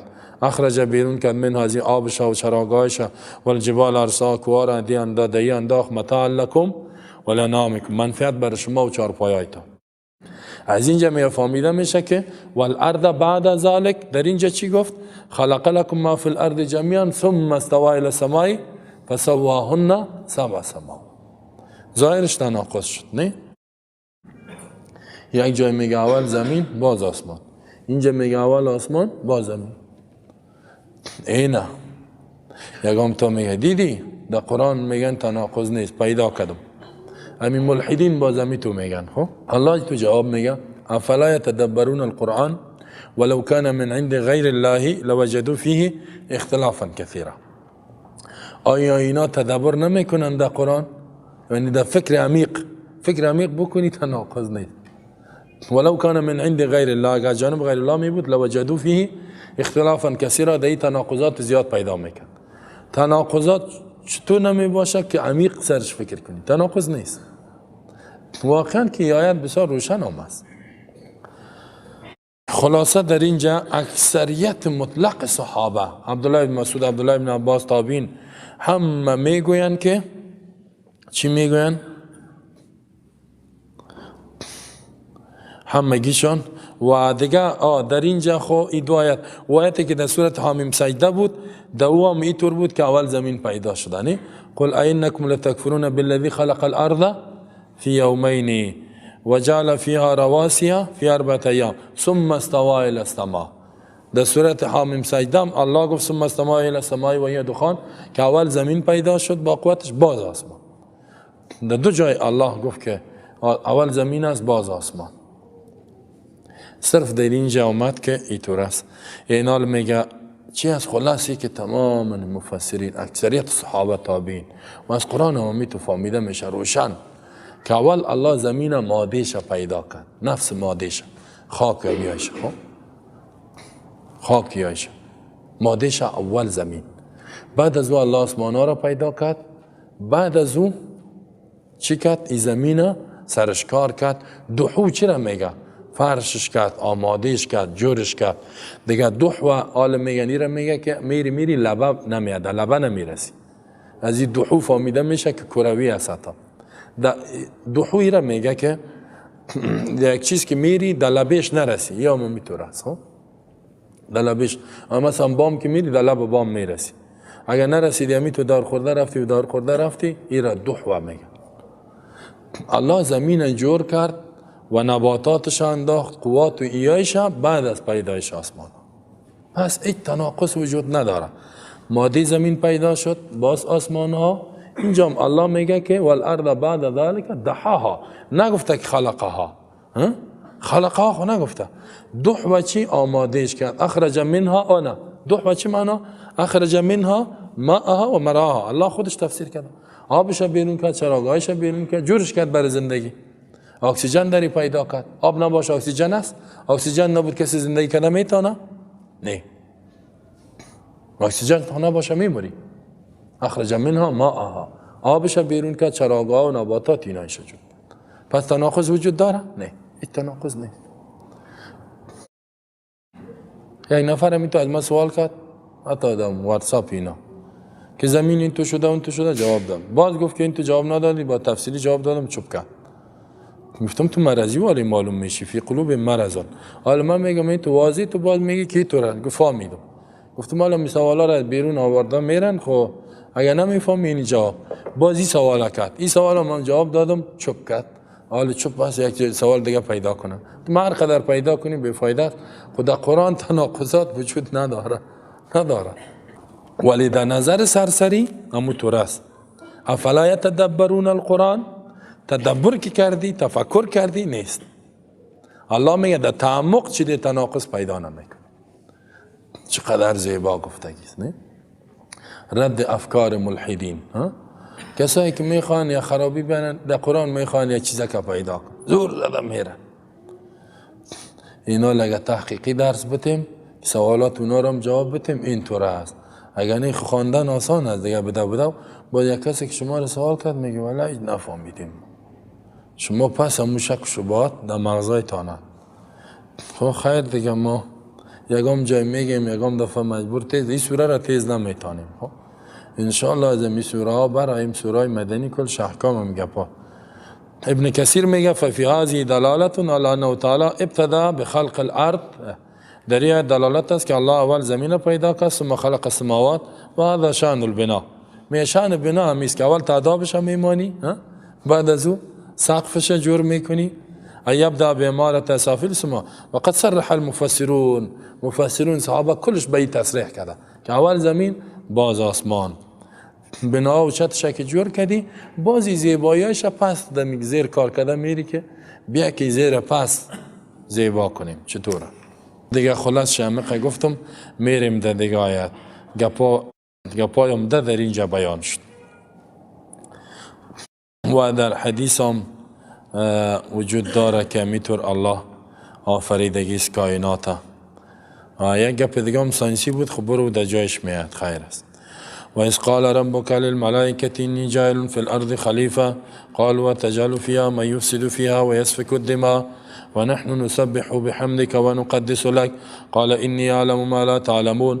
وقتی که گفت ربت خالقت معبودت للملائکه از برای ملائکه اینی جاعل بدون شک ما پیدا میکنم فی الارض در زمین خلیفتن، یک انسانی که خلیفه است در روی زمین، صفت خلافت دو است. قالوا اینا گفتن اتجعل فيها من يفسد فيها ويسفك الدماء، آیا پیدا میکنی در زمین کسی را که فساد میکنه خون میریزانه، یا دماغ فساد میکنن خون میریزانن. قال اینی اعلم ما لا تعلمون و نحن نسبح بحمدك و نقدس لك، ما که هستیم تسبیحات تو را میگیم و نقدس لك تقدیس میکنیم تو را، یعنی ما گناه نمیکنیم. ما اگر گپ به عبادت است خو عبادت تمام میکنیم، نقدس نماز میخوانیم عظمت تا بیان میکنیم، نسبح صفات بد است تو رد میکنیم. دیگه چرا یا الله این کار میکنی؟ قال گفت اینی اعلم ما لا تعلمون، من میفهمم چیزی را که شما نمیفهمین. من حکمت های خلقت انسان میفهم که در چه حکمت هاست. اذ قال ربك للملائكة إني جاعل في الأرض خلیفه، امی خلیفه در سورة حجر میگه که اینی خالق بشرا من طین، بشر از گل. فاذا استویتو یکم طال پیدا شده میگه خلیفه، میگه بشر سابق بود، خلیفه آدم بود پس هم پیدا شده، آدم میگه پس هم پیدا شد، پیش از آدم میگه دیگه انسان ها پیدا شده. این گپ در قرآن نیست. خب در قرآن در سورة حجر میگه خالق بشرا من طین فاذا سویت و نفخت فيه من روحی فقوله. سعی کنین سورة چیره حجر سعی کنین بعد از این سورة رعد ابراهیم بعد از سپاری چی است؟ بعد از سپاری در خود سپاره 14 است.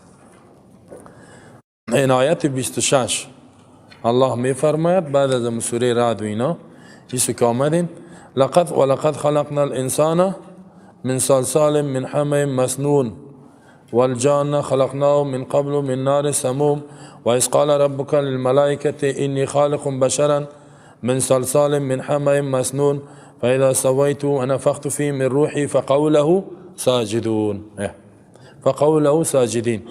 وقتی که گفت یاد که وقتی را گفت برای ملائکه ما پیدا میکنم بشر، این بشر است، من صلصال من حمأ مسنون، از گل خشک که تر شده خمیر شده و سال سرش تیر شده. گل خشک تر میشه، خمیر سال سرش خوب زده میشه، چسبنده میشه. فاذا سویت وقتی که جورش کردم و نفخت فيه من روحی، روح خدا که دهی انداختم مخلوق، فقولوا ساجدین بسجده بیفتین فسجد الملائکه كلهم اجمعون. اینا یک چیز است. یا چی میگن بعضی نو پیدا شد. خب نه انسان میگه بشر سابق پیدا شده بود، دیگه انسان ها میگه بود پیش از آدم، باز آدم الله خلیفه پیدا کرد. میگه الله در قرآن گفته اینی جاعل فی الارض خلیفه، نگفته بشر.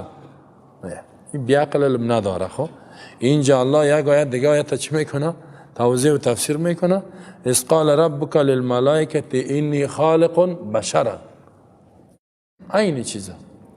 من صلصال من حمأ مسنون فقوله ساجدین فسجد الملائکه. عین مضمون در اینجا است. اینجا میگه که خلیفه یعنی یک صفت خلافت هم برش میده. خب الله متعال در اینجا دیگه احسان بیان میکنه. احسان اولیش چی بود؟ وجود نداشتیم برتان وجود دادیم، زمین بر منفعتان پیدا کردیم، آسمان ها را. دیگه نعمت چیز؟ خلافت روی زمین دادیم با پدرتان، اولین پدرتان آدم علیه السلام. و دیگه نعمت مایی که مسجود ملائکه گردانیدیم میره. دیگه نعمت مایی علم برش دادیم. دیگه نعمت مایی که در جنت بردیم، وقتی که مرتکب گناه شد توبهش قبول کردیم. این کلی نعمت ها رو می فراموش میکنین، می کفر و شرک میکنین. چرا این کارا رو میکنین شما؟ میخورین همه تعظیم دیگر رو میکنین. الله اینجا میگه احسان خدا. ابن کثیر هم میگه یخبر تعالی بامتنان احسان علی بنی آدم بتنویع بذکر فی الملأ الاعلی. الله در جماعت پیش از پیدایشون را یاد کرد. بعضی میگه که الله هم خواست که اینا را پرسان کنه که اینا چی میگن. میفهمید؟ بعضی میگه مشوره کرد. نیاز نداره، ولی بر ما یاد میده که مشوره بکنیم. بر ما یاد میده. قال ربک للملائکه، گفت رب تو خالق تو. یاد کو میگه از ظرف زمان. یوسکر یا محمد، زمانی را یاد کو که ما برات میگم که ربت گفت بر ملائکه. بر ملائکه چی گفت؟ اینی جاعل، کل ملائکه را بدون شک ما پیدا میکنم. جعل خلق میگه خلقت پیدایش، که دو یک صفت دیگه هم باشه. یک صفت خالق پیدا میکنم فی الارض، در زمین خلیفتا، یعنی یک انسانی را که بر از او صفت خلافت ویژگی خلافت برش میتم. خلیفه چی معنا؟ یک معنیش چیز قوما یخلف بعضهم بعضا. یک قومی را پیدا میکنم، یک نفر نه که یکیش جانشین دیگهش می، او میره دیگه میه، او میره دیگه میه. انسان ها قرنن بعد قرنن. مثل که الله در قرآن میگه هو الذی جعلکم خلائف الارض. الله شما را خلائف در زمین گردان، خلائف جانشین. او رفت دیگه آمد. و یجعلکم خلفاء الارض ولو نشاء لجعلنا منکم ملائکة فی الارض یخلفون فخلف من بعدهم خلف. اینجا یک معنیش. دیگه خلیفه قوی ترین معنیشی که تطبیق کننده حکم الله، نظام الله. الله در سورة صاد این را یاد کردگی است درباره داوود علیه السلام. سورة صاد: یا داوود انا جعلناک خلیفة فی الارض فاحکم بین الناس بالحق ولا تتبع الهوى. ای داوود ما تو را تعیین کردیم در روی زمین خلیفه. خلیفه چی معنی؟ فاحکم بین الناس بالحق، فیصله بکو، قضاوت بکو، حکم بکو در بین مردم بالحق، بحق عدالت قرآن. ولا تتبع الهوى، تابعداری خواهشات نکنی. اگر کردی فیضلک عن سبیل الله. این خلافت، خلیفه، این خود قرآن وجود داره. باز خلافت در اسلام همو حکومت واحده میگه. کل مسلمان ها یک جغرافیا، یک حکومت، یک رئیس دولت. اینی را میگه. و این حکومت قوی است و در تاریخ آفتاب واره ثابت است. کافر مسلمان میگه که مسلمان ها 13 قرن خلافت داشتن، 1300 سال. وقتی که ما همی خلافت داشتیم، یعنی حکومت قویه که یک رئیس دولت، یک جغرافیا، یک اقتصاد، یک قوت نظامی، یک واحد پولی، 1300 سال دنیا را رهبری کردیم. 1300 سال. 30 سال خلفای راشدین بود. الخلافت 30 سنه، حدیث بخاری گفتیم نه؟ بیش از 90 سال اموی ها بود، خاندان ماویه. بیش از 500 سال عباسی ها بود. 700 سال هم کی بود؟ ترکا و عثمانی ها بودن. اینال وقتی که مثلا امیال امریکا چرا دنیا رهبری میکنه قوی است؟ یکم طاقت خلیفه دشمنی داره. خلیفه میگه اوی رئیس جمهورکا که هست زور ندارن. خب امریکا که هست 50 ایالت داره. 50 ایالت، حتی یک دانش به اندازه افغانستان هم، بعضش نیم افغان. 50 ایالت یک رئیس جمهور داره، نه یک رئیس دولت. یک قاره است، قاره امریکا. به می خاطر 50 کشور است که دنیا را چی میکنه. یک کشور نیست، 50 کشور است تنها خودش. باز اتحادیه اروپا 28 30 کشور است، او را کلانی از او را ببینی 60 قدر ما و شما افغانستان میشه. باز کل ازیا جمع شد پیمان نظامی ناتو را جور کرد. ناتو، حالی که میگن ناتو نه، ناتو چی میگه؟ هر کی سر ما یک نفر فایر کرد زد کل ما را میزنیم. اوه اینا قوی شد دیگه. به می خاطر است فعلا دنیا را ناتو رهبری میکنه. ما و شما چند کشور هستیم؟ 57 کشور. ولی 57 توتا، 57 رئیس جمهور، 57 خاک، 57 بیرق، 57 واحد پلی، 57 قسم ارتش و نیرو و عسکر و پلیس است. و هر کدامیش دشمن دیگه است. افغانستان دشمن پاکستان، پاکستان دشمن افغانستان، ایران دشمن اردویش، تاجیکستان دشمن ارسیش، عربستان دشمن ارچارش. این همی قسم یکی کته دیگه دشمنی داره.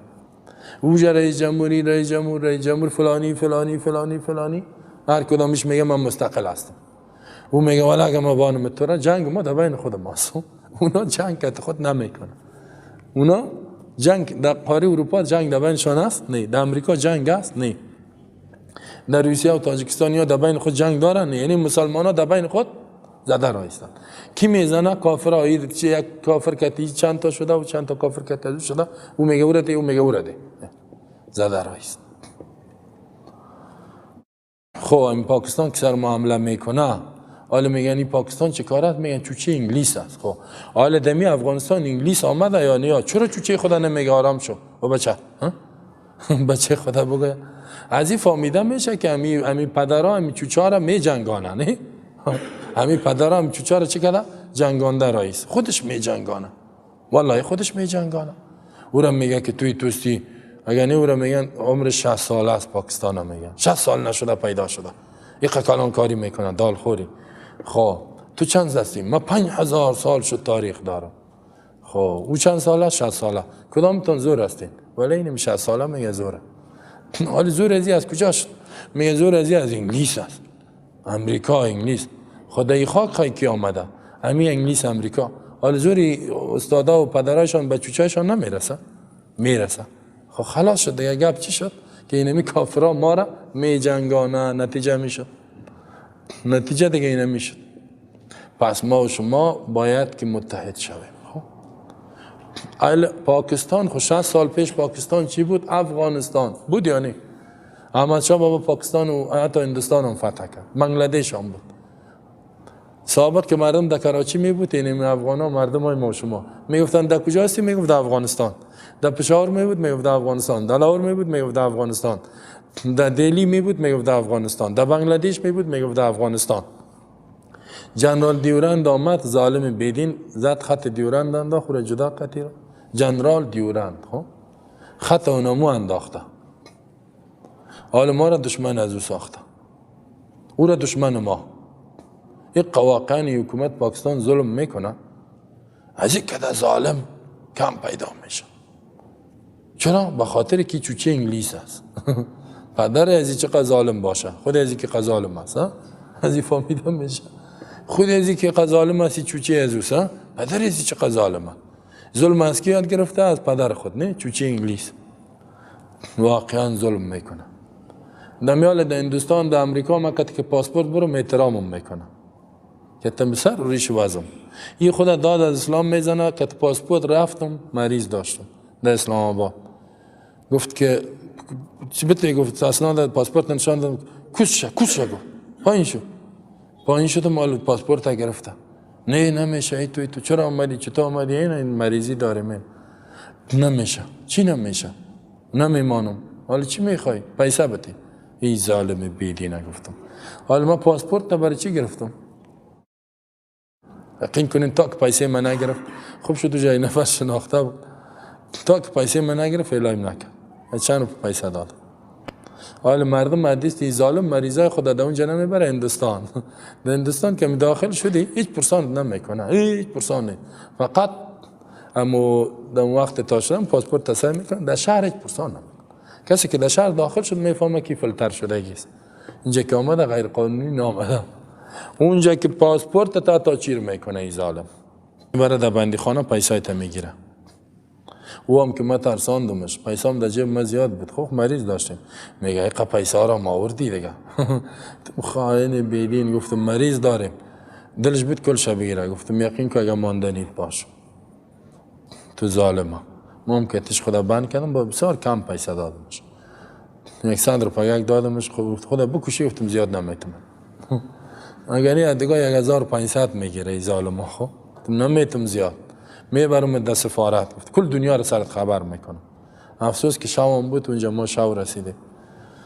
یعنی دشمنا ما را تو کردگیست. خب باید اگر میال ما و شما کل ما یک کشور باشیم. من از این میجه دلم دم بایسکل ششتم، موتر ششتم، پاکستان میرم، دلم هندوستان میرم، دلم سعودی میرم، اونجا یک خانه بگیرم در زمستان در عربستان زندگی کنم، گرم است نه؟ در قطر و بحرین زندگی کنم، در تابستان اینجا بیام. چقدر خوبه. همین خوبه. یادم قفسچه یخبندان همیشه باشیم. این سونام رفتن نتانیم، مسونام کدامش خوبه؟ یکم تو دشمنی و خلافتی را میگه کل مسلمان ها متحد شوند. وقتی که ما والله متحد شویم قوت دنیا را میگیریم، دنیا را رهبری میکنیم. این میال تمام منابع روی زمین پیش ما است. یعنی عربستان بزرگترین کشور نفت دنیا، قطر، بحرین، عراق، این میال کلش کشور اسلامی است. وقتی که ما و شما متحد باشیم دنیا را رهبری میکنیم. کافران میان از ما میخورن، حال ما و شما میگیم به ما بده. در وحدت ما، در یک پارچگی ما قوت است، نیرو است، امنیت است، ثبات است، نان است. پشت نان خود ما و شما بسیار مردیم، رزق است. همین چیزها کلش در وحدت یک پارچگی است. خلیفه پس به معنای ازی که کسی که اسلام تطبیق میکنه در کل دنیا، این را میگه خلیفه. اولین خلیفه روی زمین، اولین انسان آدم علیه السلام. خب و خلیفه باز شرایط خود داره. یک چند شرطش اینجا کل مفسرین قرطبی و غیره، ابن کثیر میگه از این آیت میگه که وجوب نصب الخلیفه، خلیفه واجب است که مسلمانان یک رئیس دولت واحد داشته باشند. این واجبه. چرا؟ لیفصل بین الناس فی مختلف، تا که فیصله کنه در بین مردم در مسائلی که جنگ و جنجال میشه. تنازع و مظلوم از مظلوم دفاع کنه، ظالم از ظلمش منع کند، قوانین الله را تطبیق کنه. و ما لا یتم الواجب الا به فواجب. پس احکام الله بدون حکومت نمیشه تطبیق. پس حکومت خلافت واجب است. و قسمی که میگه باز چه قسم تعیین میشه؟ ابوبکر شورا تعیین کرد، عمر رضی الله عنه را ابوبکر مشوره کرد با شورا تعیین شد، عثمان رضی الله عنه شورای 6 نفری تعیین کرد. مسلمانان شورا داشتن و علی رضی الله عنه را شورا تعیین کرد. و صفاتش چیست؟ یجب ان یکون ذکرا، اولش که مذکر باشه، مرد هر مردم نمیتونه، بعضی مردم میتونه. ولی نمیال یک در یک ریاست والی یک ولایت نمیتونه هر مرد کده. در اسلام کسی قدرت میگیره باید در سرخط جنگ، در سرخط نماز، خطبه، تکلیف، همه چیز باشه. این طور نیست که در مؤخر باشد، در جنگ در آخر باشد، در گریز اول باشد. این طور نیست. رئیس دولت مسلمان، وزیر مسلمان، قماندان مسلمان، کسی که رئیس دولت میشه باید در رأس قمانده و نقطه مرکزی نظامی اینا هم باشه. رسول الله هم در جنگ احد کلا گریخ پیامبر هم زخمی شد، فرار نکرد. حالا اگر جنگ در این دروازه کابل برسه، این کلانه در مزار میرسن. اگر در بغلان رسید یا این در تاجیکستان میرسن. این قسم نیست. این تو بزدلی و بیغیرتی. در مچمن حضوری شما دیدین جنگ شد، اول رئیس جمهور گریخ با وزیر دفاع با جنرالا عسکر کاس پشتش میدوید. یقین کنین اینا. حالا تو اینجا دیدی جنگ شد، باید خودت در میدان برایی. نه میگه ما فقط امضا میکنیم. رئیس جمهور دنیا چیزی اگه امضا کردن، امضا رو خار که میتونه. رئیس جمهور الجزایر 78 ساله است، چشمش هم نمیبینه. چشمش این تو واز میکنن، میگه اینجا امضا کن. یک امضا میکنه، خلاص بعد چشمش پته. در بایسکل که 4 تا ایران میگرده. هیچ پایام نداره که بگرده. این شده رئیس جمهور. این تو آدما را اسلام را قدرت سیاسی را برش نمیده. اولش که مرد باشد، حرن آزاد باشه، غلام نباشه، بالغن جوان باشه، طفل نباشه، عاقلا دیوانه نباشه، عاقل باشه، اعصاب خراب نباشه، که یک روز یک گپ بگه دیگر روز دیگر گپ. مسلمان باشه، تابع قرآن باشه، عدلا عادلی که احکام اسلام مساویانه تطبیق کنه، قانون تطبیق کنه، مجتهدن در علمش مجتهد باشه. اوهو مثل امام ابو حنیفه و شافعی اینطور العالم باشه، مجتهد در علم باشه، نه که بگویم بعد از حدیث صحیح ترین کتاب بخاری است. قدر علم این تو علم نه، مجتهد باشه، مجتهد ها دیگه، بصیرن چشمش بینا باشه، بینا چشم یعنی کور نباشه، خب سلیم الاعضا، اعضای سالم باشد، ایتونه لنگ شل شد گپا، یا چند قدم بده بیفته لنگ شوه، ایتونه با گردای پلاستیکی و قبرغا پلاستیکی، با سلیم الاعضا باشد، خب اعضای سالم باشد، خبیرن خبردار باشد از دنیا، بالحروب به جنگ ها، جنگ بفهمه، ولی یا که جنگ هم میفهمن، فقط تیاره آماده است کنم گپ شد بگریزن دیگه، بیچاره دیگه کسا را در جنگ پیش کده میره. والآرای دیگه در نظریات، قرشیین علی الصحیح، این ایره کی میگه؟ ابن کثیری، کدام وابی نمیگه ایره، خب تفسیر هستی، خب قرشیین قریشی باشه، در این بار حدیث از رسول الله سمی الائمة من قریش، اونم وکیل پارلمان هم قاضی نظیر موجه خان براد عبدالحفیظ گفت که الائمة من قریش، گفت منصور یه حدیث خبر نیستی، اماما قریشی می باشن.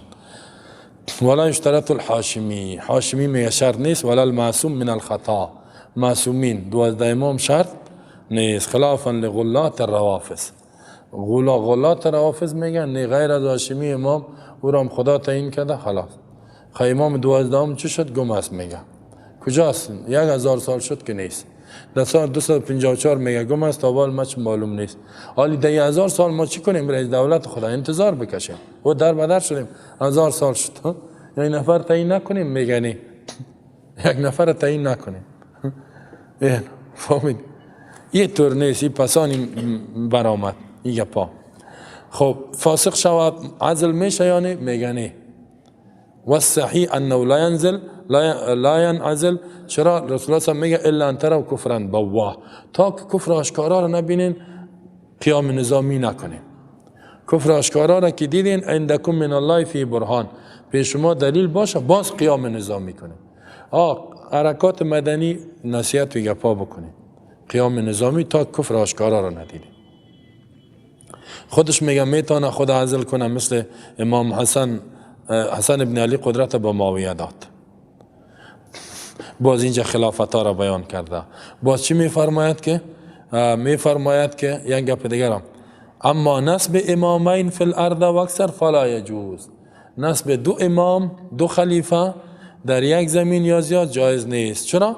لقول الاسلام، بخاطر رسول الله میگه من جاءکم و امرکم جمیعا، حدیث بخاری است، کسی که آمد امر شما کار شما جمعی شما متحد بودین، یک رئیس دولت داشتین، یرید ان یفرق بینکم، کوشش میکرد که جدایی در بینتان بیاره، فقتلوه کائنا من کان، بکشین هر جایی که است، هر گروه هر کسی که است رو میگه بکشین، کسی میخواد که چند توتا و پارچه تان کنه. هذا قول الجمهور، حکى الاجماع على ذلك امام الحرمین، امام الحرمین میگه در اجماع امت صحابه است که یک رئیس دولت، صحابه ائمه اربعه مجتهدین 4 مذهب اتفاق داره، اتفاقی است.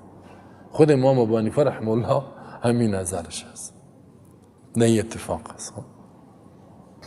نه این گپا را میبرند در دیگه جایا، این گپ دیگه جای نبر، این در خود مذهب است، این در خود فقه است، در خود کل فقها در اتفاق داره، تماما فقهای که رئیس دولت مسلمان ها یکی با، اگر 100 تا شد 20 تا 50 تا شد با دشمنی میشه، با وحدت نمیاد. این مثل کمیال یکی دکلی دیگه زده رایستیم، سرمایه دنیا پیش ما است، قوت پیش ما است، نیرو پیش ما است، خود ما ضعیف، کلی چیز دنیا پیش ما است، خود ما گشنه، خود ما ذلیل، چیز که وحدت نیست. پس خلیفه در اینجا به معنای چی؟ خلیفه سکنین کلمه مقدس است، ولی وقتی که ما خلافت داشتیم بسیار قوی بودیم، این دشمنا چی کردن؟ خوب متوجه باشه، خواستند که این خلیفه را در اذهان مسلمان ها، در افکار مسلمان ها سرکوبش کنن. چی کار کردن؟ اول خلیفه نام کی را ماندن؟ نام دلاک خلیفه مانده، در جای ما میگفتن خلیفه فلانی نامش نمیگیرم. خب یا کسی بود در منطقه ما دندانا را میکشید کت انبر، دیگه سر میتراشید. با وقت غلباب که میشد بیارین گندم این چیزای تانه خب میبرد. پس آن نام آشپز هم خلیفه ماندن، پس آن که شد نام دریور هم ماندن، نام مستری ها را ماندن. حال یقین کنین ما در یک هتل رفتیم، نان ما کمبوتی کرد، یک رفیق ما گفت که او خلیفه یک خوراک نان بیار.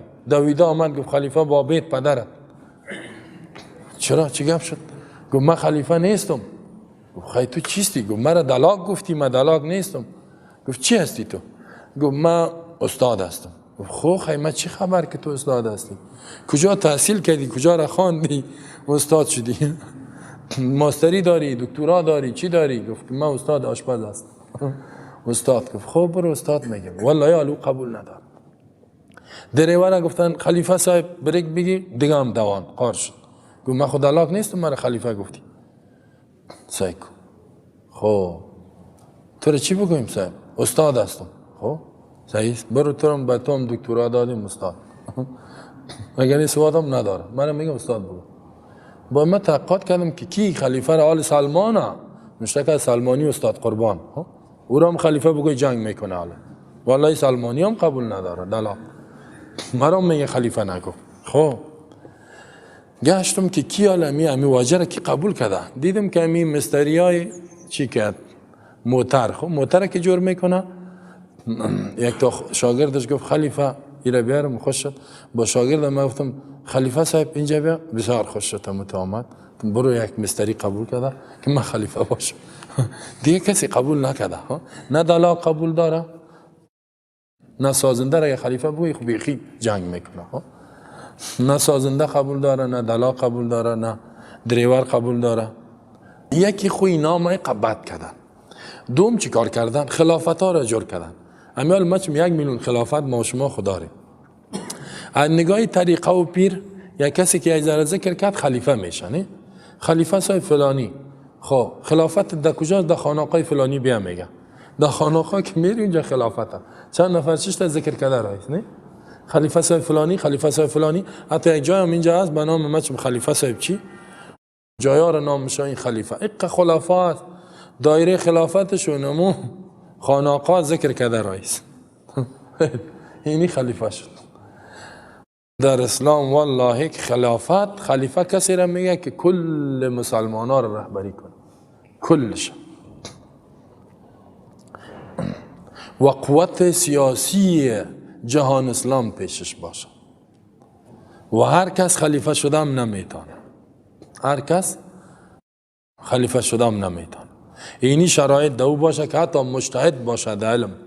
فکر کنید اینی خلیفه است. علمش بسیار بالا، قوتش بسیار بالا، فهمش بسیار بالا، عدالتش بسیار بالا. به خاطر این کار کردن که مردم خلیفه را بد ببرن، که دیگه نام خلیفه و خلافت نگیرن.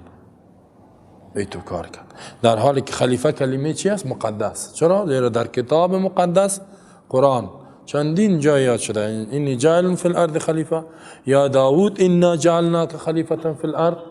بعد از قرآن سیدترین کتاب بخاری است، الخلافت 30 سنه. اولین خلیفه که لقب مانده شد ابوبکر صدیق، خلیفه رسول الله. بعد از عمر امیر المؤمنین و اورا، بعد از عثمان علی. اینا را میگن. انسان های کامل میگن. قالوا اتجعل فیها.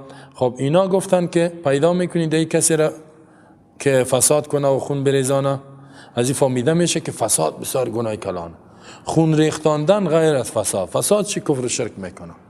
خون میریزانه، خون ریختاندن بسیار جرم کلانه. اینجا یک سوال پیدا میشه که ملائکه چی فهمیدن؟ غیبدان بودن که انسان رو پیدا کنه این خون میریزانه؟ سوال جوابش است که نه.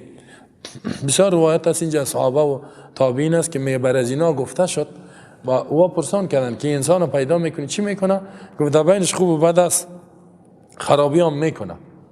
گفت در بین انسان هم خوب میباشه هم بد، بعضی ظلم هم میکنه. باز یا از امو گپ الله گفتن خیلی کسی رو پیدا میکنی که فساد میکنه. یک دومی که اینا پرسان کردن که این خلیفه چی که از کلمه خلیفه فهمیدن که حکم میکنه، فیصله میکنه، از این فهمید که مدبین اینا جنگ و جدال میباشه. زیرا خلیفه کسی است که فیصله میکنه، قضا میکنه. قاضی که آمد خواهد جرم جنایت پیدا میشه، جرم جنایت نباشه قاضی و سارنوال چی میکنیم ما؟ از زمین میگه فهمیدن. و بعضی دیگران میگه که نه چیز بود، در اینجا قیاس کردن به جنیات. میگه قبلا جنیات زندگی میکرد فساد کرد، یا گفتن اگه ایام بیاد فساد میکنن. اما غیب دان نه که غیب فهمیده باشن. کل مفسرین همین جواب است که غیب از غیب نمیفهمیدن. قالو گفتن اینا اعتراض نکردن، سوال کردن کسی را پیدا میکنی فساد کنه و خون بریزانه یا الله؟ حکمت چیست؟ حکمت را پرسان کرد. چه حکمت، چه فایده است که یا پیدا شان در حالی که فساد هم میکنن، کفر و شرک و خون میریزانن، گناه میکنن. و نحن نسبح بحمدک و نقدس لک، در حالی که ما سعی کنین پیش از پیدایش انسان اینا میگن ما تسبیح تو را میگیم، حمد و صفات و الوهیت تا بیان میکنیم، عبادت تا ما میکنیم، از صفاتهای بد تو را پاکی تا بیان میکنیم. و نقدس لک، نقدس نعظم و عظمت تو را، بزرگی تو را بیان میکنیم. نماز میخوانیم، نصلی، رکوع میکنیم، سجده ما میکنیم. به اینا چی ضرورت؟ از این فهمیده میشه که الله انسان پیدا کرده، ضرورت به عبادتش نداره. زیرا از قبل اینا گفتن. قال الله گفت اینی اعلم ما لا تعلمون، من میفهمم چیزی را که شما نمیفهمین. از این چی فهمیده میشه؟ که ملائکه تا که چیزی را الله برش یاد نتا علم نداره، عالم الغیب فقط الله است. من میفهمم که چیزی را شما نمیفهمین، علم از اینا نفکر. حکمت از این که در پیدایش از اینا چه حکمت است؟ الله گفت من میفهم. پس امی طورم بوده که این حکمت ها باز وقتی که میگه ملائکه در حدیث بخاری میاد همی اعمال انسان بالا میبره. الله میفهمد که چطور است. میگه کیف ترکتم عبادی، بندای مرا چه قسم ترک کردین؟ اونا میگن که وقتی که ما رفتیم هم نماز میخوان، حدیث بخاری، ترکنا و هم فی الصلاة، حتی اینا آمدیم هم نماز میخوان، ترکشان هم کردیم نماز میخوان. باز الله میگه که شما گفته بودین که کسی را پیدا میکنی فساد میکنه. چطور انسان های نیکت، حتی انبیاء علیه السلام در بینشانه بهترین ها، خاتم النبیین الله در بین انسان ها پیدا که از کل کده بهتر، حتی ملائکه کده بهترین. وعلم آدم الأسماء كلها ثم عرضهم على الملائكة فقال انبئوني بأسماء هؤلاء إن كنتم صادقين. علم تعلیم داد الله آموختان فهمان الله متعال کی را؟ آدم علیه السلام چی را فهمان؟ الاسماء كلها، نامها را کلشا، تماما نامها، مسمیات، صفاتی که در روی زمین است کلشا فهمان. ثم عرضهم على الملائکه، باز پیش کرد این نامها و چیزا را به ملائکه. فقال گفت انبئونی باسماء هؤلاء ان کنتم صادقین، خبر بتین به نامها این چیزا اگر شما راست میگین. اگر شما راست میگوین به این نامها خبر بتین. کل چیز نامها را الله پیدا کرد، گفت خبر بتین. قالوا سبحانك لا علم لنا الا ما علمتنا انك انت العلیم الحکیم. قالوا گفتن ملائکه سبحانك پاک هستی تو یا الله، شریک نداری. لا علم لنا، نیست علم از برای ما، الا مگر هست ما به مو اندازه علمتنا که تو به ما یاد دادی، به مو اندازه که تو به ما علم دادی میفهمیم، از او زیاد نمیفهمیم، یعنی عالم الغیب نیستیم. انک انت العلیم الحکیم، بدون شک تو عالم هستی به همه چیز، حکیم در هر کارت حکمت. واقعا که فایده است ما نمیفهمیم. ملائکه گفتن در این آیت چیست؟ هذا مقام ذکر الله تعالی فی شرف آدم علی الملائکه. اینجا مقامی است که الله عزت آدم، شرافت آدم، عظمت آدم علیه السلام، برتری انسان اول به ملائکه بیان میکنند. برتری به چی دادگی است؟ علم داده. علم علم آدم الاسماء، علم که از انسان بسیار درجه میده. یرفع الله الذین آمنوا منکم والذین اوتوا العلم درجات. الله میگه اهل علم بسیار درجه میتیم. قل هل یستوی الذین یعلمون والذین لا یعلمون، آیا کسایی که علم دارن با کسایی که ندارن برابر است؟ بی سواد و عالم دانشمند برابر است؟ نه. به می خاطر رسول الله هم گفت طلب العلم فریضه علی کل مسلمین. و در دعا الله په پیامبر خود میگه و قل رب زدنی علما، ای رب بگو زیاد کو علم مرا. علم خصوصا علم وحی قرآن و سنت رسول الله. این بسیار مقام دارد، بسیار درجه دارد. حتی رسول الله صلی الله علیه و من خرج فی طلب العلم فهو فی سبیل الله. کسی به خاطر علم بیرون میشه از خانهش، امیال او در راه الله است حتی یرجع تا اینکه بیاد. و ان الملائکه لتضع اجنحتها رضا لطالب العلم. یا حدیث است ملائکه بالهای خدا نه زیر پای طالب العلم میمانه. رضا لطالب العلم. ملائکه همی شما میتو که میایین در طلب قرآن، بسیار ملائکه بالای خدا نمیماند. به خاطر الله بیاین، نیتتان صحیح باشه، به خاطر دیگه گپا نبین. الله ملائکه همی بالای خدا زیر پایتان میماند. زیرا انما الاعمال بالنیات. درجه دار علم. پس شما این طلب علم قرآن ترک نکنید. در هر قدمتان عبادت است. ایمانتان قوی میشه، اخلاقتان شایسته میشه، یک انسان بسیار زیبا میشین که به هیچ کس ضررتان نمیرسه غیر از خیرتان. واقعا کسی قرآن در قلبش جای گرفت، در این انقلاب آمد، دزدی، سرقت، اختطاف، رشوت، آدمکشی، دروغگویی، خیانت، این چیزا بیخی از ضمیرش گم میشه، بلکه خیر کوشش میکنه به این خیر برسانه، به اون نفع برسانه، به اون. پس قرآن اینطور یک کتاب است. خب علم وحیه. رسول الله صلی الله علیه و تا مرگ میگفت رب زدنی علما، علم ما زیاد. در علم قدری که اسلام تاکید کرده، قرآن تاکید کرده، فرض گردانیده، در هیچ دینی نیست. ولی اکثریت همین مسلمان ها چی است؟ بی علم است، بی سواد است، جاهل است. اکثریت فکر میکنی که دینشان اینا را گفته بی سواد و بی علم جاهل باش، در حالی که دین چی میگه؟ طلب العلم فریضه علی کل مسلم. فرض است میگه، مثل نماز است. قرآن یاد گرفتن حدیث فرض عین است. علم نماز فرض عین است. نماز فرض است، علم شام. روزه فرض است، علم شام. زکات فرض است، علم شام. حج فرض است، علم شام فرض است. دعوت فرض است، علم شام فرض است. پسیر اعلان نتیم.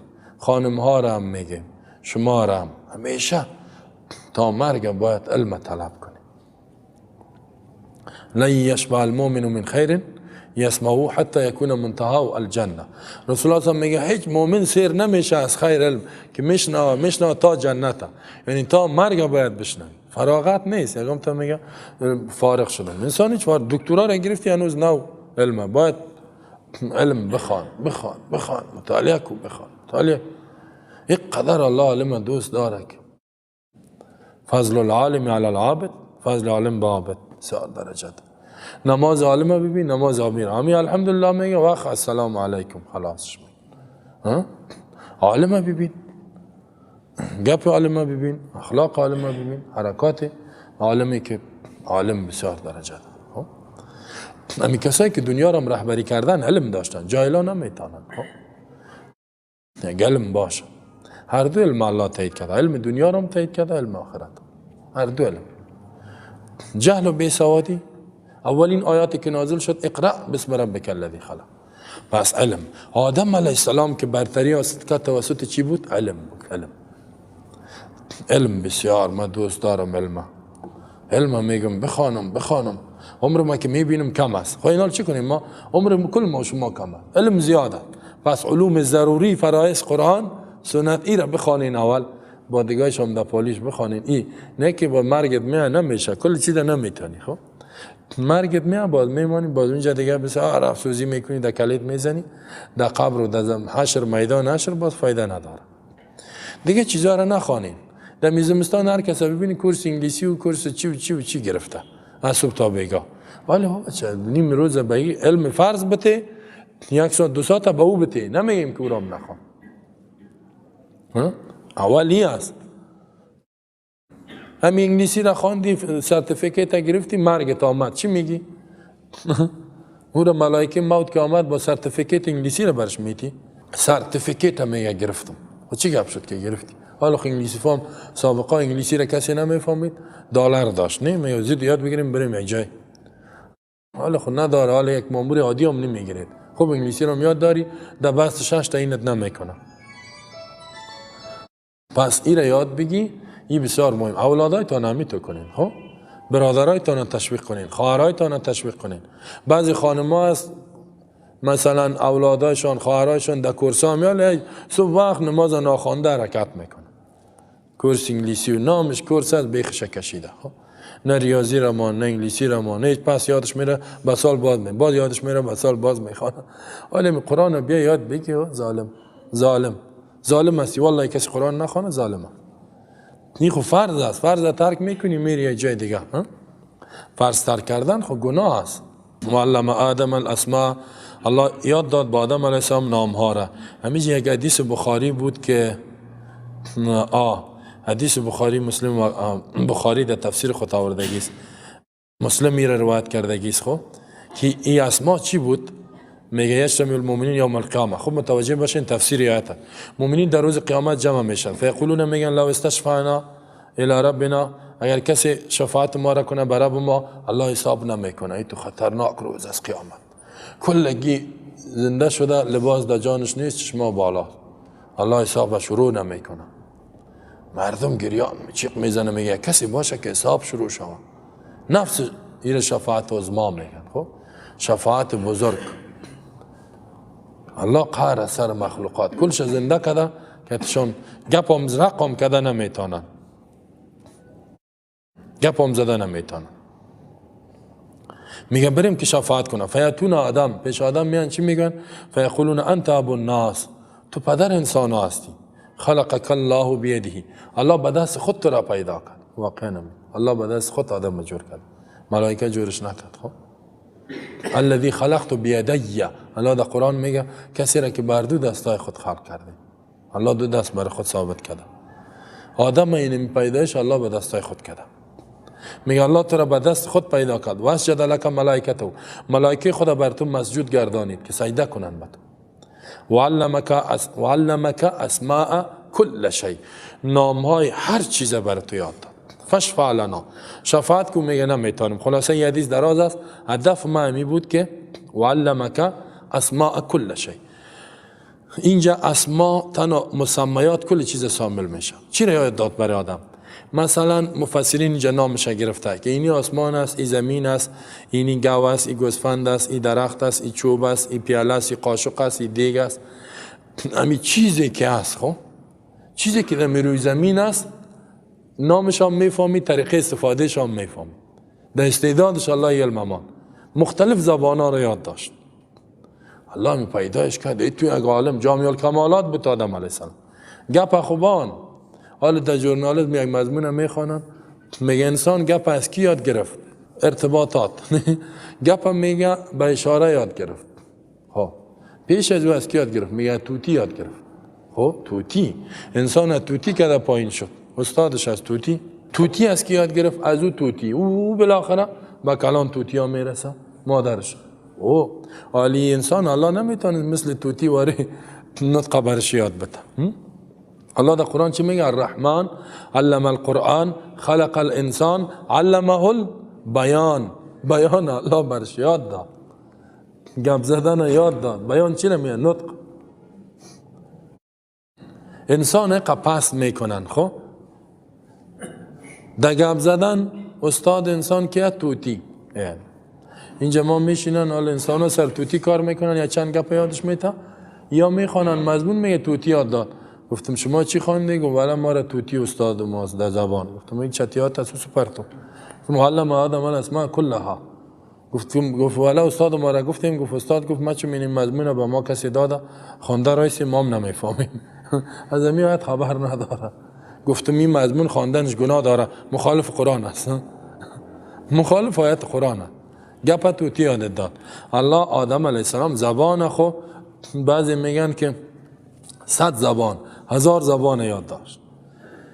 وقتی که الله پیدایش کرد گفتی چیز آسمانی چیز گفتی کی است؟ گپ ده. گفتی جبرائیل است، میکائیل است، اسرافیل است، اسرائیل است. گفتی گاو چیز؟ گفت چطور میشه؟ کار ده گرفت ذبحش کرد، متستادش کرد، پوستش کرد. اوه قصاب بسیار ماهر بود. زراعت 15 زراعت نخونده بودی تو میفهمید. عاجل قلبش کرد، دانه را انداخت، استاد شدم. او دادش ایسو حیران ماندن که چی؟ رباطه که حالا یکم کارم میکنه نه زیروح نباشه رباط. مردم ایران میگن قیجان ازی چی کارا کرده رئیس، روح هم نداره. ولی ملائکه دیدن کی کار کرده رئیس، گوسفندا رئیس میبره، گوار رئیس میاره، خر سر سوار شد، اسب گفت تو میدوان داشته یک سال ایسو بده اوسو بده. جامع الکمالات بود، همه کار یاد داشت. نامم میگیره، کارم پیش میبره. گندم خمیر کردن، پخته کردن، تندوری، نام هر چیز یاد داشت. واکی دیدن ایران ماندن. ملائکه را گفت شما بگوین چی است چطور میشه؟ گفت ما کی میفهمیم گپاره. الله تو استعداد داده. خب اول انسان علم کامل داد. این نمیال ما و شما که تیاره جور کردیم و دیگه یاد مریخ میریم، علم الله میته. علم آدم الاسماء، علم الانسان ما لم یعلم. انسان چیزی را یاد داد که نمیفهمید. همین علم ما از کجا شده؟ الله بر ما داده. من خود علمم ندارم. همین تیاروان که تیاره جور کرد، مردم هم چیزای مادی را بسیار چی میکن، تیاره جور کرد. تیاره را کی داد علمشا؟ اگر نه چند هزار سال دنیا بود، میگه 1,00,000 سال پیش. چرا 1,00,000 سال پیش انسان جور نکرد؟ بگو.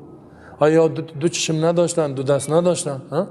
از ما شما کده خوب قوی و انا یک چلتن میگن، چی میگن، یک قبر است 40 متر درازیش بود، نه 40 متر درازیش بود، یک چی نکده، میگه انسان 40 متر است. 40 متر درازی، چشمای ازی چقدر بوده، دستای ازی چقدر بوده. خود تو یک موتر جور نکرد، نه یک موبایل جور نکرد. انسان که حال آمده چینایی و سعی کن یک میده جانش است، نه چاینا و ژاپن، نه این میقیه که شک واری هستن، چیزای جور میکنن. نه امی علم، امی استعداد کی میته؟ الله میته. او عقیده را بفهم. ژاپن ببین، چاینا را ببین، نه چی چیزا جور میکنه. امی علم الله میته. حالا خب انسان هم میکنه. اندونزیا را ببین، مالزیا مسلمان ها. پاکستان را ببین، دکتر عبدالقدیر ساینسدان از غور از افغانیست به معتوم جور کرد. پاکستان سوپر طاقت جور کرد. پنجمین کشور دنیا، هفتمین شده.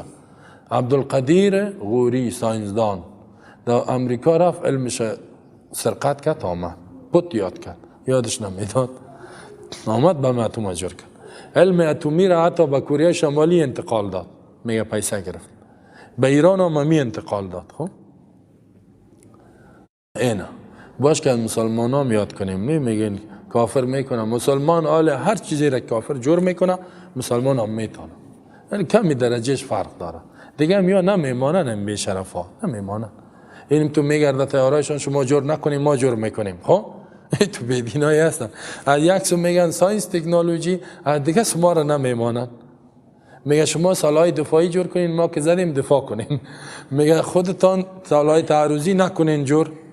حالا چرا ما نکنیم؟ میگه ما کلانا هستیم اینجا، شما ما جور کنین باز کلانی را میگیرین. ما میگیم خب کلانای ما میگه سعیس قبولت کردیم، ما میگیم نه قبول نداریم. کلانای ما میگه سعیس، شما کلان ما خورد. وعلم آدم الاسماء كلها. این مسئله ساینسی است. الله تعلیم داد با آدم علیه السلام نامها را کلا، تمامنش را، تمام چیزا، مسمیات، همه چیزا. باز چی کس معرض هم باز پیش کرد الله ایراره علی الملائکه به ملائکه.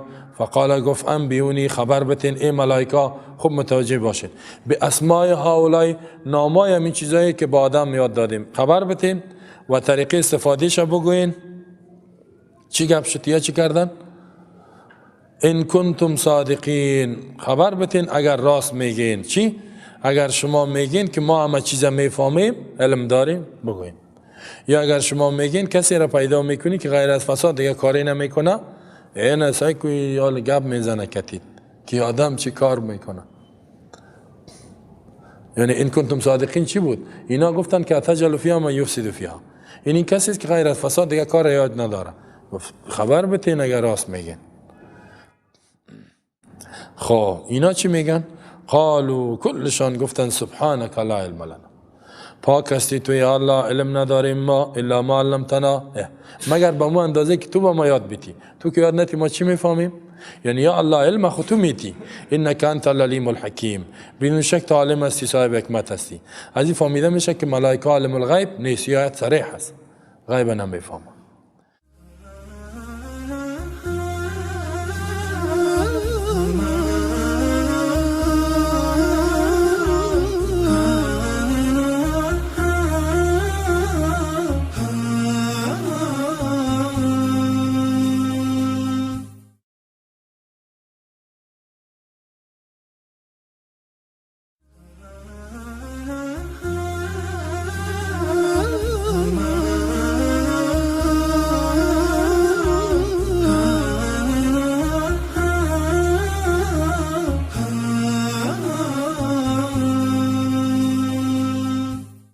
يا آدم أنبئهم بأسمائهم فلما أنبأهم بأسمائهم قال ألم أقل لكم إني أعلم غيب السماوات والأرض وأعلم ما تبدون وما كنتم تكتمون. قال گفت الله متعال یا آدم ای آدم انبئهم خبر بده به ملائکه به اسمائهم به نامای می چیزا. فلما انبأهم هر وقت خبر داد این آدم علیه السلام هم به ملائکه به اسمائهم به ناما و طریقه استفاده می چیزا. قال گفت الله علم قل لكم آیا نگفته بودم بر شما اینی عالم غیب السماوات والارض بدون شک من میدانم آنچه که در آسمان ها و زمین پوشیده است غیب است و علم ما تبدون و ما کنتم تکتمون و عالم است و میدانم آن چیزی را که شما آشکارا میکنین آن چیزی را که در قلبایتان پنهان کردین او را کلش میفهمم. اینا رو سعی کنین. الله متعال آل آدم گفت خبر بده که گفت خبر بده آدم علیه السلام فلما انبأهم گفت اینی سی کارا رو شروع نامم میگیره کارم میکنه علیا ایران ماندن این چقدره. آدم علیه السلام خبر داده تانست نه یا چرا علم آدم الاسماء برای آدم الله یاد داده بود. اینا کس لا علم لنا الا ما علمتنا برای اینا الله یاد نداده بود نفهمیدن. وقتی که خبر داد اینا دیدن سرایشان پایین شد. خب سرایشان پایین شد دیدن که از ما کده فهمیده برآمد از ما کده بهتر بوده ما خبر نی پس آن پیدا شده ولی بهتر بوده پس آن آمده عالم بوده پس آن آمده. قال علم اقل لكم قال گفت الله نگفته بودم که ما غیب آسمان و زمین را میفهمم. غیب چی؟ یعنی که در پیدایش آدم چه حکمت هاست شما نمیفهمید من میفهمم که در این بسیار فواید است. و اعلم ما تبدون و ما کنتم تکتمون و عالم است و میدانم آن چیزی را که شما آشکارا کردین که چی بود تو؟ آشکارا چی بود؟ اتجعل فیها من یفسد فیها و یسفک الدماء اینی بود آنچه که آشکارا و ما کنتم تکتمون آنچه که در قلبایتان پنهان است. او چیست؟ اوی بود که در بین از اینا ابلیس بود. اکثر مفسرین میگه ابلیس شیطان در دل خود مانده بود تیره تکبر که من قبولش ندارم من نمیکنم قبول هر کی قبول کنه من نمیکنم. الله میگه امور من میفهمم. یا در دلشان ایره مانده بود بعضیا میگه که خلافت روی زمین به ما بده که ما شایم ما بهتر هستیم. الله میگه از اما چیزایی که در دل شما از او خبر دارم. خب بعد از این چی شد؟ آل برتری آدم علیه السلام ثابت شد که ثابت شد این حال دیگه الله حکم کرد که وَإِذْ قُلْنَا لِلْمَلَائِكَةِ اسجدوا لآدم ملائکه را گفتیم سجده کنین برای آدم.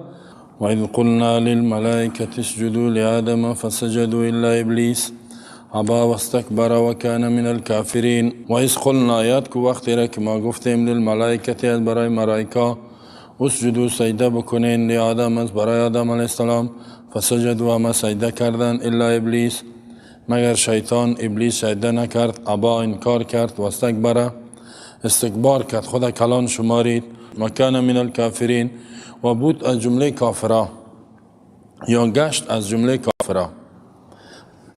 در اینجا نعمت دیگه که به ابوالبشر پدر آدم الله دادگی است.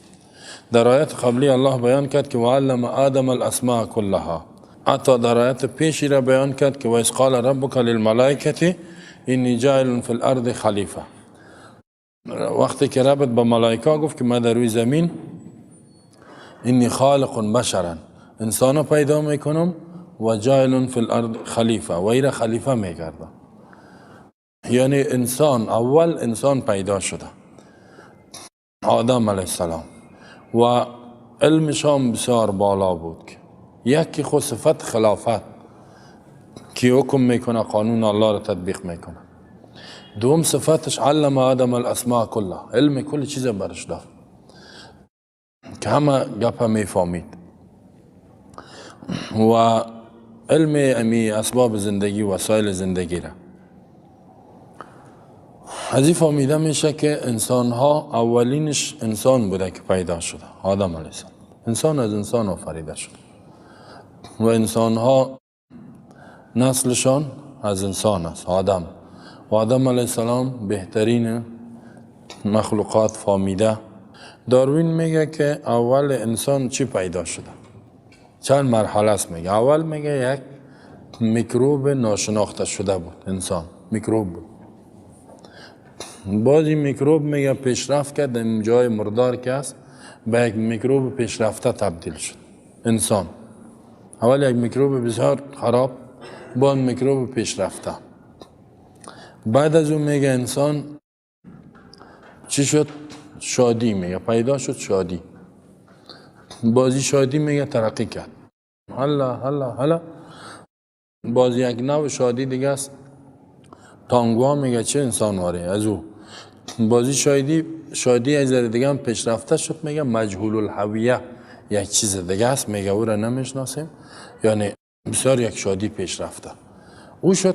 بعد از او خیلی زد سر کامپیوتر انسان شد، کامپیوتر کار شد.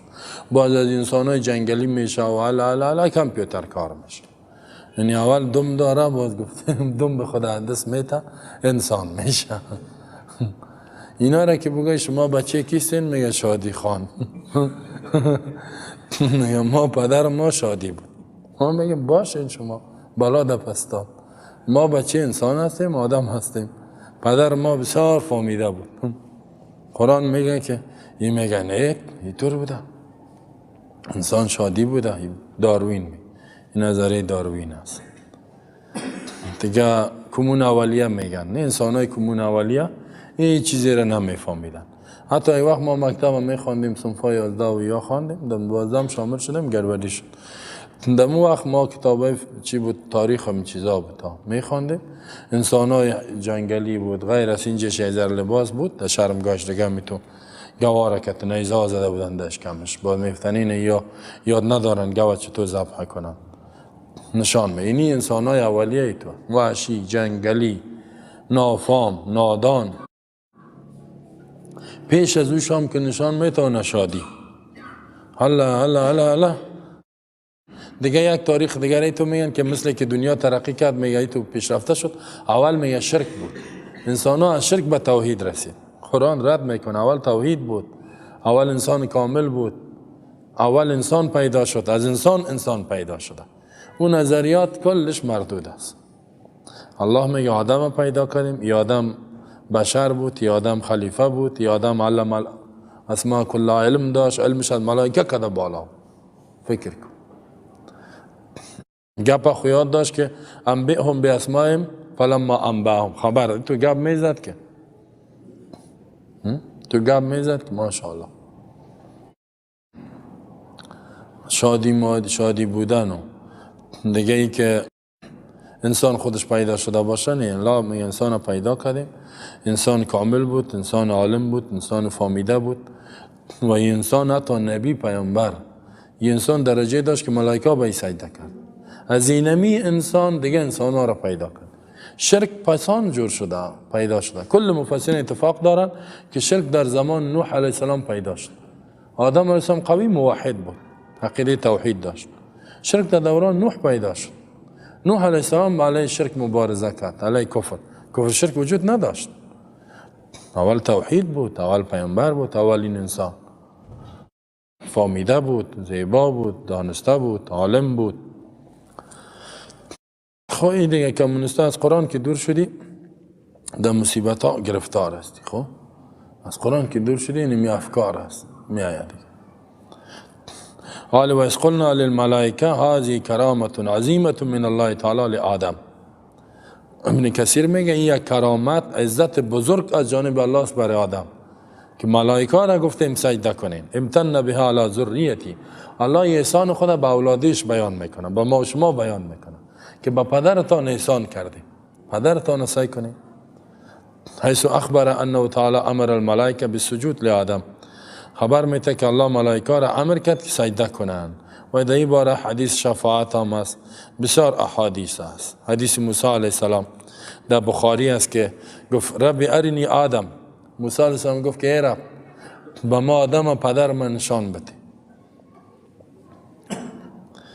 الذي اخرجنا و نفسه من الجنه. او پدری که ما را و خود از جنت کشید، خودش هم از جنت کشید با عملش ما را. فلما اجتمع به، هر وقت که جمع شد موسی با همراه آدم، قال گفت موسی علیه السلام چی گفت؟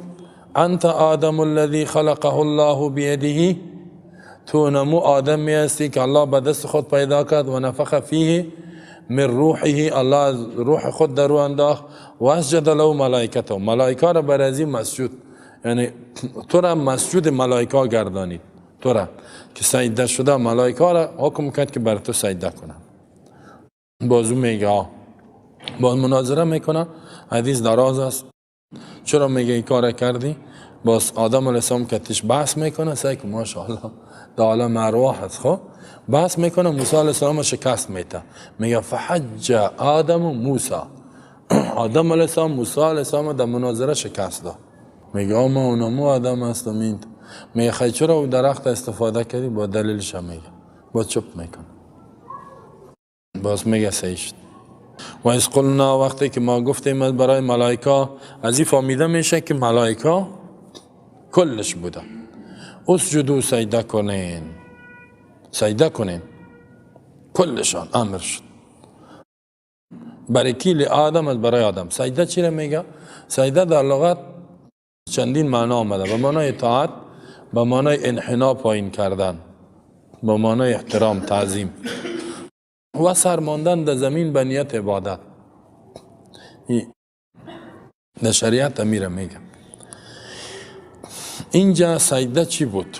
آیا این سجده که من حیث معبود ما الله را سجده میکنیم امی تو سجده بود؟ سوال جوابش است که در کل مفسرین اتفاق داره که سجده عبادت نبود، سجده عبادت نبوده، که ما که با الله سجده میکنیم و الله را معبود خود میشماریم، میتونه نبود، الله نه افکیر معبود قرار بود. سجده احترام بوده، سجده تعظیم بوده، یعنی کلش میگن سجده احترام بود. چه قسم بودی سجده؟ باز اینجا مفسرین مختلف نظریات دارن. بعضی میگه که این سجده احترامی تو بوده که انحنا، سرتان پایین کنی، مثل رکوع هم سجده گفته شده در قرآن میاد، سرتان پایین کنین. و کل ملائکه سرای خدا پایین کردن با آدم علیه السلام، احترام کردن و در اون وقت امی احترام با سر پایین کردن جایز بود. الله حکم کرد، حکم الله بود که می کار کنین، زیرا ما شرک توحیده که سجده به دیگه کسا نکنین، باز قرآن میگه که الله تسجدین، به دیگه کس سجده نکنین. باز قرآن ما را منع کرده که الله تسجدو الا لله، به الله سجده کنین، ولله یسجد من فی السماوات، خاص برای الله سجده میکنن، این حکم الله است. و باز بعضی میگن نه امی سر ماندن برای آدم، ولی امی هم احترام، سجده تعظیم احترام سابق سر ماندن، الله امی را اجازه داد که این کار کنید، معبود نه احترام کنید، سر بانید، ماندن اینا. حتی در چیزای ادیان سابقه در دین یوسف علیه السلام هم امی بود، نه؟ در سورت یوسف میاد که فلما رفع ابویه علی العرش، یوسف علیه السلام پدر خود در عرش تخت پادشاهی بالا کرد، خروا له سجدا، کلش به سجده افتید، یعقوب علیه السلام، مادرش، برادرایش. قال موسی، یوسف علیه السلام گفت هذا تعبیر رویای، اینی تعبیر رویا است، قد جعله ربی حقا، الله ایره حق کرد و راستش کرد. این سجده جایز بوده که در یعنی سجده احترام، کلشان احترام کردن یوسف علیه السلام، افتیدن برش. باز ما و شما در این امت این سجده ممنوع است، رکوع ممنوع است به احترام کسی، سجده. معاذ بن جبل از یمن آمد، دید که کلانای مسیحی با علمای خدا سجده میکنه، ای هم سجده کرد، خواست که سجده. رسول الله گفت مه نکنی، گفت سجده جایز نیست. گفت اگر سجده جایز می بود با مخلوق لامرت النساء، ما زنا را امر میکردم ایسجدوا، اینکه سجده بکنن لزوجها، برای شوهرایشان، یا لازواجهم، برای شوهرایشان سجده بکنن. گفت اجازه نیست، سجده ممنوع، رسول الله هم به مخلوق سجده نمیشه. گفت او از سابقه بود، تیر شد، گفت سجده نکنید، منع کرد. پس اینجا سابق سجده احترام اینا حکم الله کردن. یا بعضی ها میگه که خب سجده خو احترام یا انحنایی بود یا نیست. بعضی هم میگه که اینطور بود که اسجدوا لآدم میگه لام به معنای اله است دیگه. سجده کنین به طرف آدم، یعنی سجده را به الله کنین، آدم قبله بگردانین. این تو هم یک تعبیر کردن، ولی حاجت و گپ نیست که لام به معنای اله کنیم. پس سجده همون سجده تعظیم، سجده احترام است، الله حکم کرد بکنه. کلگی الله میگه فسجدو، همه سجده کردن الا ابلیس، مگر ابلیس سجده نکرد. اینا شما هم که سلامی ها میتین در این فاتحه گیری ها مردم ما شما همی تو چی میکنن؟ همی تو اسمی کده میرنی در فاتحه کارا صحیح نیست. هم سلام بته خلاص سر تا پایین نکن. فاتحه خود در اسلام نیست که فاتحه بگی و کوی تشریفات نه، این که پا نیستی پسان پیدا شده. حالا می اکثر کارهای اداری و دولتی گمه بعد از پیشین رئیس پیدا نمیکنی. کجاست در فاتحه است؟ معاون کجاست در فاتحه است؟ مدیر در کجا؟ مردم بعد از پیشین در اداره میگرده کسی رو پیدا نمیکنه. کلش در محترم میشینه، خواهد میاد از اداره یک تا میمره، یا بیبیش یا خالش یا همیشه یا ماماش. او سروانه چیز او سروانه محترم پر میشه در این فاتحه میره. با اینجا قوه تشریفات است، یا خودم میتون کده میره پس میبرای میتون همین قوه تشریفات نه. اینمی چیزا در اسلام نیست. شما اگر رفتیم تو سرتان بالا بگید والا نرین، خب کدام جای پنهان می کارایتان میکنین، خب من خبر دارم. میرین میگی والا چطور از نمیشه، اولش خود نرین بداتا در قصهش نسین، در جنازش خدا برسان، جنازه است که رسان دی اموجا بگو که الله دیگه خدمت باشه با ما این رسیدیم، تسلی برش بده خلاص. در فاتحهش نرو بگو که ما فاتحه والا در اسلام نیست، با یه روز در خانه می وقت پیدا کردم. با خانه شم نرفتی یه جای دیدیش تسلی بده. اگر رفتی کدام دفعه و یکم تا میریم فاتحه تو هم دم جمع گت شدی میشه گت میشین شما هم یکم دفعه یاد کشه هم تو سرتان بالا باش، فهمیدین؟ سرتان نکنید. من هم میبینم ما بسیار جگرخون میشم، همی تو که کلا پایین از دفاتیا همی قسمیت وای تو رست یا تو رست.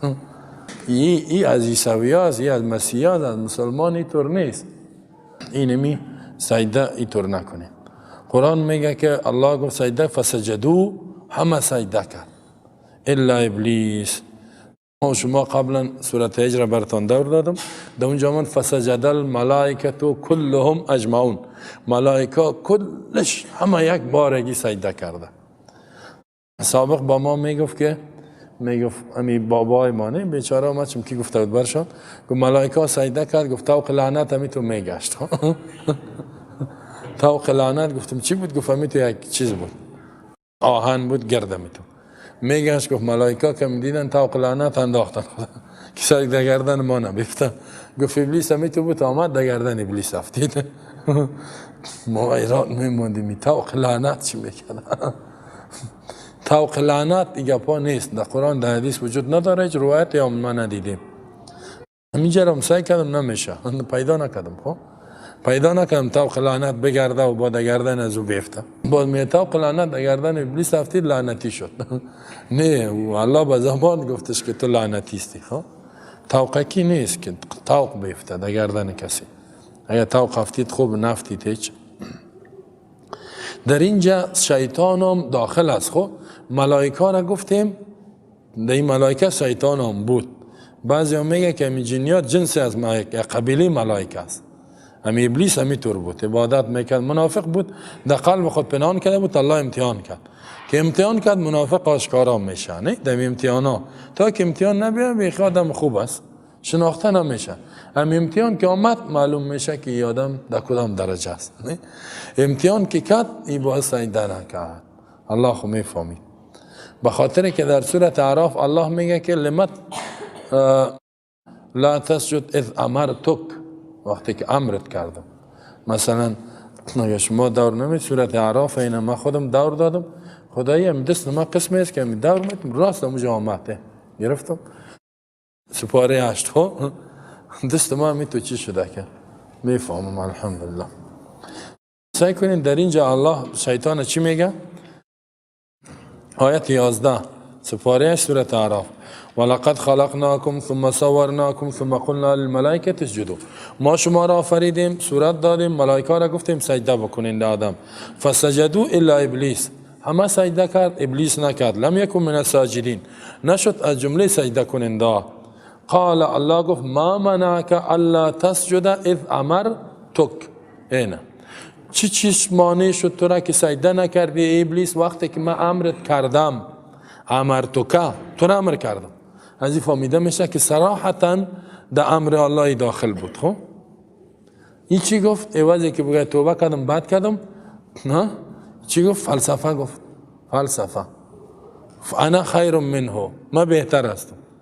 این فلسفه که در برابر حکم الله گفتی بیدی ایمان میتی هست. خب حکم الله است تو فلسفه میگی. چرا نکردی سجده؟ آدم علیه السلام الله گفت الم انهکما عن تلکما الشجره، از این درخت من تا نکردم چرا خوردی از این درخت؟ اونا فلسفه نگفتن، اونا قال ربنا ظلمنا انفسنا وان لم تغفر لنا وترحمنا لنكونن من الخاسرین. ای رب ما ظلم کردیم به نفسای خود، اگر ما را نبخشی رحم نکنی از جمله زیانکارا و هلاک شونده میشه. و عاجزی کردن. ایره که گفت چرا؟ از امرت قال انا خیر منه، ما بهتر هستم از این کرده، ای با ما باید سجده کنم، نه که ما با ای بکنم. اوهو دلیلش چیست؟ دلیلش چیست؟ خلقتنی من نار.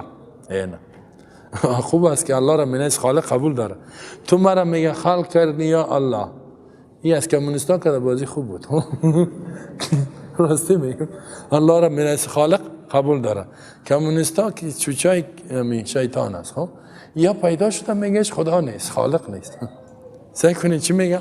خلقتنی من نار، تو مرا از آتش پیدا کردی، من مخلوق آتشیستم. و خلقته من طین، و این از گل پیدا کردی. آتش خب بهتر است دیگه، این باید با ما چه کنه؟ در حالی که آتش بهتر نیست، آتش در میته خرابی میکنه. گل خوب است، دمین گل است نه، می زمین ها گلی است نه، که گندم است، جو است، جواریس، نباتات است، انارای زیباست، سیبای بسیار زیباست، بیهی زیباست، همین کل همین میوه چی است؟ در گل است نه. آتش خرابی میکنه. این فکر کرد که یعنی آتش زیباست، آتش برتری داره. الله برش گفت قال فهبط منها، پایین شو از آسمان ها، فما یکون لک ان تتکبر فیها، جایز نیست بر تو که تکبر کنی در اینجا. فخرج انک من الصاغرین، بیرون شو از جمله ذلیل شونده هستی. طوق لعنت ننداخت، الله گپا را گفته رفت. خب فخرج، بیرون شو پلیت مردار. قال آلی چی میگه؟ سکو نامید نشده، نامید. قال انظرنی الی یوم یبعثون، یا الله مرا مهلت بده تا روز قیامت، تا دوباره زنده شدن انسان ها. میخواست از مرگ خدا نجات بده. ای تو میفهمم خب الله را خوب میشناخت، ابلیس هست، ای تو الله را میشناسه. ما و شما کسایی داریم شاگرده ابلیس هست ولی الله را نمیشناسه، نمیشناسه. این خود این از کافرای ضد انادی است، الله را خوب میشناسه، ضد اناد کرده، الله نجات بده. خب چی میگه؟ انظرنی الی یوم یبعثون، مهلت بده تا که مردم از قبرها زنده شد، یعنی هیچ مرگ به بالای من نبیاد. الله هم دعایش قبول کرد. گفت سیس چی خواست داری؟ یک مهلت بده. قال انک من المنذرین، از جمله مهلت داده شونده هستی، برو. بعد از اینکه مهلت دادش خود دیگه آیت ها میاد الی یوم الوقت المعلوم، تا وقت معلوم که اول مرگ کلگی میمره تو هم میمری. گفت تا قیامت وقت داری و عمر از او قدر آز است. خب یکم تا چی میگه؟ نامید از رحمت رحمان شیطان بود. چطور؟ میگم دفعه میگم بترسی مرگتان میاد، میگه این گپا را نگو، امید داریم ما. نامید از رحمت رحمان شیطان بود. من گفتم شیطان تا قیامت حیات داره، تو خب میمری. نامید نشده ای تا قیامت هست نه؟ هیچ نمیفهم. میگه دان تا بخیر واست که زیاد مرگ یاد میکنی. گفت مرگ رسول الله صلی الله علیه و میگه که اکثر ذکر هاضم اللذات، زیاد یاد کنین چیزی را که لذت ها را از بین میبره. او چیست؟ الموت، زیاد یاد کن مرگ. کلگی از مرده دیدن میترسه. یکم تا نمیترسه، میزنا باز بیخی دیگه. زنه که بگه بیا سعی کن، میگه یعنی تا 3 روز هم ذهنش تصویرش دمیجه میباشه نان دلم نمیشه. خیر است امور ببین تا 3 روز نان نخوری که خبر شوی از آخرت، خبر شوی مرده رو ببین. زنا باز مرده رو نمیبینن. خب گمش که میگه به من نشانش نده که تا 3 روز اینجا میمانه، باز این دلم به نان نمیشه. از یک سو میگن که والا ناامید از رحمت رحمان شیطان بود. اینجا در عمر ناامید نیست، رحمت رحمان جنت است، از اون ناامید شده. قال فبما اغویتنی، آل شیطان که مهلت گرفت، قسم از به سبب از که گمراهیم کردی، لاقعدن لهم صراطک المستقیم، در راه مستقیم میشینم. راه مستقیم چیست؟ قرآن. هر وقت که بگم من میرم در درس قرآن، من میگم نرو اوسو برو، گاهی اوسو راهش میکنم گاهی اوسو راهش میکنم. ما شما خواندیم که راه مستقیم چیست؟ و ان هذا صراطی مستقیما فاتبعوا قرآن. نمیمانم که کسی قرآن یاد بگیره به قرآن عمل کنه. شیطان قسم خورده، قسم است که نمیمانم گفته. اگر بخواه برود ثم لآتینهم من بین ایدیهم، از پیش روش میم، کار داری تو، 1000 گپ داری، دکانت میمانه، وظیفت میمانه، و من خلفهم، از پشت سرش اگر بروی اینقدر گپ میشه پشت تو. و من آن ایمانیم، از طرف راست میم نرو بلیاس خدا، طرف چپ میم نرو در قرآن. خب یعنی شیطان بسیار یقین کنین کوشش میکنه که در قرآن نبی. ولا تجدو اکثرهم شاکرین، وقتی که نرفت در قرآن اکثرش شاکر پیدا نمیکنی. امیال امی تو شد. این قسم خدا پورا کرد شیطان. خب در روی زمین چند میلیارد انسان است؟ خود کافران میگه 7 میلیارد و 300 میلیون. خب چقدر کافر است؟ خودش هم میگه 5.5 میلیارد ماستیم، 6 میلیارد ما افتخارم. خود در کفرت افتخار میکنی، ما زیاد هستیم. کلش لشکر شیطان است. خب ولا تجد اکثرهم شاکرین، اکثر کافر شد. نه 1.5 میلیارد انسان یا 200 میلیون کم مسلمان است. ورام که ببینی چیزش سیکولر است و چیزش کمونیست، مختلف گپ است، چیز افکار است، مختلف چیزایی میگه که بشینی پیششو و چیزش مرید پیر شده و چیزش خانقاهی شده و چیزش مختلف گپا شده. این که با قرآن برابر پیدا کردن قلیل من عبادی الشکور، بسیار کم است. وقتی که این گپا را زد الله چی گفت؟ قال اخرج، بیرون شو، من از آسمان جنت، مذعوبا، بد گفته شده، مدحورا، رانده شده، لمن تبعک منهم، هر کسی تابعداری تو را کرد، جن است یا انسان است، لاملأن جهنم منکم اجمعین، پر میکنم جهنم از تابعدارای شما اجمعین، کلتان. الله نجات، الله اینطور گفت هر کسی تابعداری کرد آتش جهنم پر میکنم. و آدم علیه السلام گفت برو در جنت، ایره اینطور کرد. اینا از این چی فهمیده میشه که خود شیطان مأمور بود، شخصا شیطان، که سجده کنی. فسجدوا، اما سجده کرد، الا ابلیس، مگر ابلیس شیطان سجده نکرد. این صورت چون که مدنی است، نه در او مکی بود. تو صورت در مکه تفصیلاتش دیر شده. بعضی وقت الله یک چیز تفصیلی بیان کرد. این قانون قرآن است، بعضی جای اجمالی بعضی جای تفصیلی. فسجدوا، همه سجده کردن، تعظیم، الا ابلیس. ابلیس از ابلاس به معنای ناامید، ناامید است. و شیطان که است از رحمت رحمان که جنت است ناامید است. یک نامش. یک نام دیگه هم مفسرین میگه حارس بوده. خب یک نام دیگه هم میگن عزازیل بود. میگه چی میگن؟ تکبر عزازیل را خار کرد، به زندان لعنت گرفتار کرد. ولی عزازیل اینجا یک روایت هم آورده محمد ابن اسحاق از عبدالله ابن عباس، کان ابلیس قبل یرکب المعصیة من الملائکه اسمه عزازیل، پیش از اینکه به گناه مبتلا شد نامش عزازیل بود. و کان من سکان الارض، در زمین زندگی میکرد. و کان من اشد الملائکه اجتهادا، در بین ملائکه خوب مجتهد بود، بسیار عالم بود، فهمیده بود. و اکثرهم علما، از کلش که علم داشت، در عبادت هم خوب عبادت میکرد، ای تو عبادت میکرد. فلذلك دعوا الى الكبر، میگه عبادت و علمش ایره به کبر کشانید. و کان من حین یسمینه جنا، از یک قبیله بود که او را جن میگفت. خب ایرا امی تو روایت ها آمدگیست ولی چیز نیست دیگه اینطور. از رسول الله سلام اینطور روایت نشده که اینطور گپ بوده، یعنی نامش عزازیل بوده. این از عبدالله ابن عباس است و همیشه عبدالله ابن عباس از بنی اسرائیل از یهودی های گپ گرفته باشه. الا ابلیس، مگر ابلیس نکرد شیء. الله پرسانش کرد چرا نکردی؟ ابا، انکار کرد. خب یک کسی پیش ما آمد گفت که ابا انکار کرد، گفت نمیکنم. چرا نمیکنی؟ واستکبر، خود را کلان شماری. خب با چی شد نتیجه؟ و کان من الکافرین، سارا گشت از جمله کافرها. بعد می کان ماضی بود در سابق از جمله کافرین ولی کفرش اینجا ظاهر آشکارا شد. بعضی کافر است ولی آشکارا شدنش در امتحان میاد. امتحان که اومد معلوم میشه در کدام طرف است، کافر خوش داره یا مسلمانه. امتحان که اومد باز معلوم میشه. یک محصل در لیلیه بود پیش ما اومد گفت استاد یک کتاب یک عالم نوشته کرده به نام الشیطان. گفتم چی از این کتاب؟ گفت در این کتاب است که دلایل شیطان نسبت به دلایل الله قوی بود. دلایل چیش؟ گفت الله گفت که سجده بکو با آدم، او گفت نمیکنم. دلیل داشت. چی دلیل داشت؟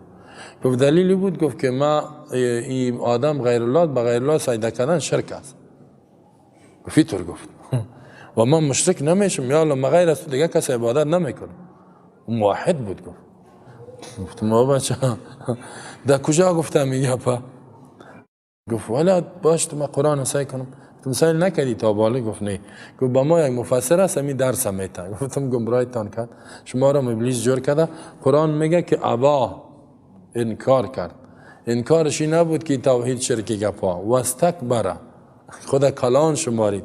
و گفت که خلقتنی من نار و خلقته من طین، انا ما بهتر هستم. نگفت که غیر الله وی گپاست. میفهمه.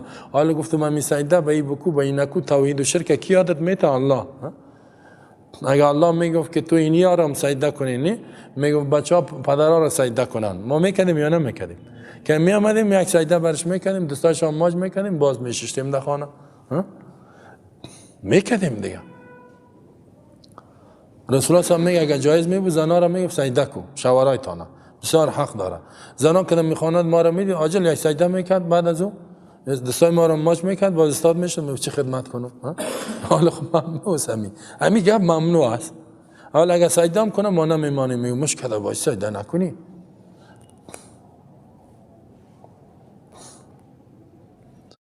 بعضی پیرای گمراه که هست میگه سجده کن، قرار ششتا مردم در پایش خودم میپرتن.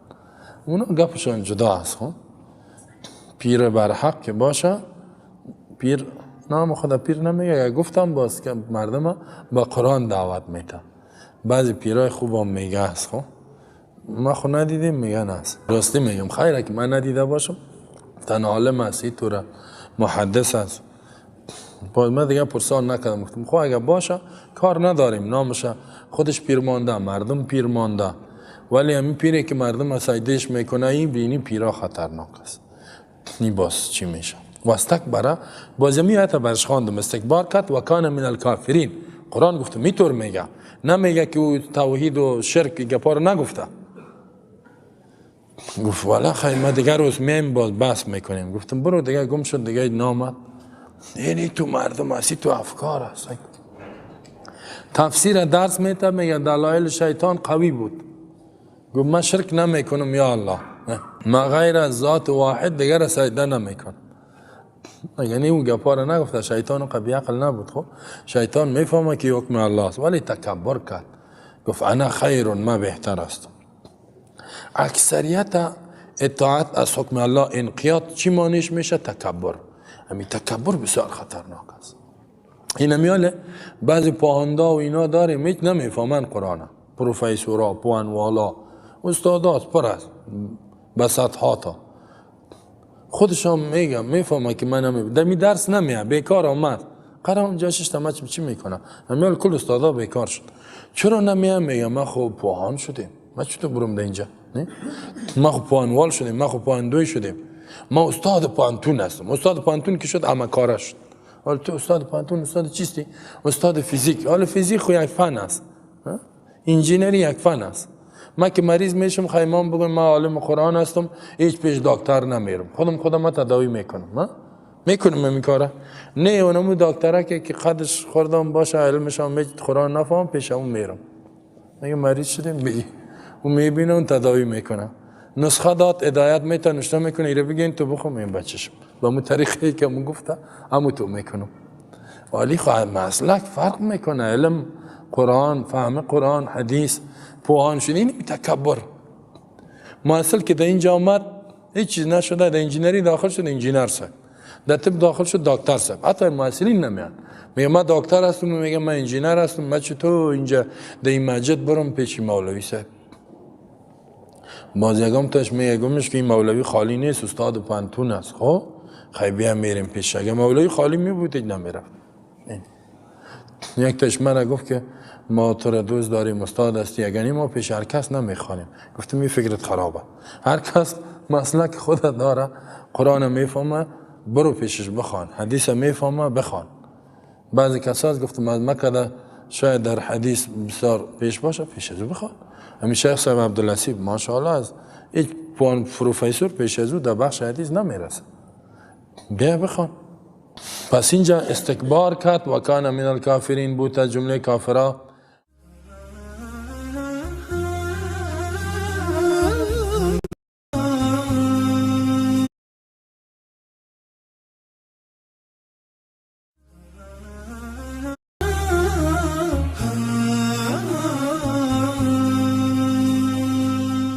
وقلنا يا آدم اسكن أنت وزوجك الجنة وكلا منها رغدا حيث شئتما ولا تقربا هذه الشجرة فتكونا من الظالمين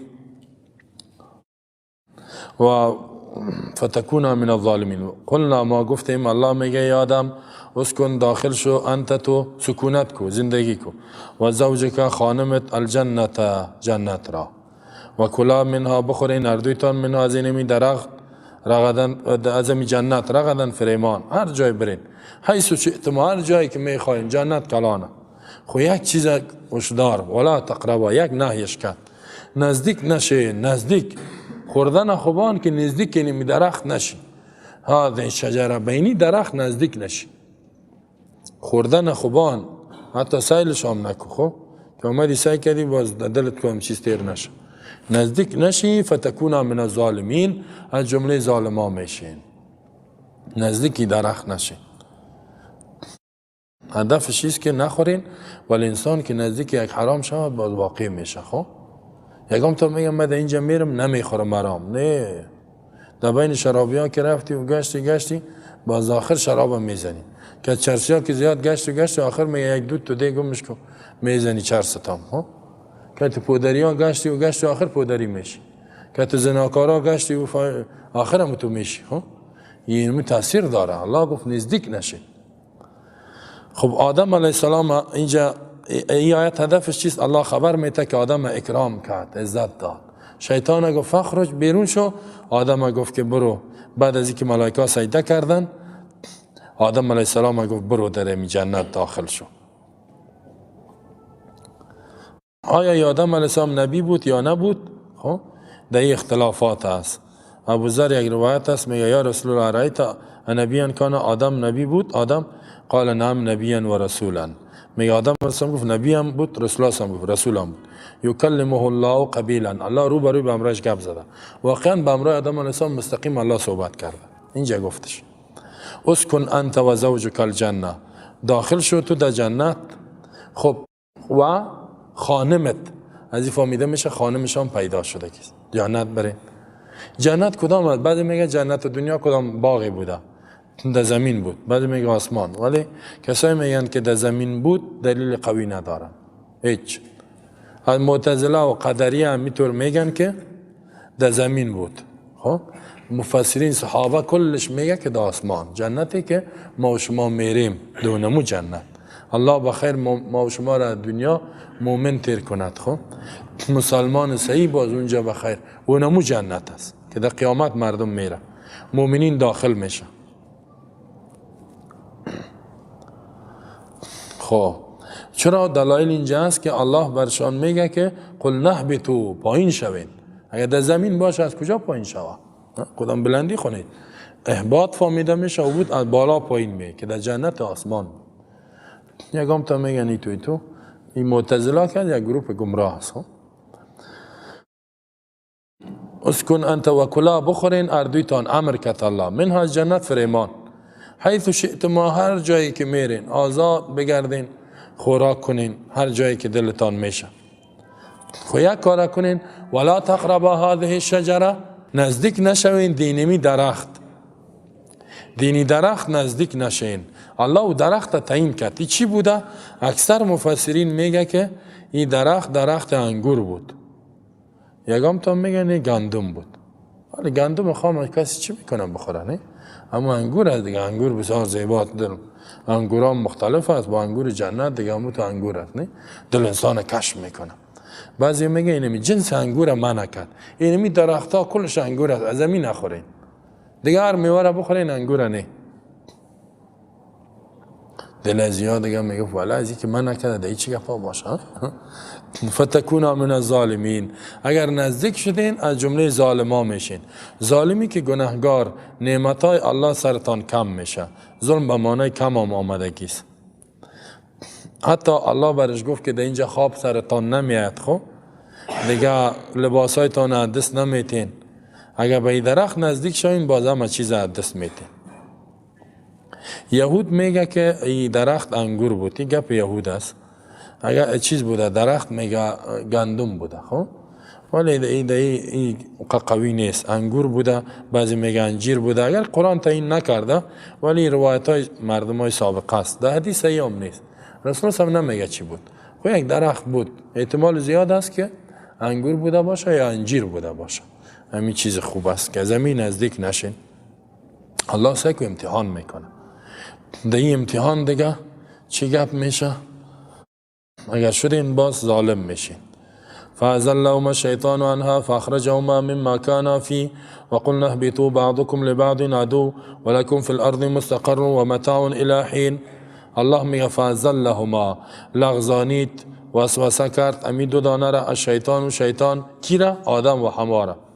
عنها از امی جنت فاخرجهما بیرونشان کرد شیطان سبب شد. خب بیرون نکرد الله بیرون که سبب شد. مما کان فی از اون نعمتای کرد و از اینا دو نعمتا بودن در جنت. و قلنا گفتیم ما اهبطوا پایین شوین ای آدم به امرای اولادیت آدم حوا شیطان بعضکم لبعض عدو بعض شما را برای بعض دیگر ها دشمن ها می باشین. یعنی بعض مؤمن و کافر میشه دشمنی میشه. ولکم فی الارض مستقر از برای شما در روی زمین جای قراری است زندگی کنین. و متاع الی حین منفعت و بهره است تا یک مدت تا یک کم وقت هستین با پس مین مرگتان میاد. فازلهم شیطان یارا چی کرد؟ لغزانید فریب داد بیرونشان کرد. چطور این کار کرد؟ بعضی میگه که در دهن مار داخل شد. یک مار گفت روان بود. شیطان گفت کجا میری؟ گفت در جنت. گفت خدا خورد کرد داخل شد و رفت. این روایت اسرائیلی است. خب در دهن مار داخل شد. مار چی میکنه در اونجا؟ خب برو در جنت نه این گپاست ولی ثابت نیستی از رسول الله صلی الله نیست. دیگه گفته شاید روایت اسرائیلی است. اسرائیلی خواست اصل این طور است که وقتی که الله شیطان گفت برو آدم علیه السلام گفت در جنت برو و گفت برای از آسمان ها در اونمو وقت این شیطان چی گفت؟ من خو میرم، من خو ذلیل شدم، من خو خوار شدم، من خو لعنتی شدم، یک گپ خیرخواهی برای تو میکنم میرم دیگه. گفت چی خیرخواهی میکنی؟ گفت اینمی درختی که الله تو را منع کرده اگه این را خوردی شما ملائکه میشی دیگه همیشه میمانی. دیگه کدام گناه کدام گپی نیست فقط ملائکه میشی. نمیخوای ملائکه باشی همیشه باشی در جنت هیچ بیرون نمیشی. او باور نکرد گفت نخواد تو دروغ میگی. شیطان قسم خورد گفت قسم به اون ذاتی که مرا پیدا کرده. اولین بار با دروغ قسم کی خورده؟ ابلیس قسم خورد. شیطان که قسم خورد که ما آدم نیک هستم به خیرت هستم او ای گفت نخواد دروغ بگه. ای آدم قسم خوردی شیطان نخواد قدر دشمنی به ناحق قسم خورده باشه. آدم علیه السلام آوردشون آمدن گفتن چی کنیم؟ فانا از این درخت بخوریم بیا که همیشه باشیم. یکم تا میگه اول هوا خورد باز آدم آورد، زن بسیار شیطان است، زن ایتوره، زنا را بزنین، زنا را لط کنین. این گپا غلط است. خب قرآن در سوره طه تا الله میگه که فوسوس الیه الشیطان، وسوسه کرد با آدم علیه السلام شیطان. فقال هل ادلک علی شجرة الخلد و ملک لا یبلا، خبر نتون به درخت همیشگی پادشاهی که هیچ ختم نمیشه. باز هر دوشان خوردن. در سورت اعراف الله میگه که فوسوس لهما، باز اموجره بیارین سورت اعراف اون آیتا بود، یک کمی دیگه پیش بریم اون اموجه میآید. سورت اعراف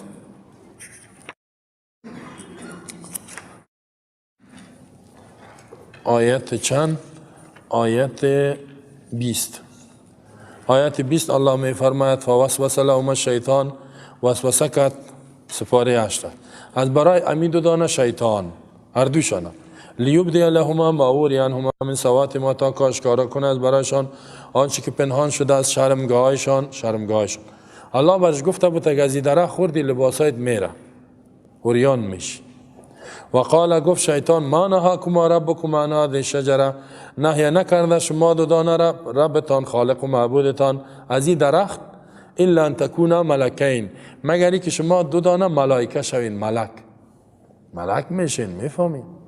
او تکونا من الخالدین، یا این که جمله همیشه میمانی. آدم علیه السلام باور نکرد. و قاسمهما، قسم خورد شیطان بر اردوشان، هم به هوا قسم به الله میتو، هم به ای خورد. حال اردوی از یا قسم ها را که دیدن حیران ماندن که چی گپ شد. چی گفت؟ اینی لکما لمن الناس، قسم به الله ما خیرخواهی شماست، خیرخواهی تا نمیکنم. یا گفت دیگه نخواهی آدم به دروغ قسم بخوره نی؟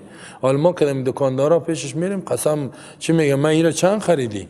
ایره 2000 خریدیم، عزیز یادش گوشت خنزیر باشه با من. بس خب چند فایده میگیری؟ 100 روپه میگیرم. 2000 خب بره بته این سمیم که 1500 قیمتشه. این ظالم زده سر ما. خب همین دکاندارا نه، این تو دروغای شاخدار میگن این قسم به دروغ این کار ابلیس است. وش کده باشین دروغ نگوین، باز قسمش خب بیخی باز کار ابلیس میکنی، ابلیس میشی. فدلهما بغرور، الله میگه پایین کرد، فریب داد اینا را، بغرور، بفریب، پایینشان کرد از جنت بفریب. فلما ذاق الشجره، هر وقت که از این درخت چشیدن دمیدان ماندن. اصل ذوق از این فهمیده میشه که انگور بوده یا انجیر، نه چشیده میشه، دمیدان ماندن. یک دفعه چی گپ شد؟ انگور گندم خود چشیده نمیشه تا کوره خوب دندان نزنی. خو یک اجتهاد محض. بدت لهما سوءاتهما، چی شد؟ آشکارا شد از برای از اینا شرمگاه هایشان. همین چشیدمیدان که ماندن لباس ها رفت طرف هواره، بی لباس شدن. و تفقا یخصفان علیهما من ورق الجنه، شروع شد که از این برگای درخت جنت در جای خودان می چسباندن. بسیار وضعیت خراب شد.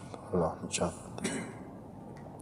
و ناداهما ربهما، دمی وقت آوازشان کرد ربشان، علم انهکما عن تلکما الشجره، من نکرده بودم شما دوتا را از می درخت. و اقول لکما، نگفته بودم از برایتان ان الشیطان لکما عدو مبین.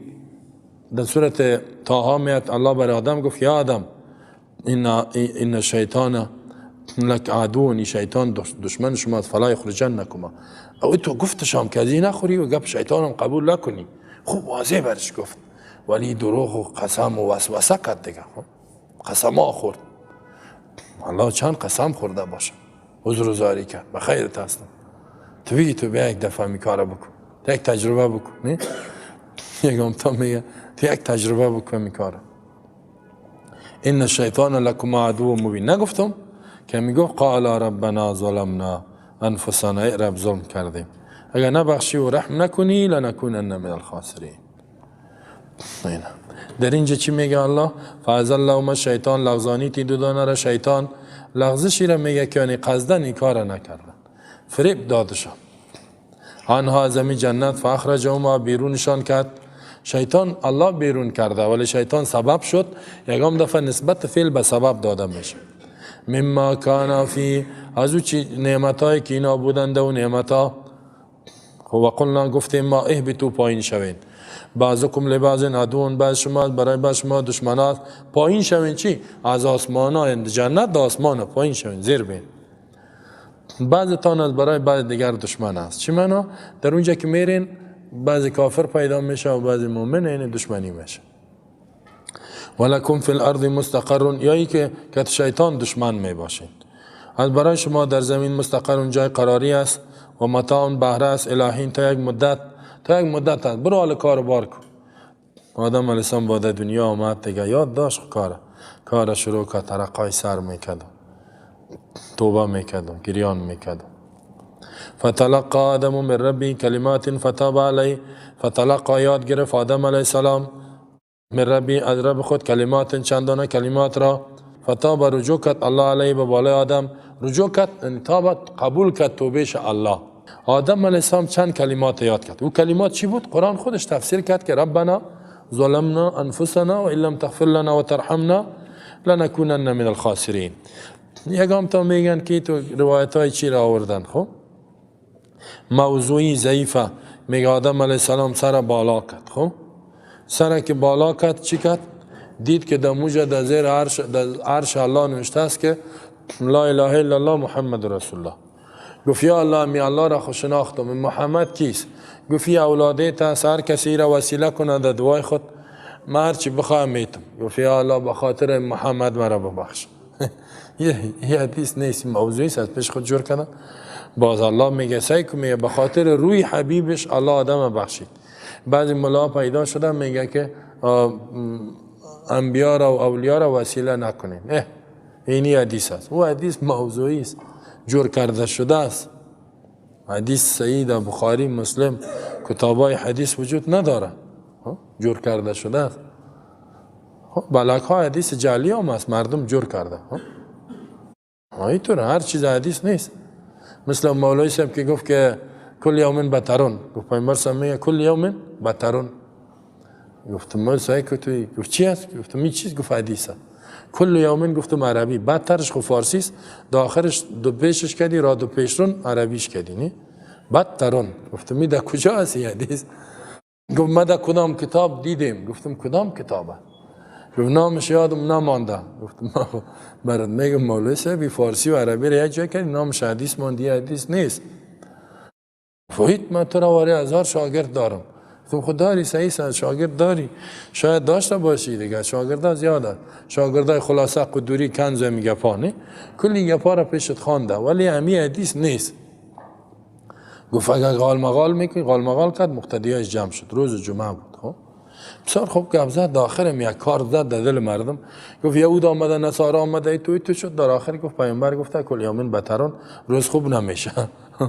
خب خیلی چی گپ، یعنی بشینیم بانیم دیگه کار نکنیم.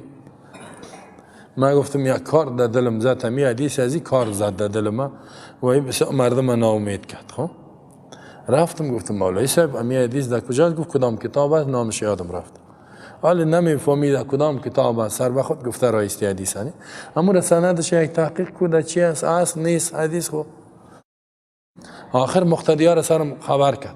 مقتدی آمد گفت میری که یا چطور کار کنیم؟ گفتم میرم.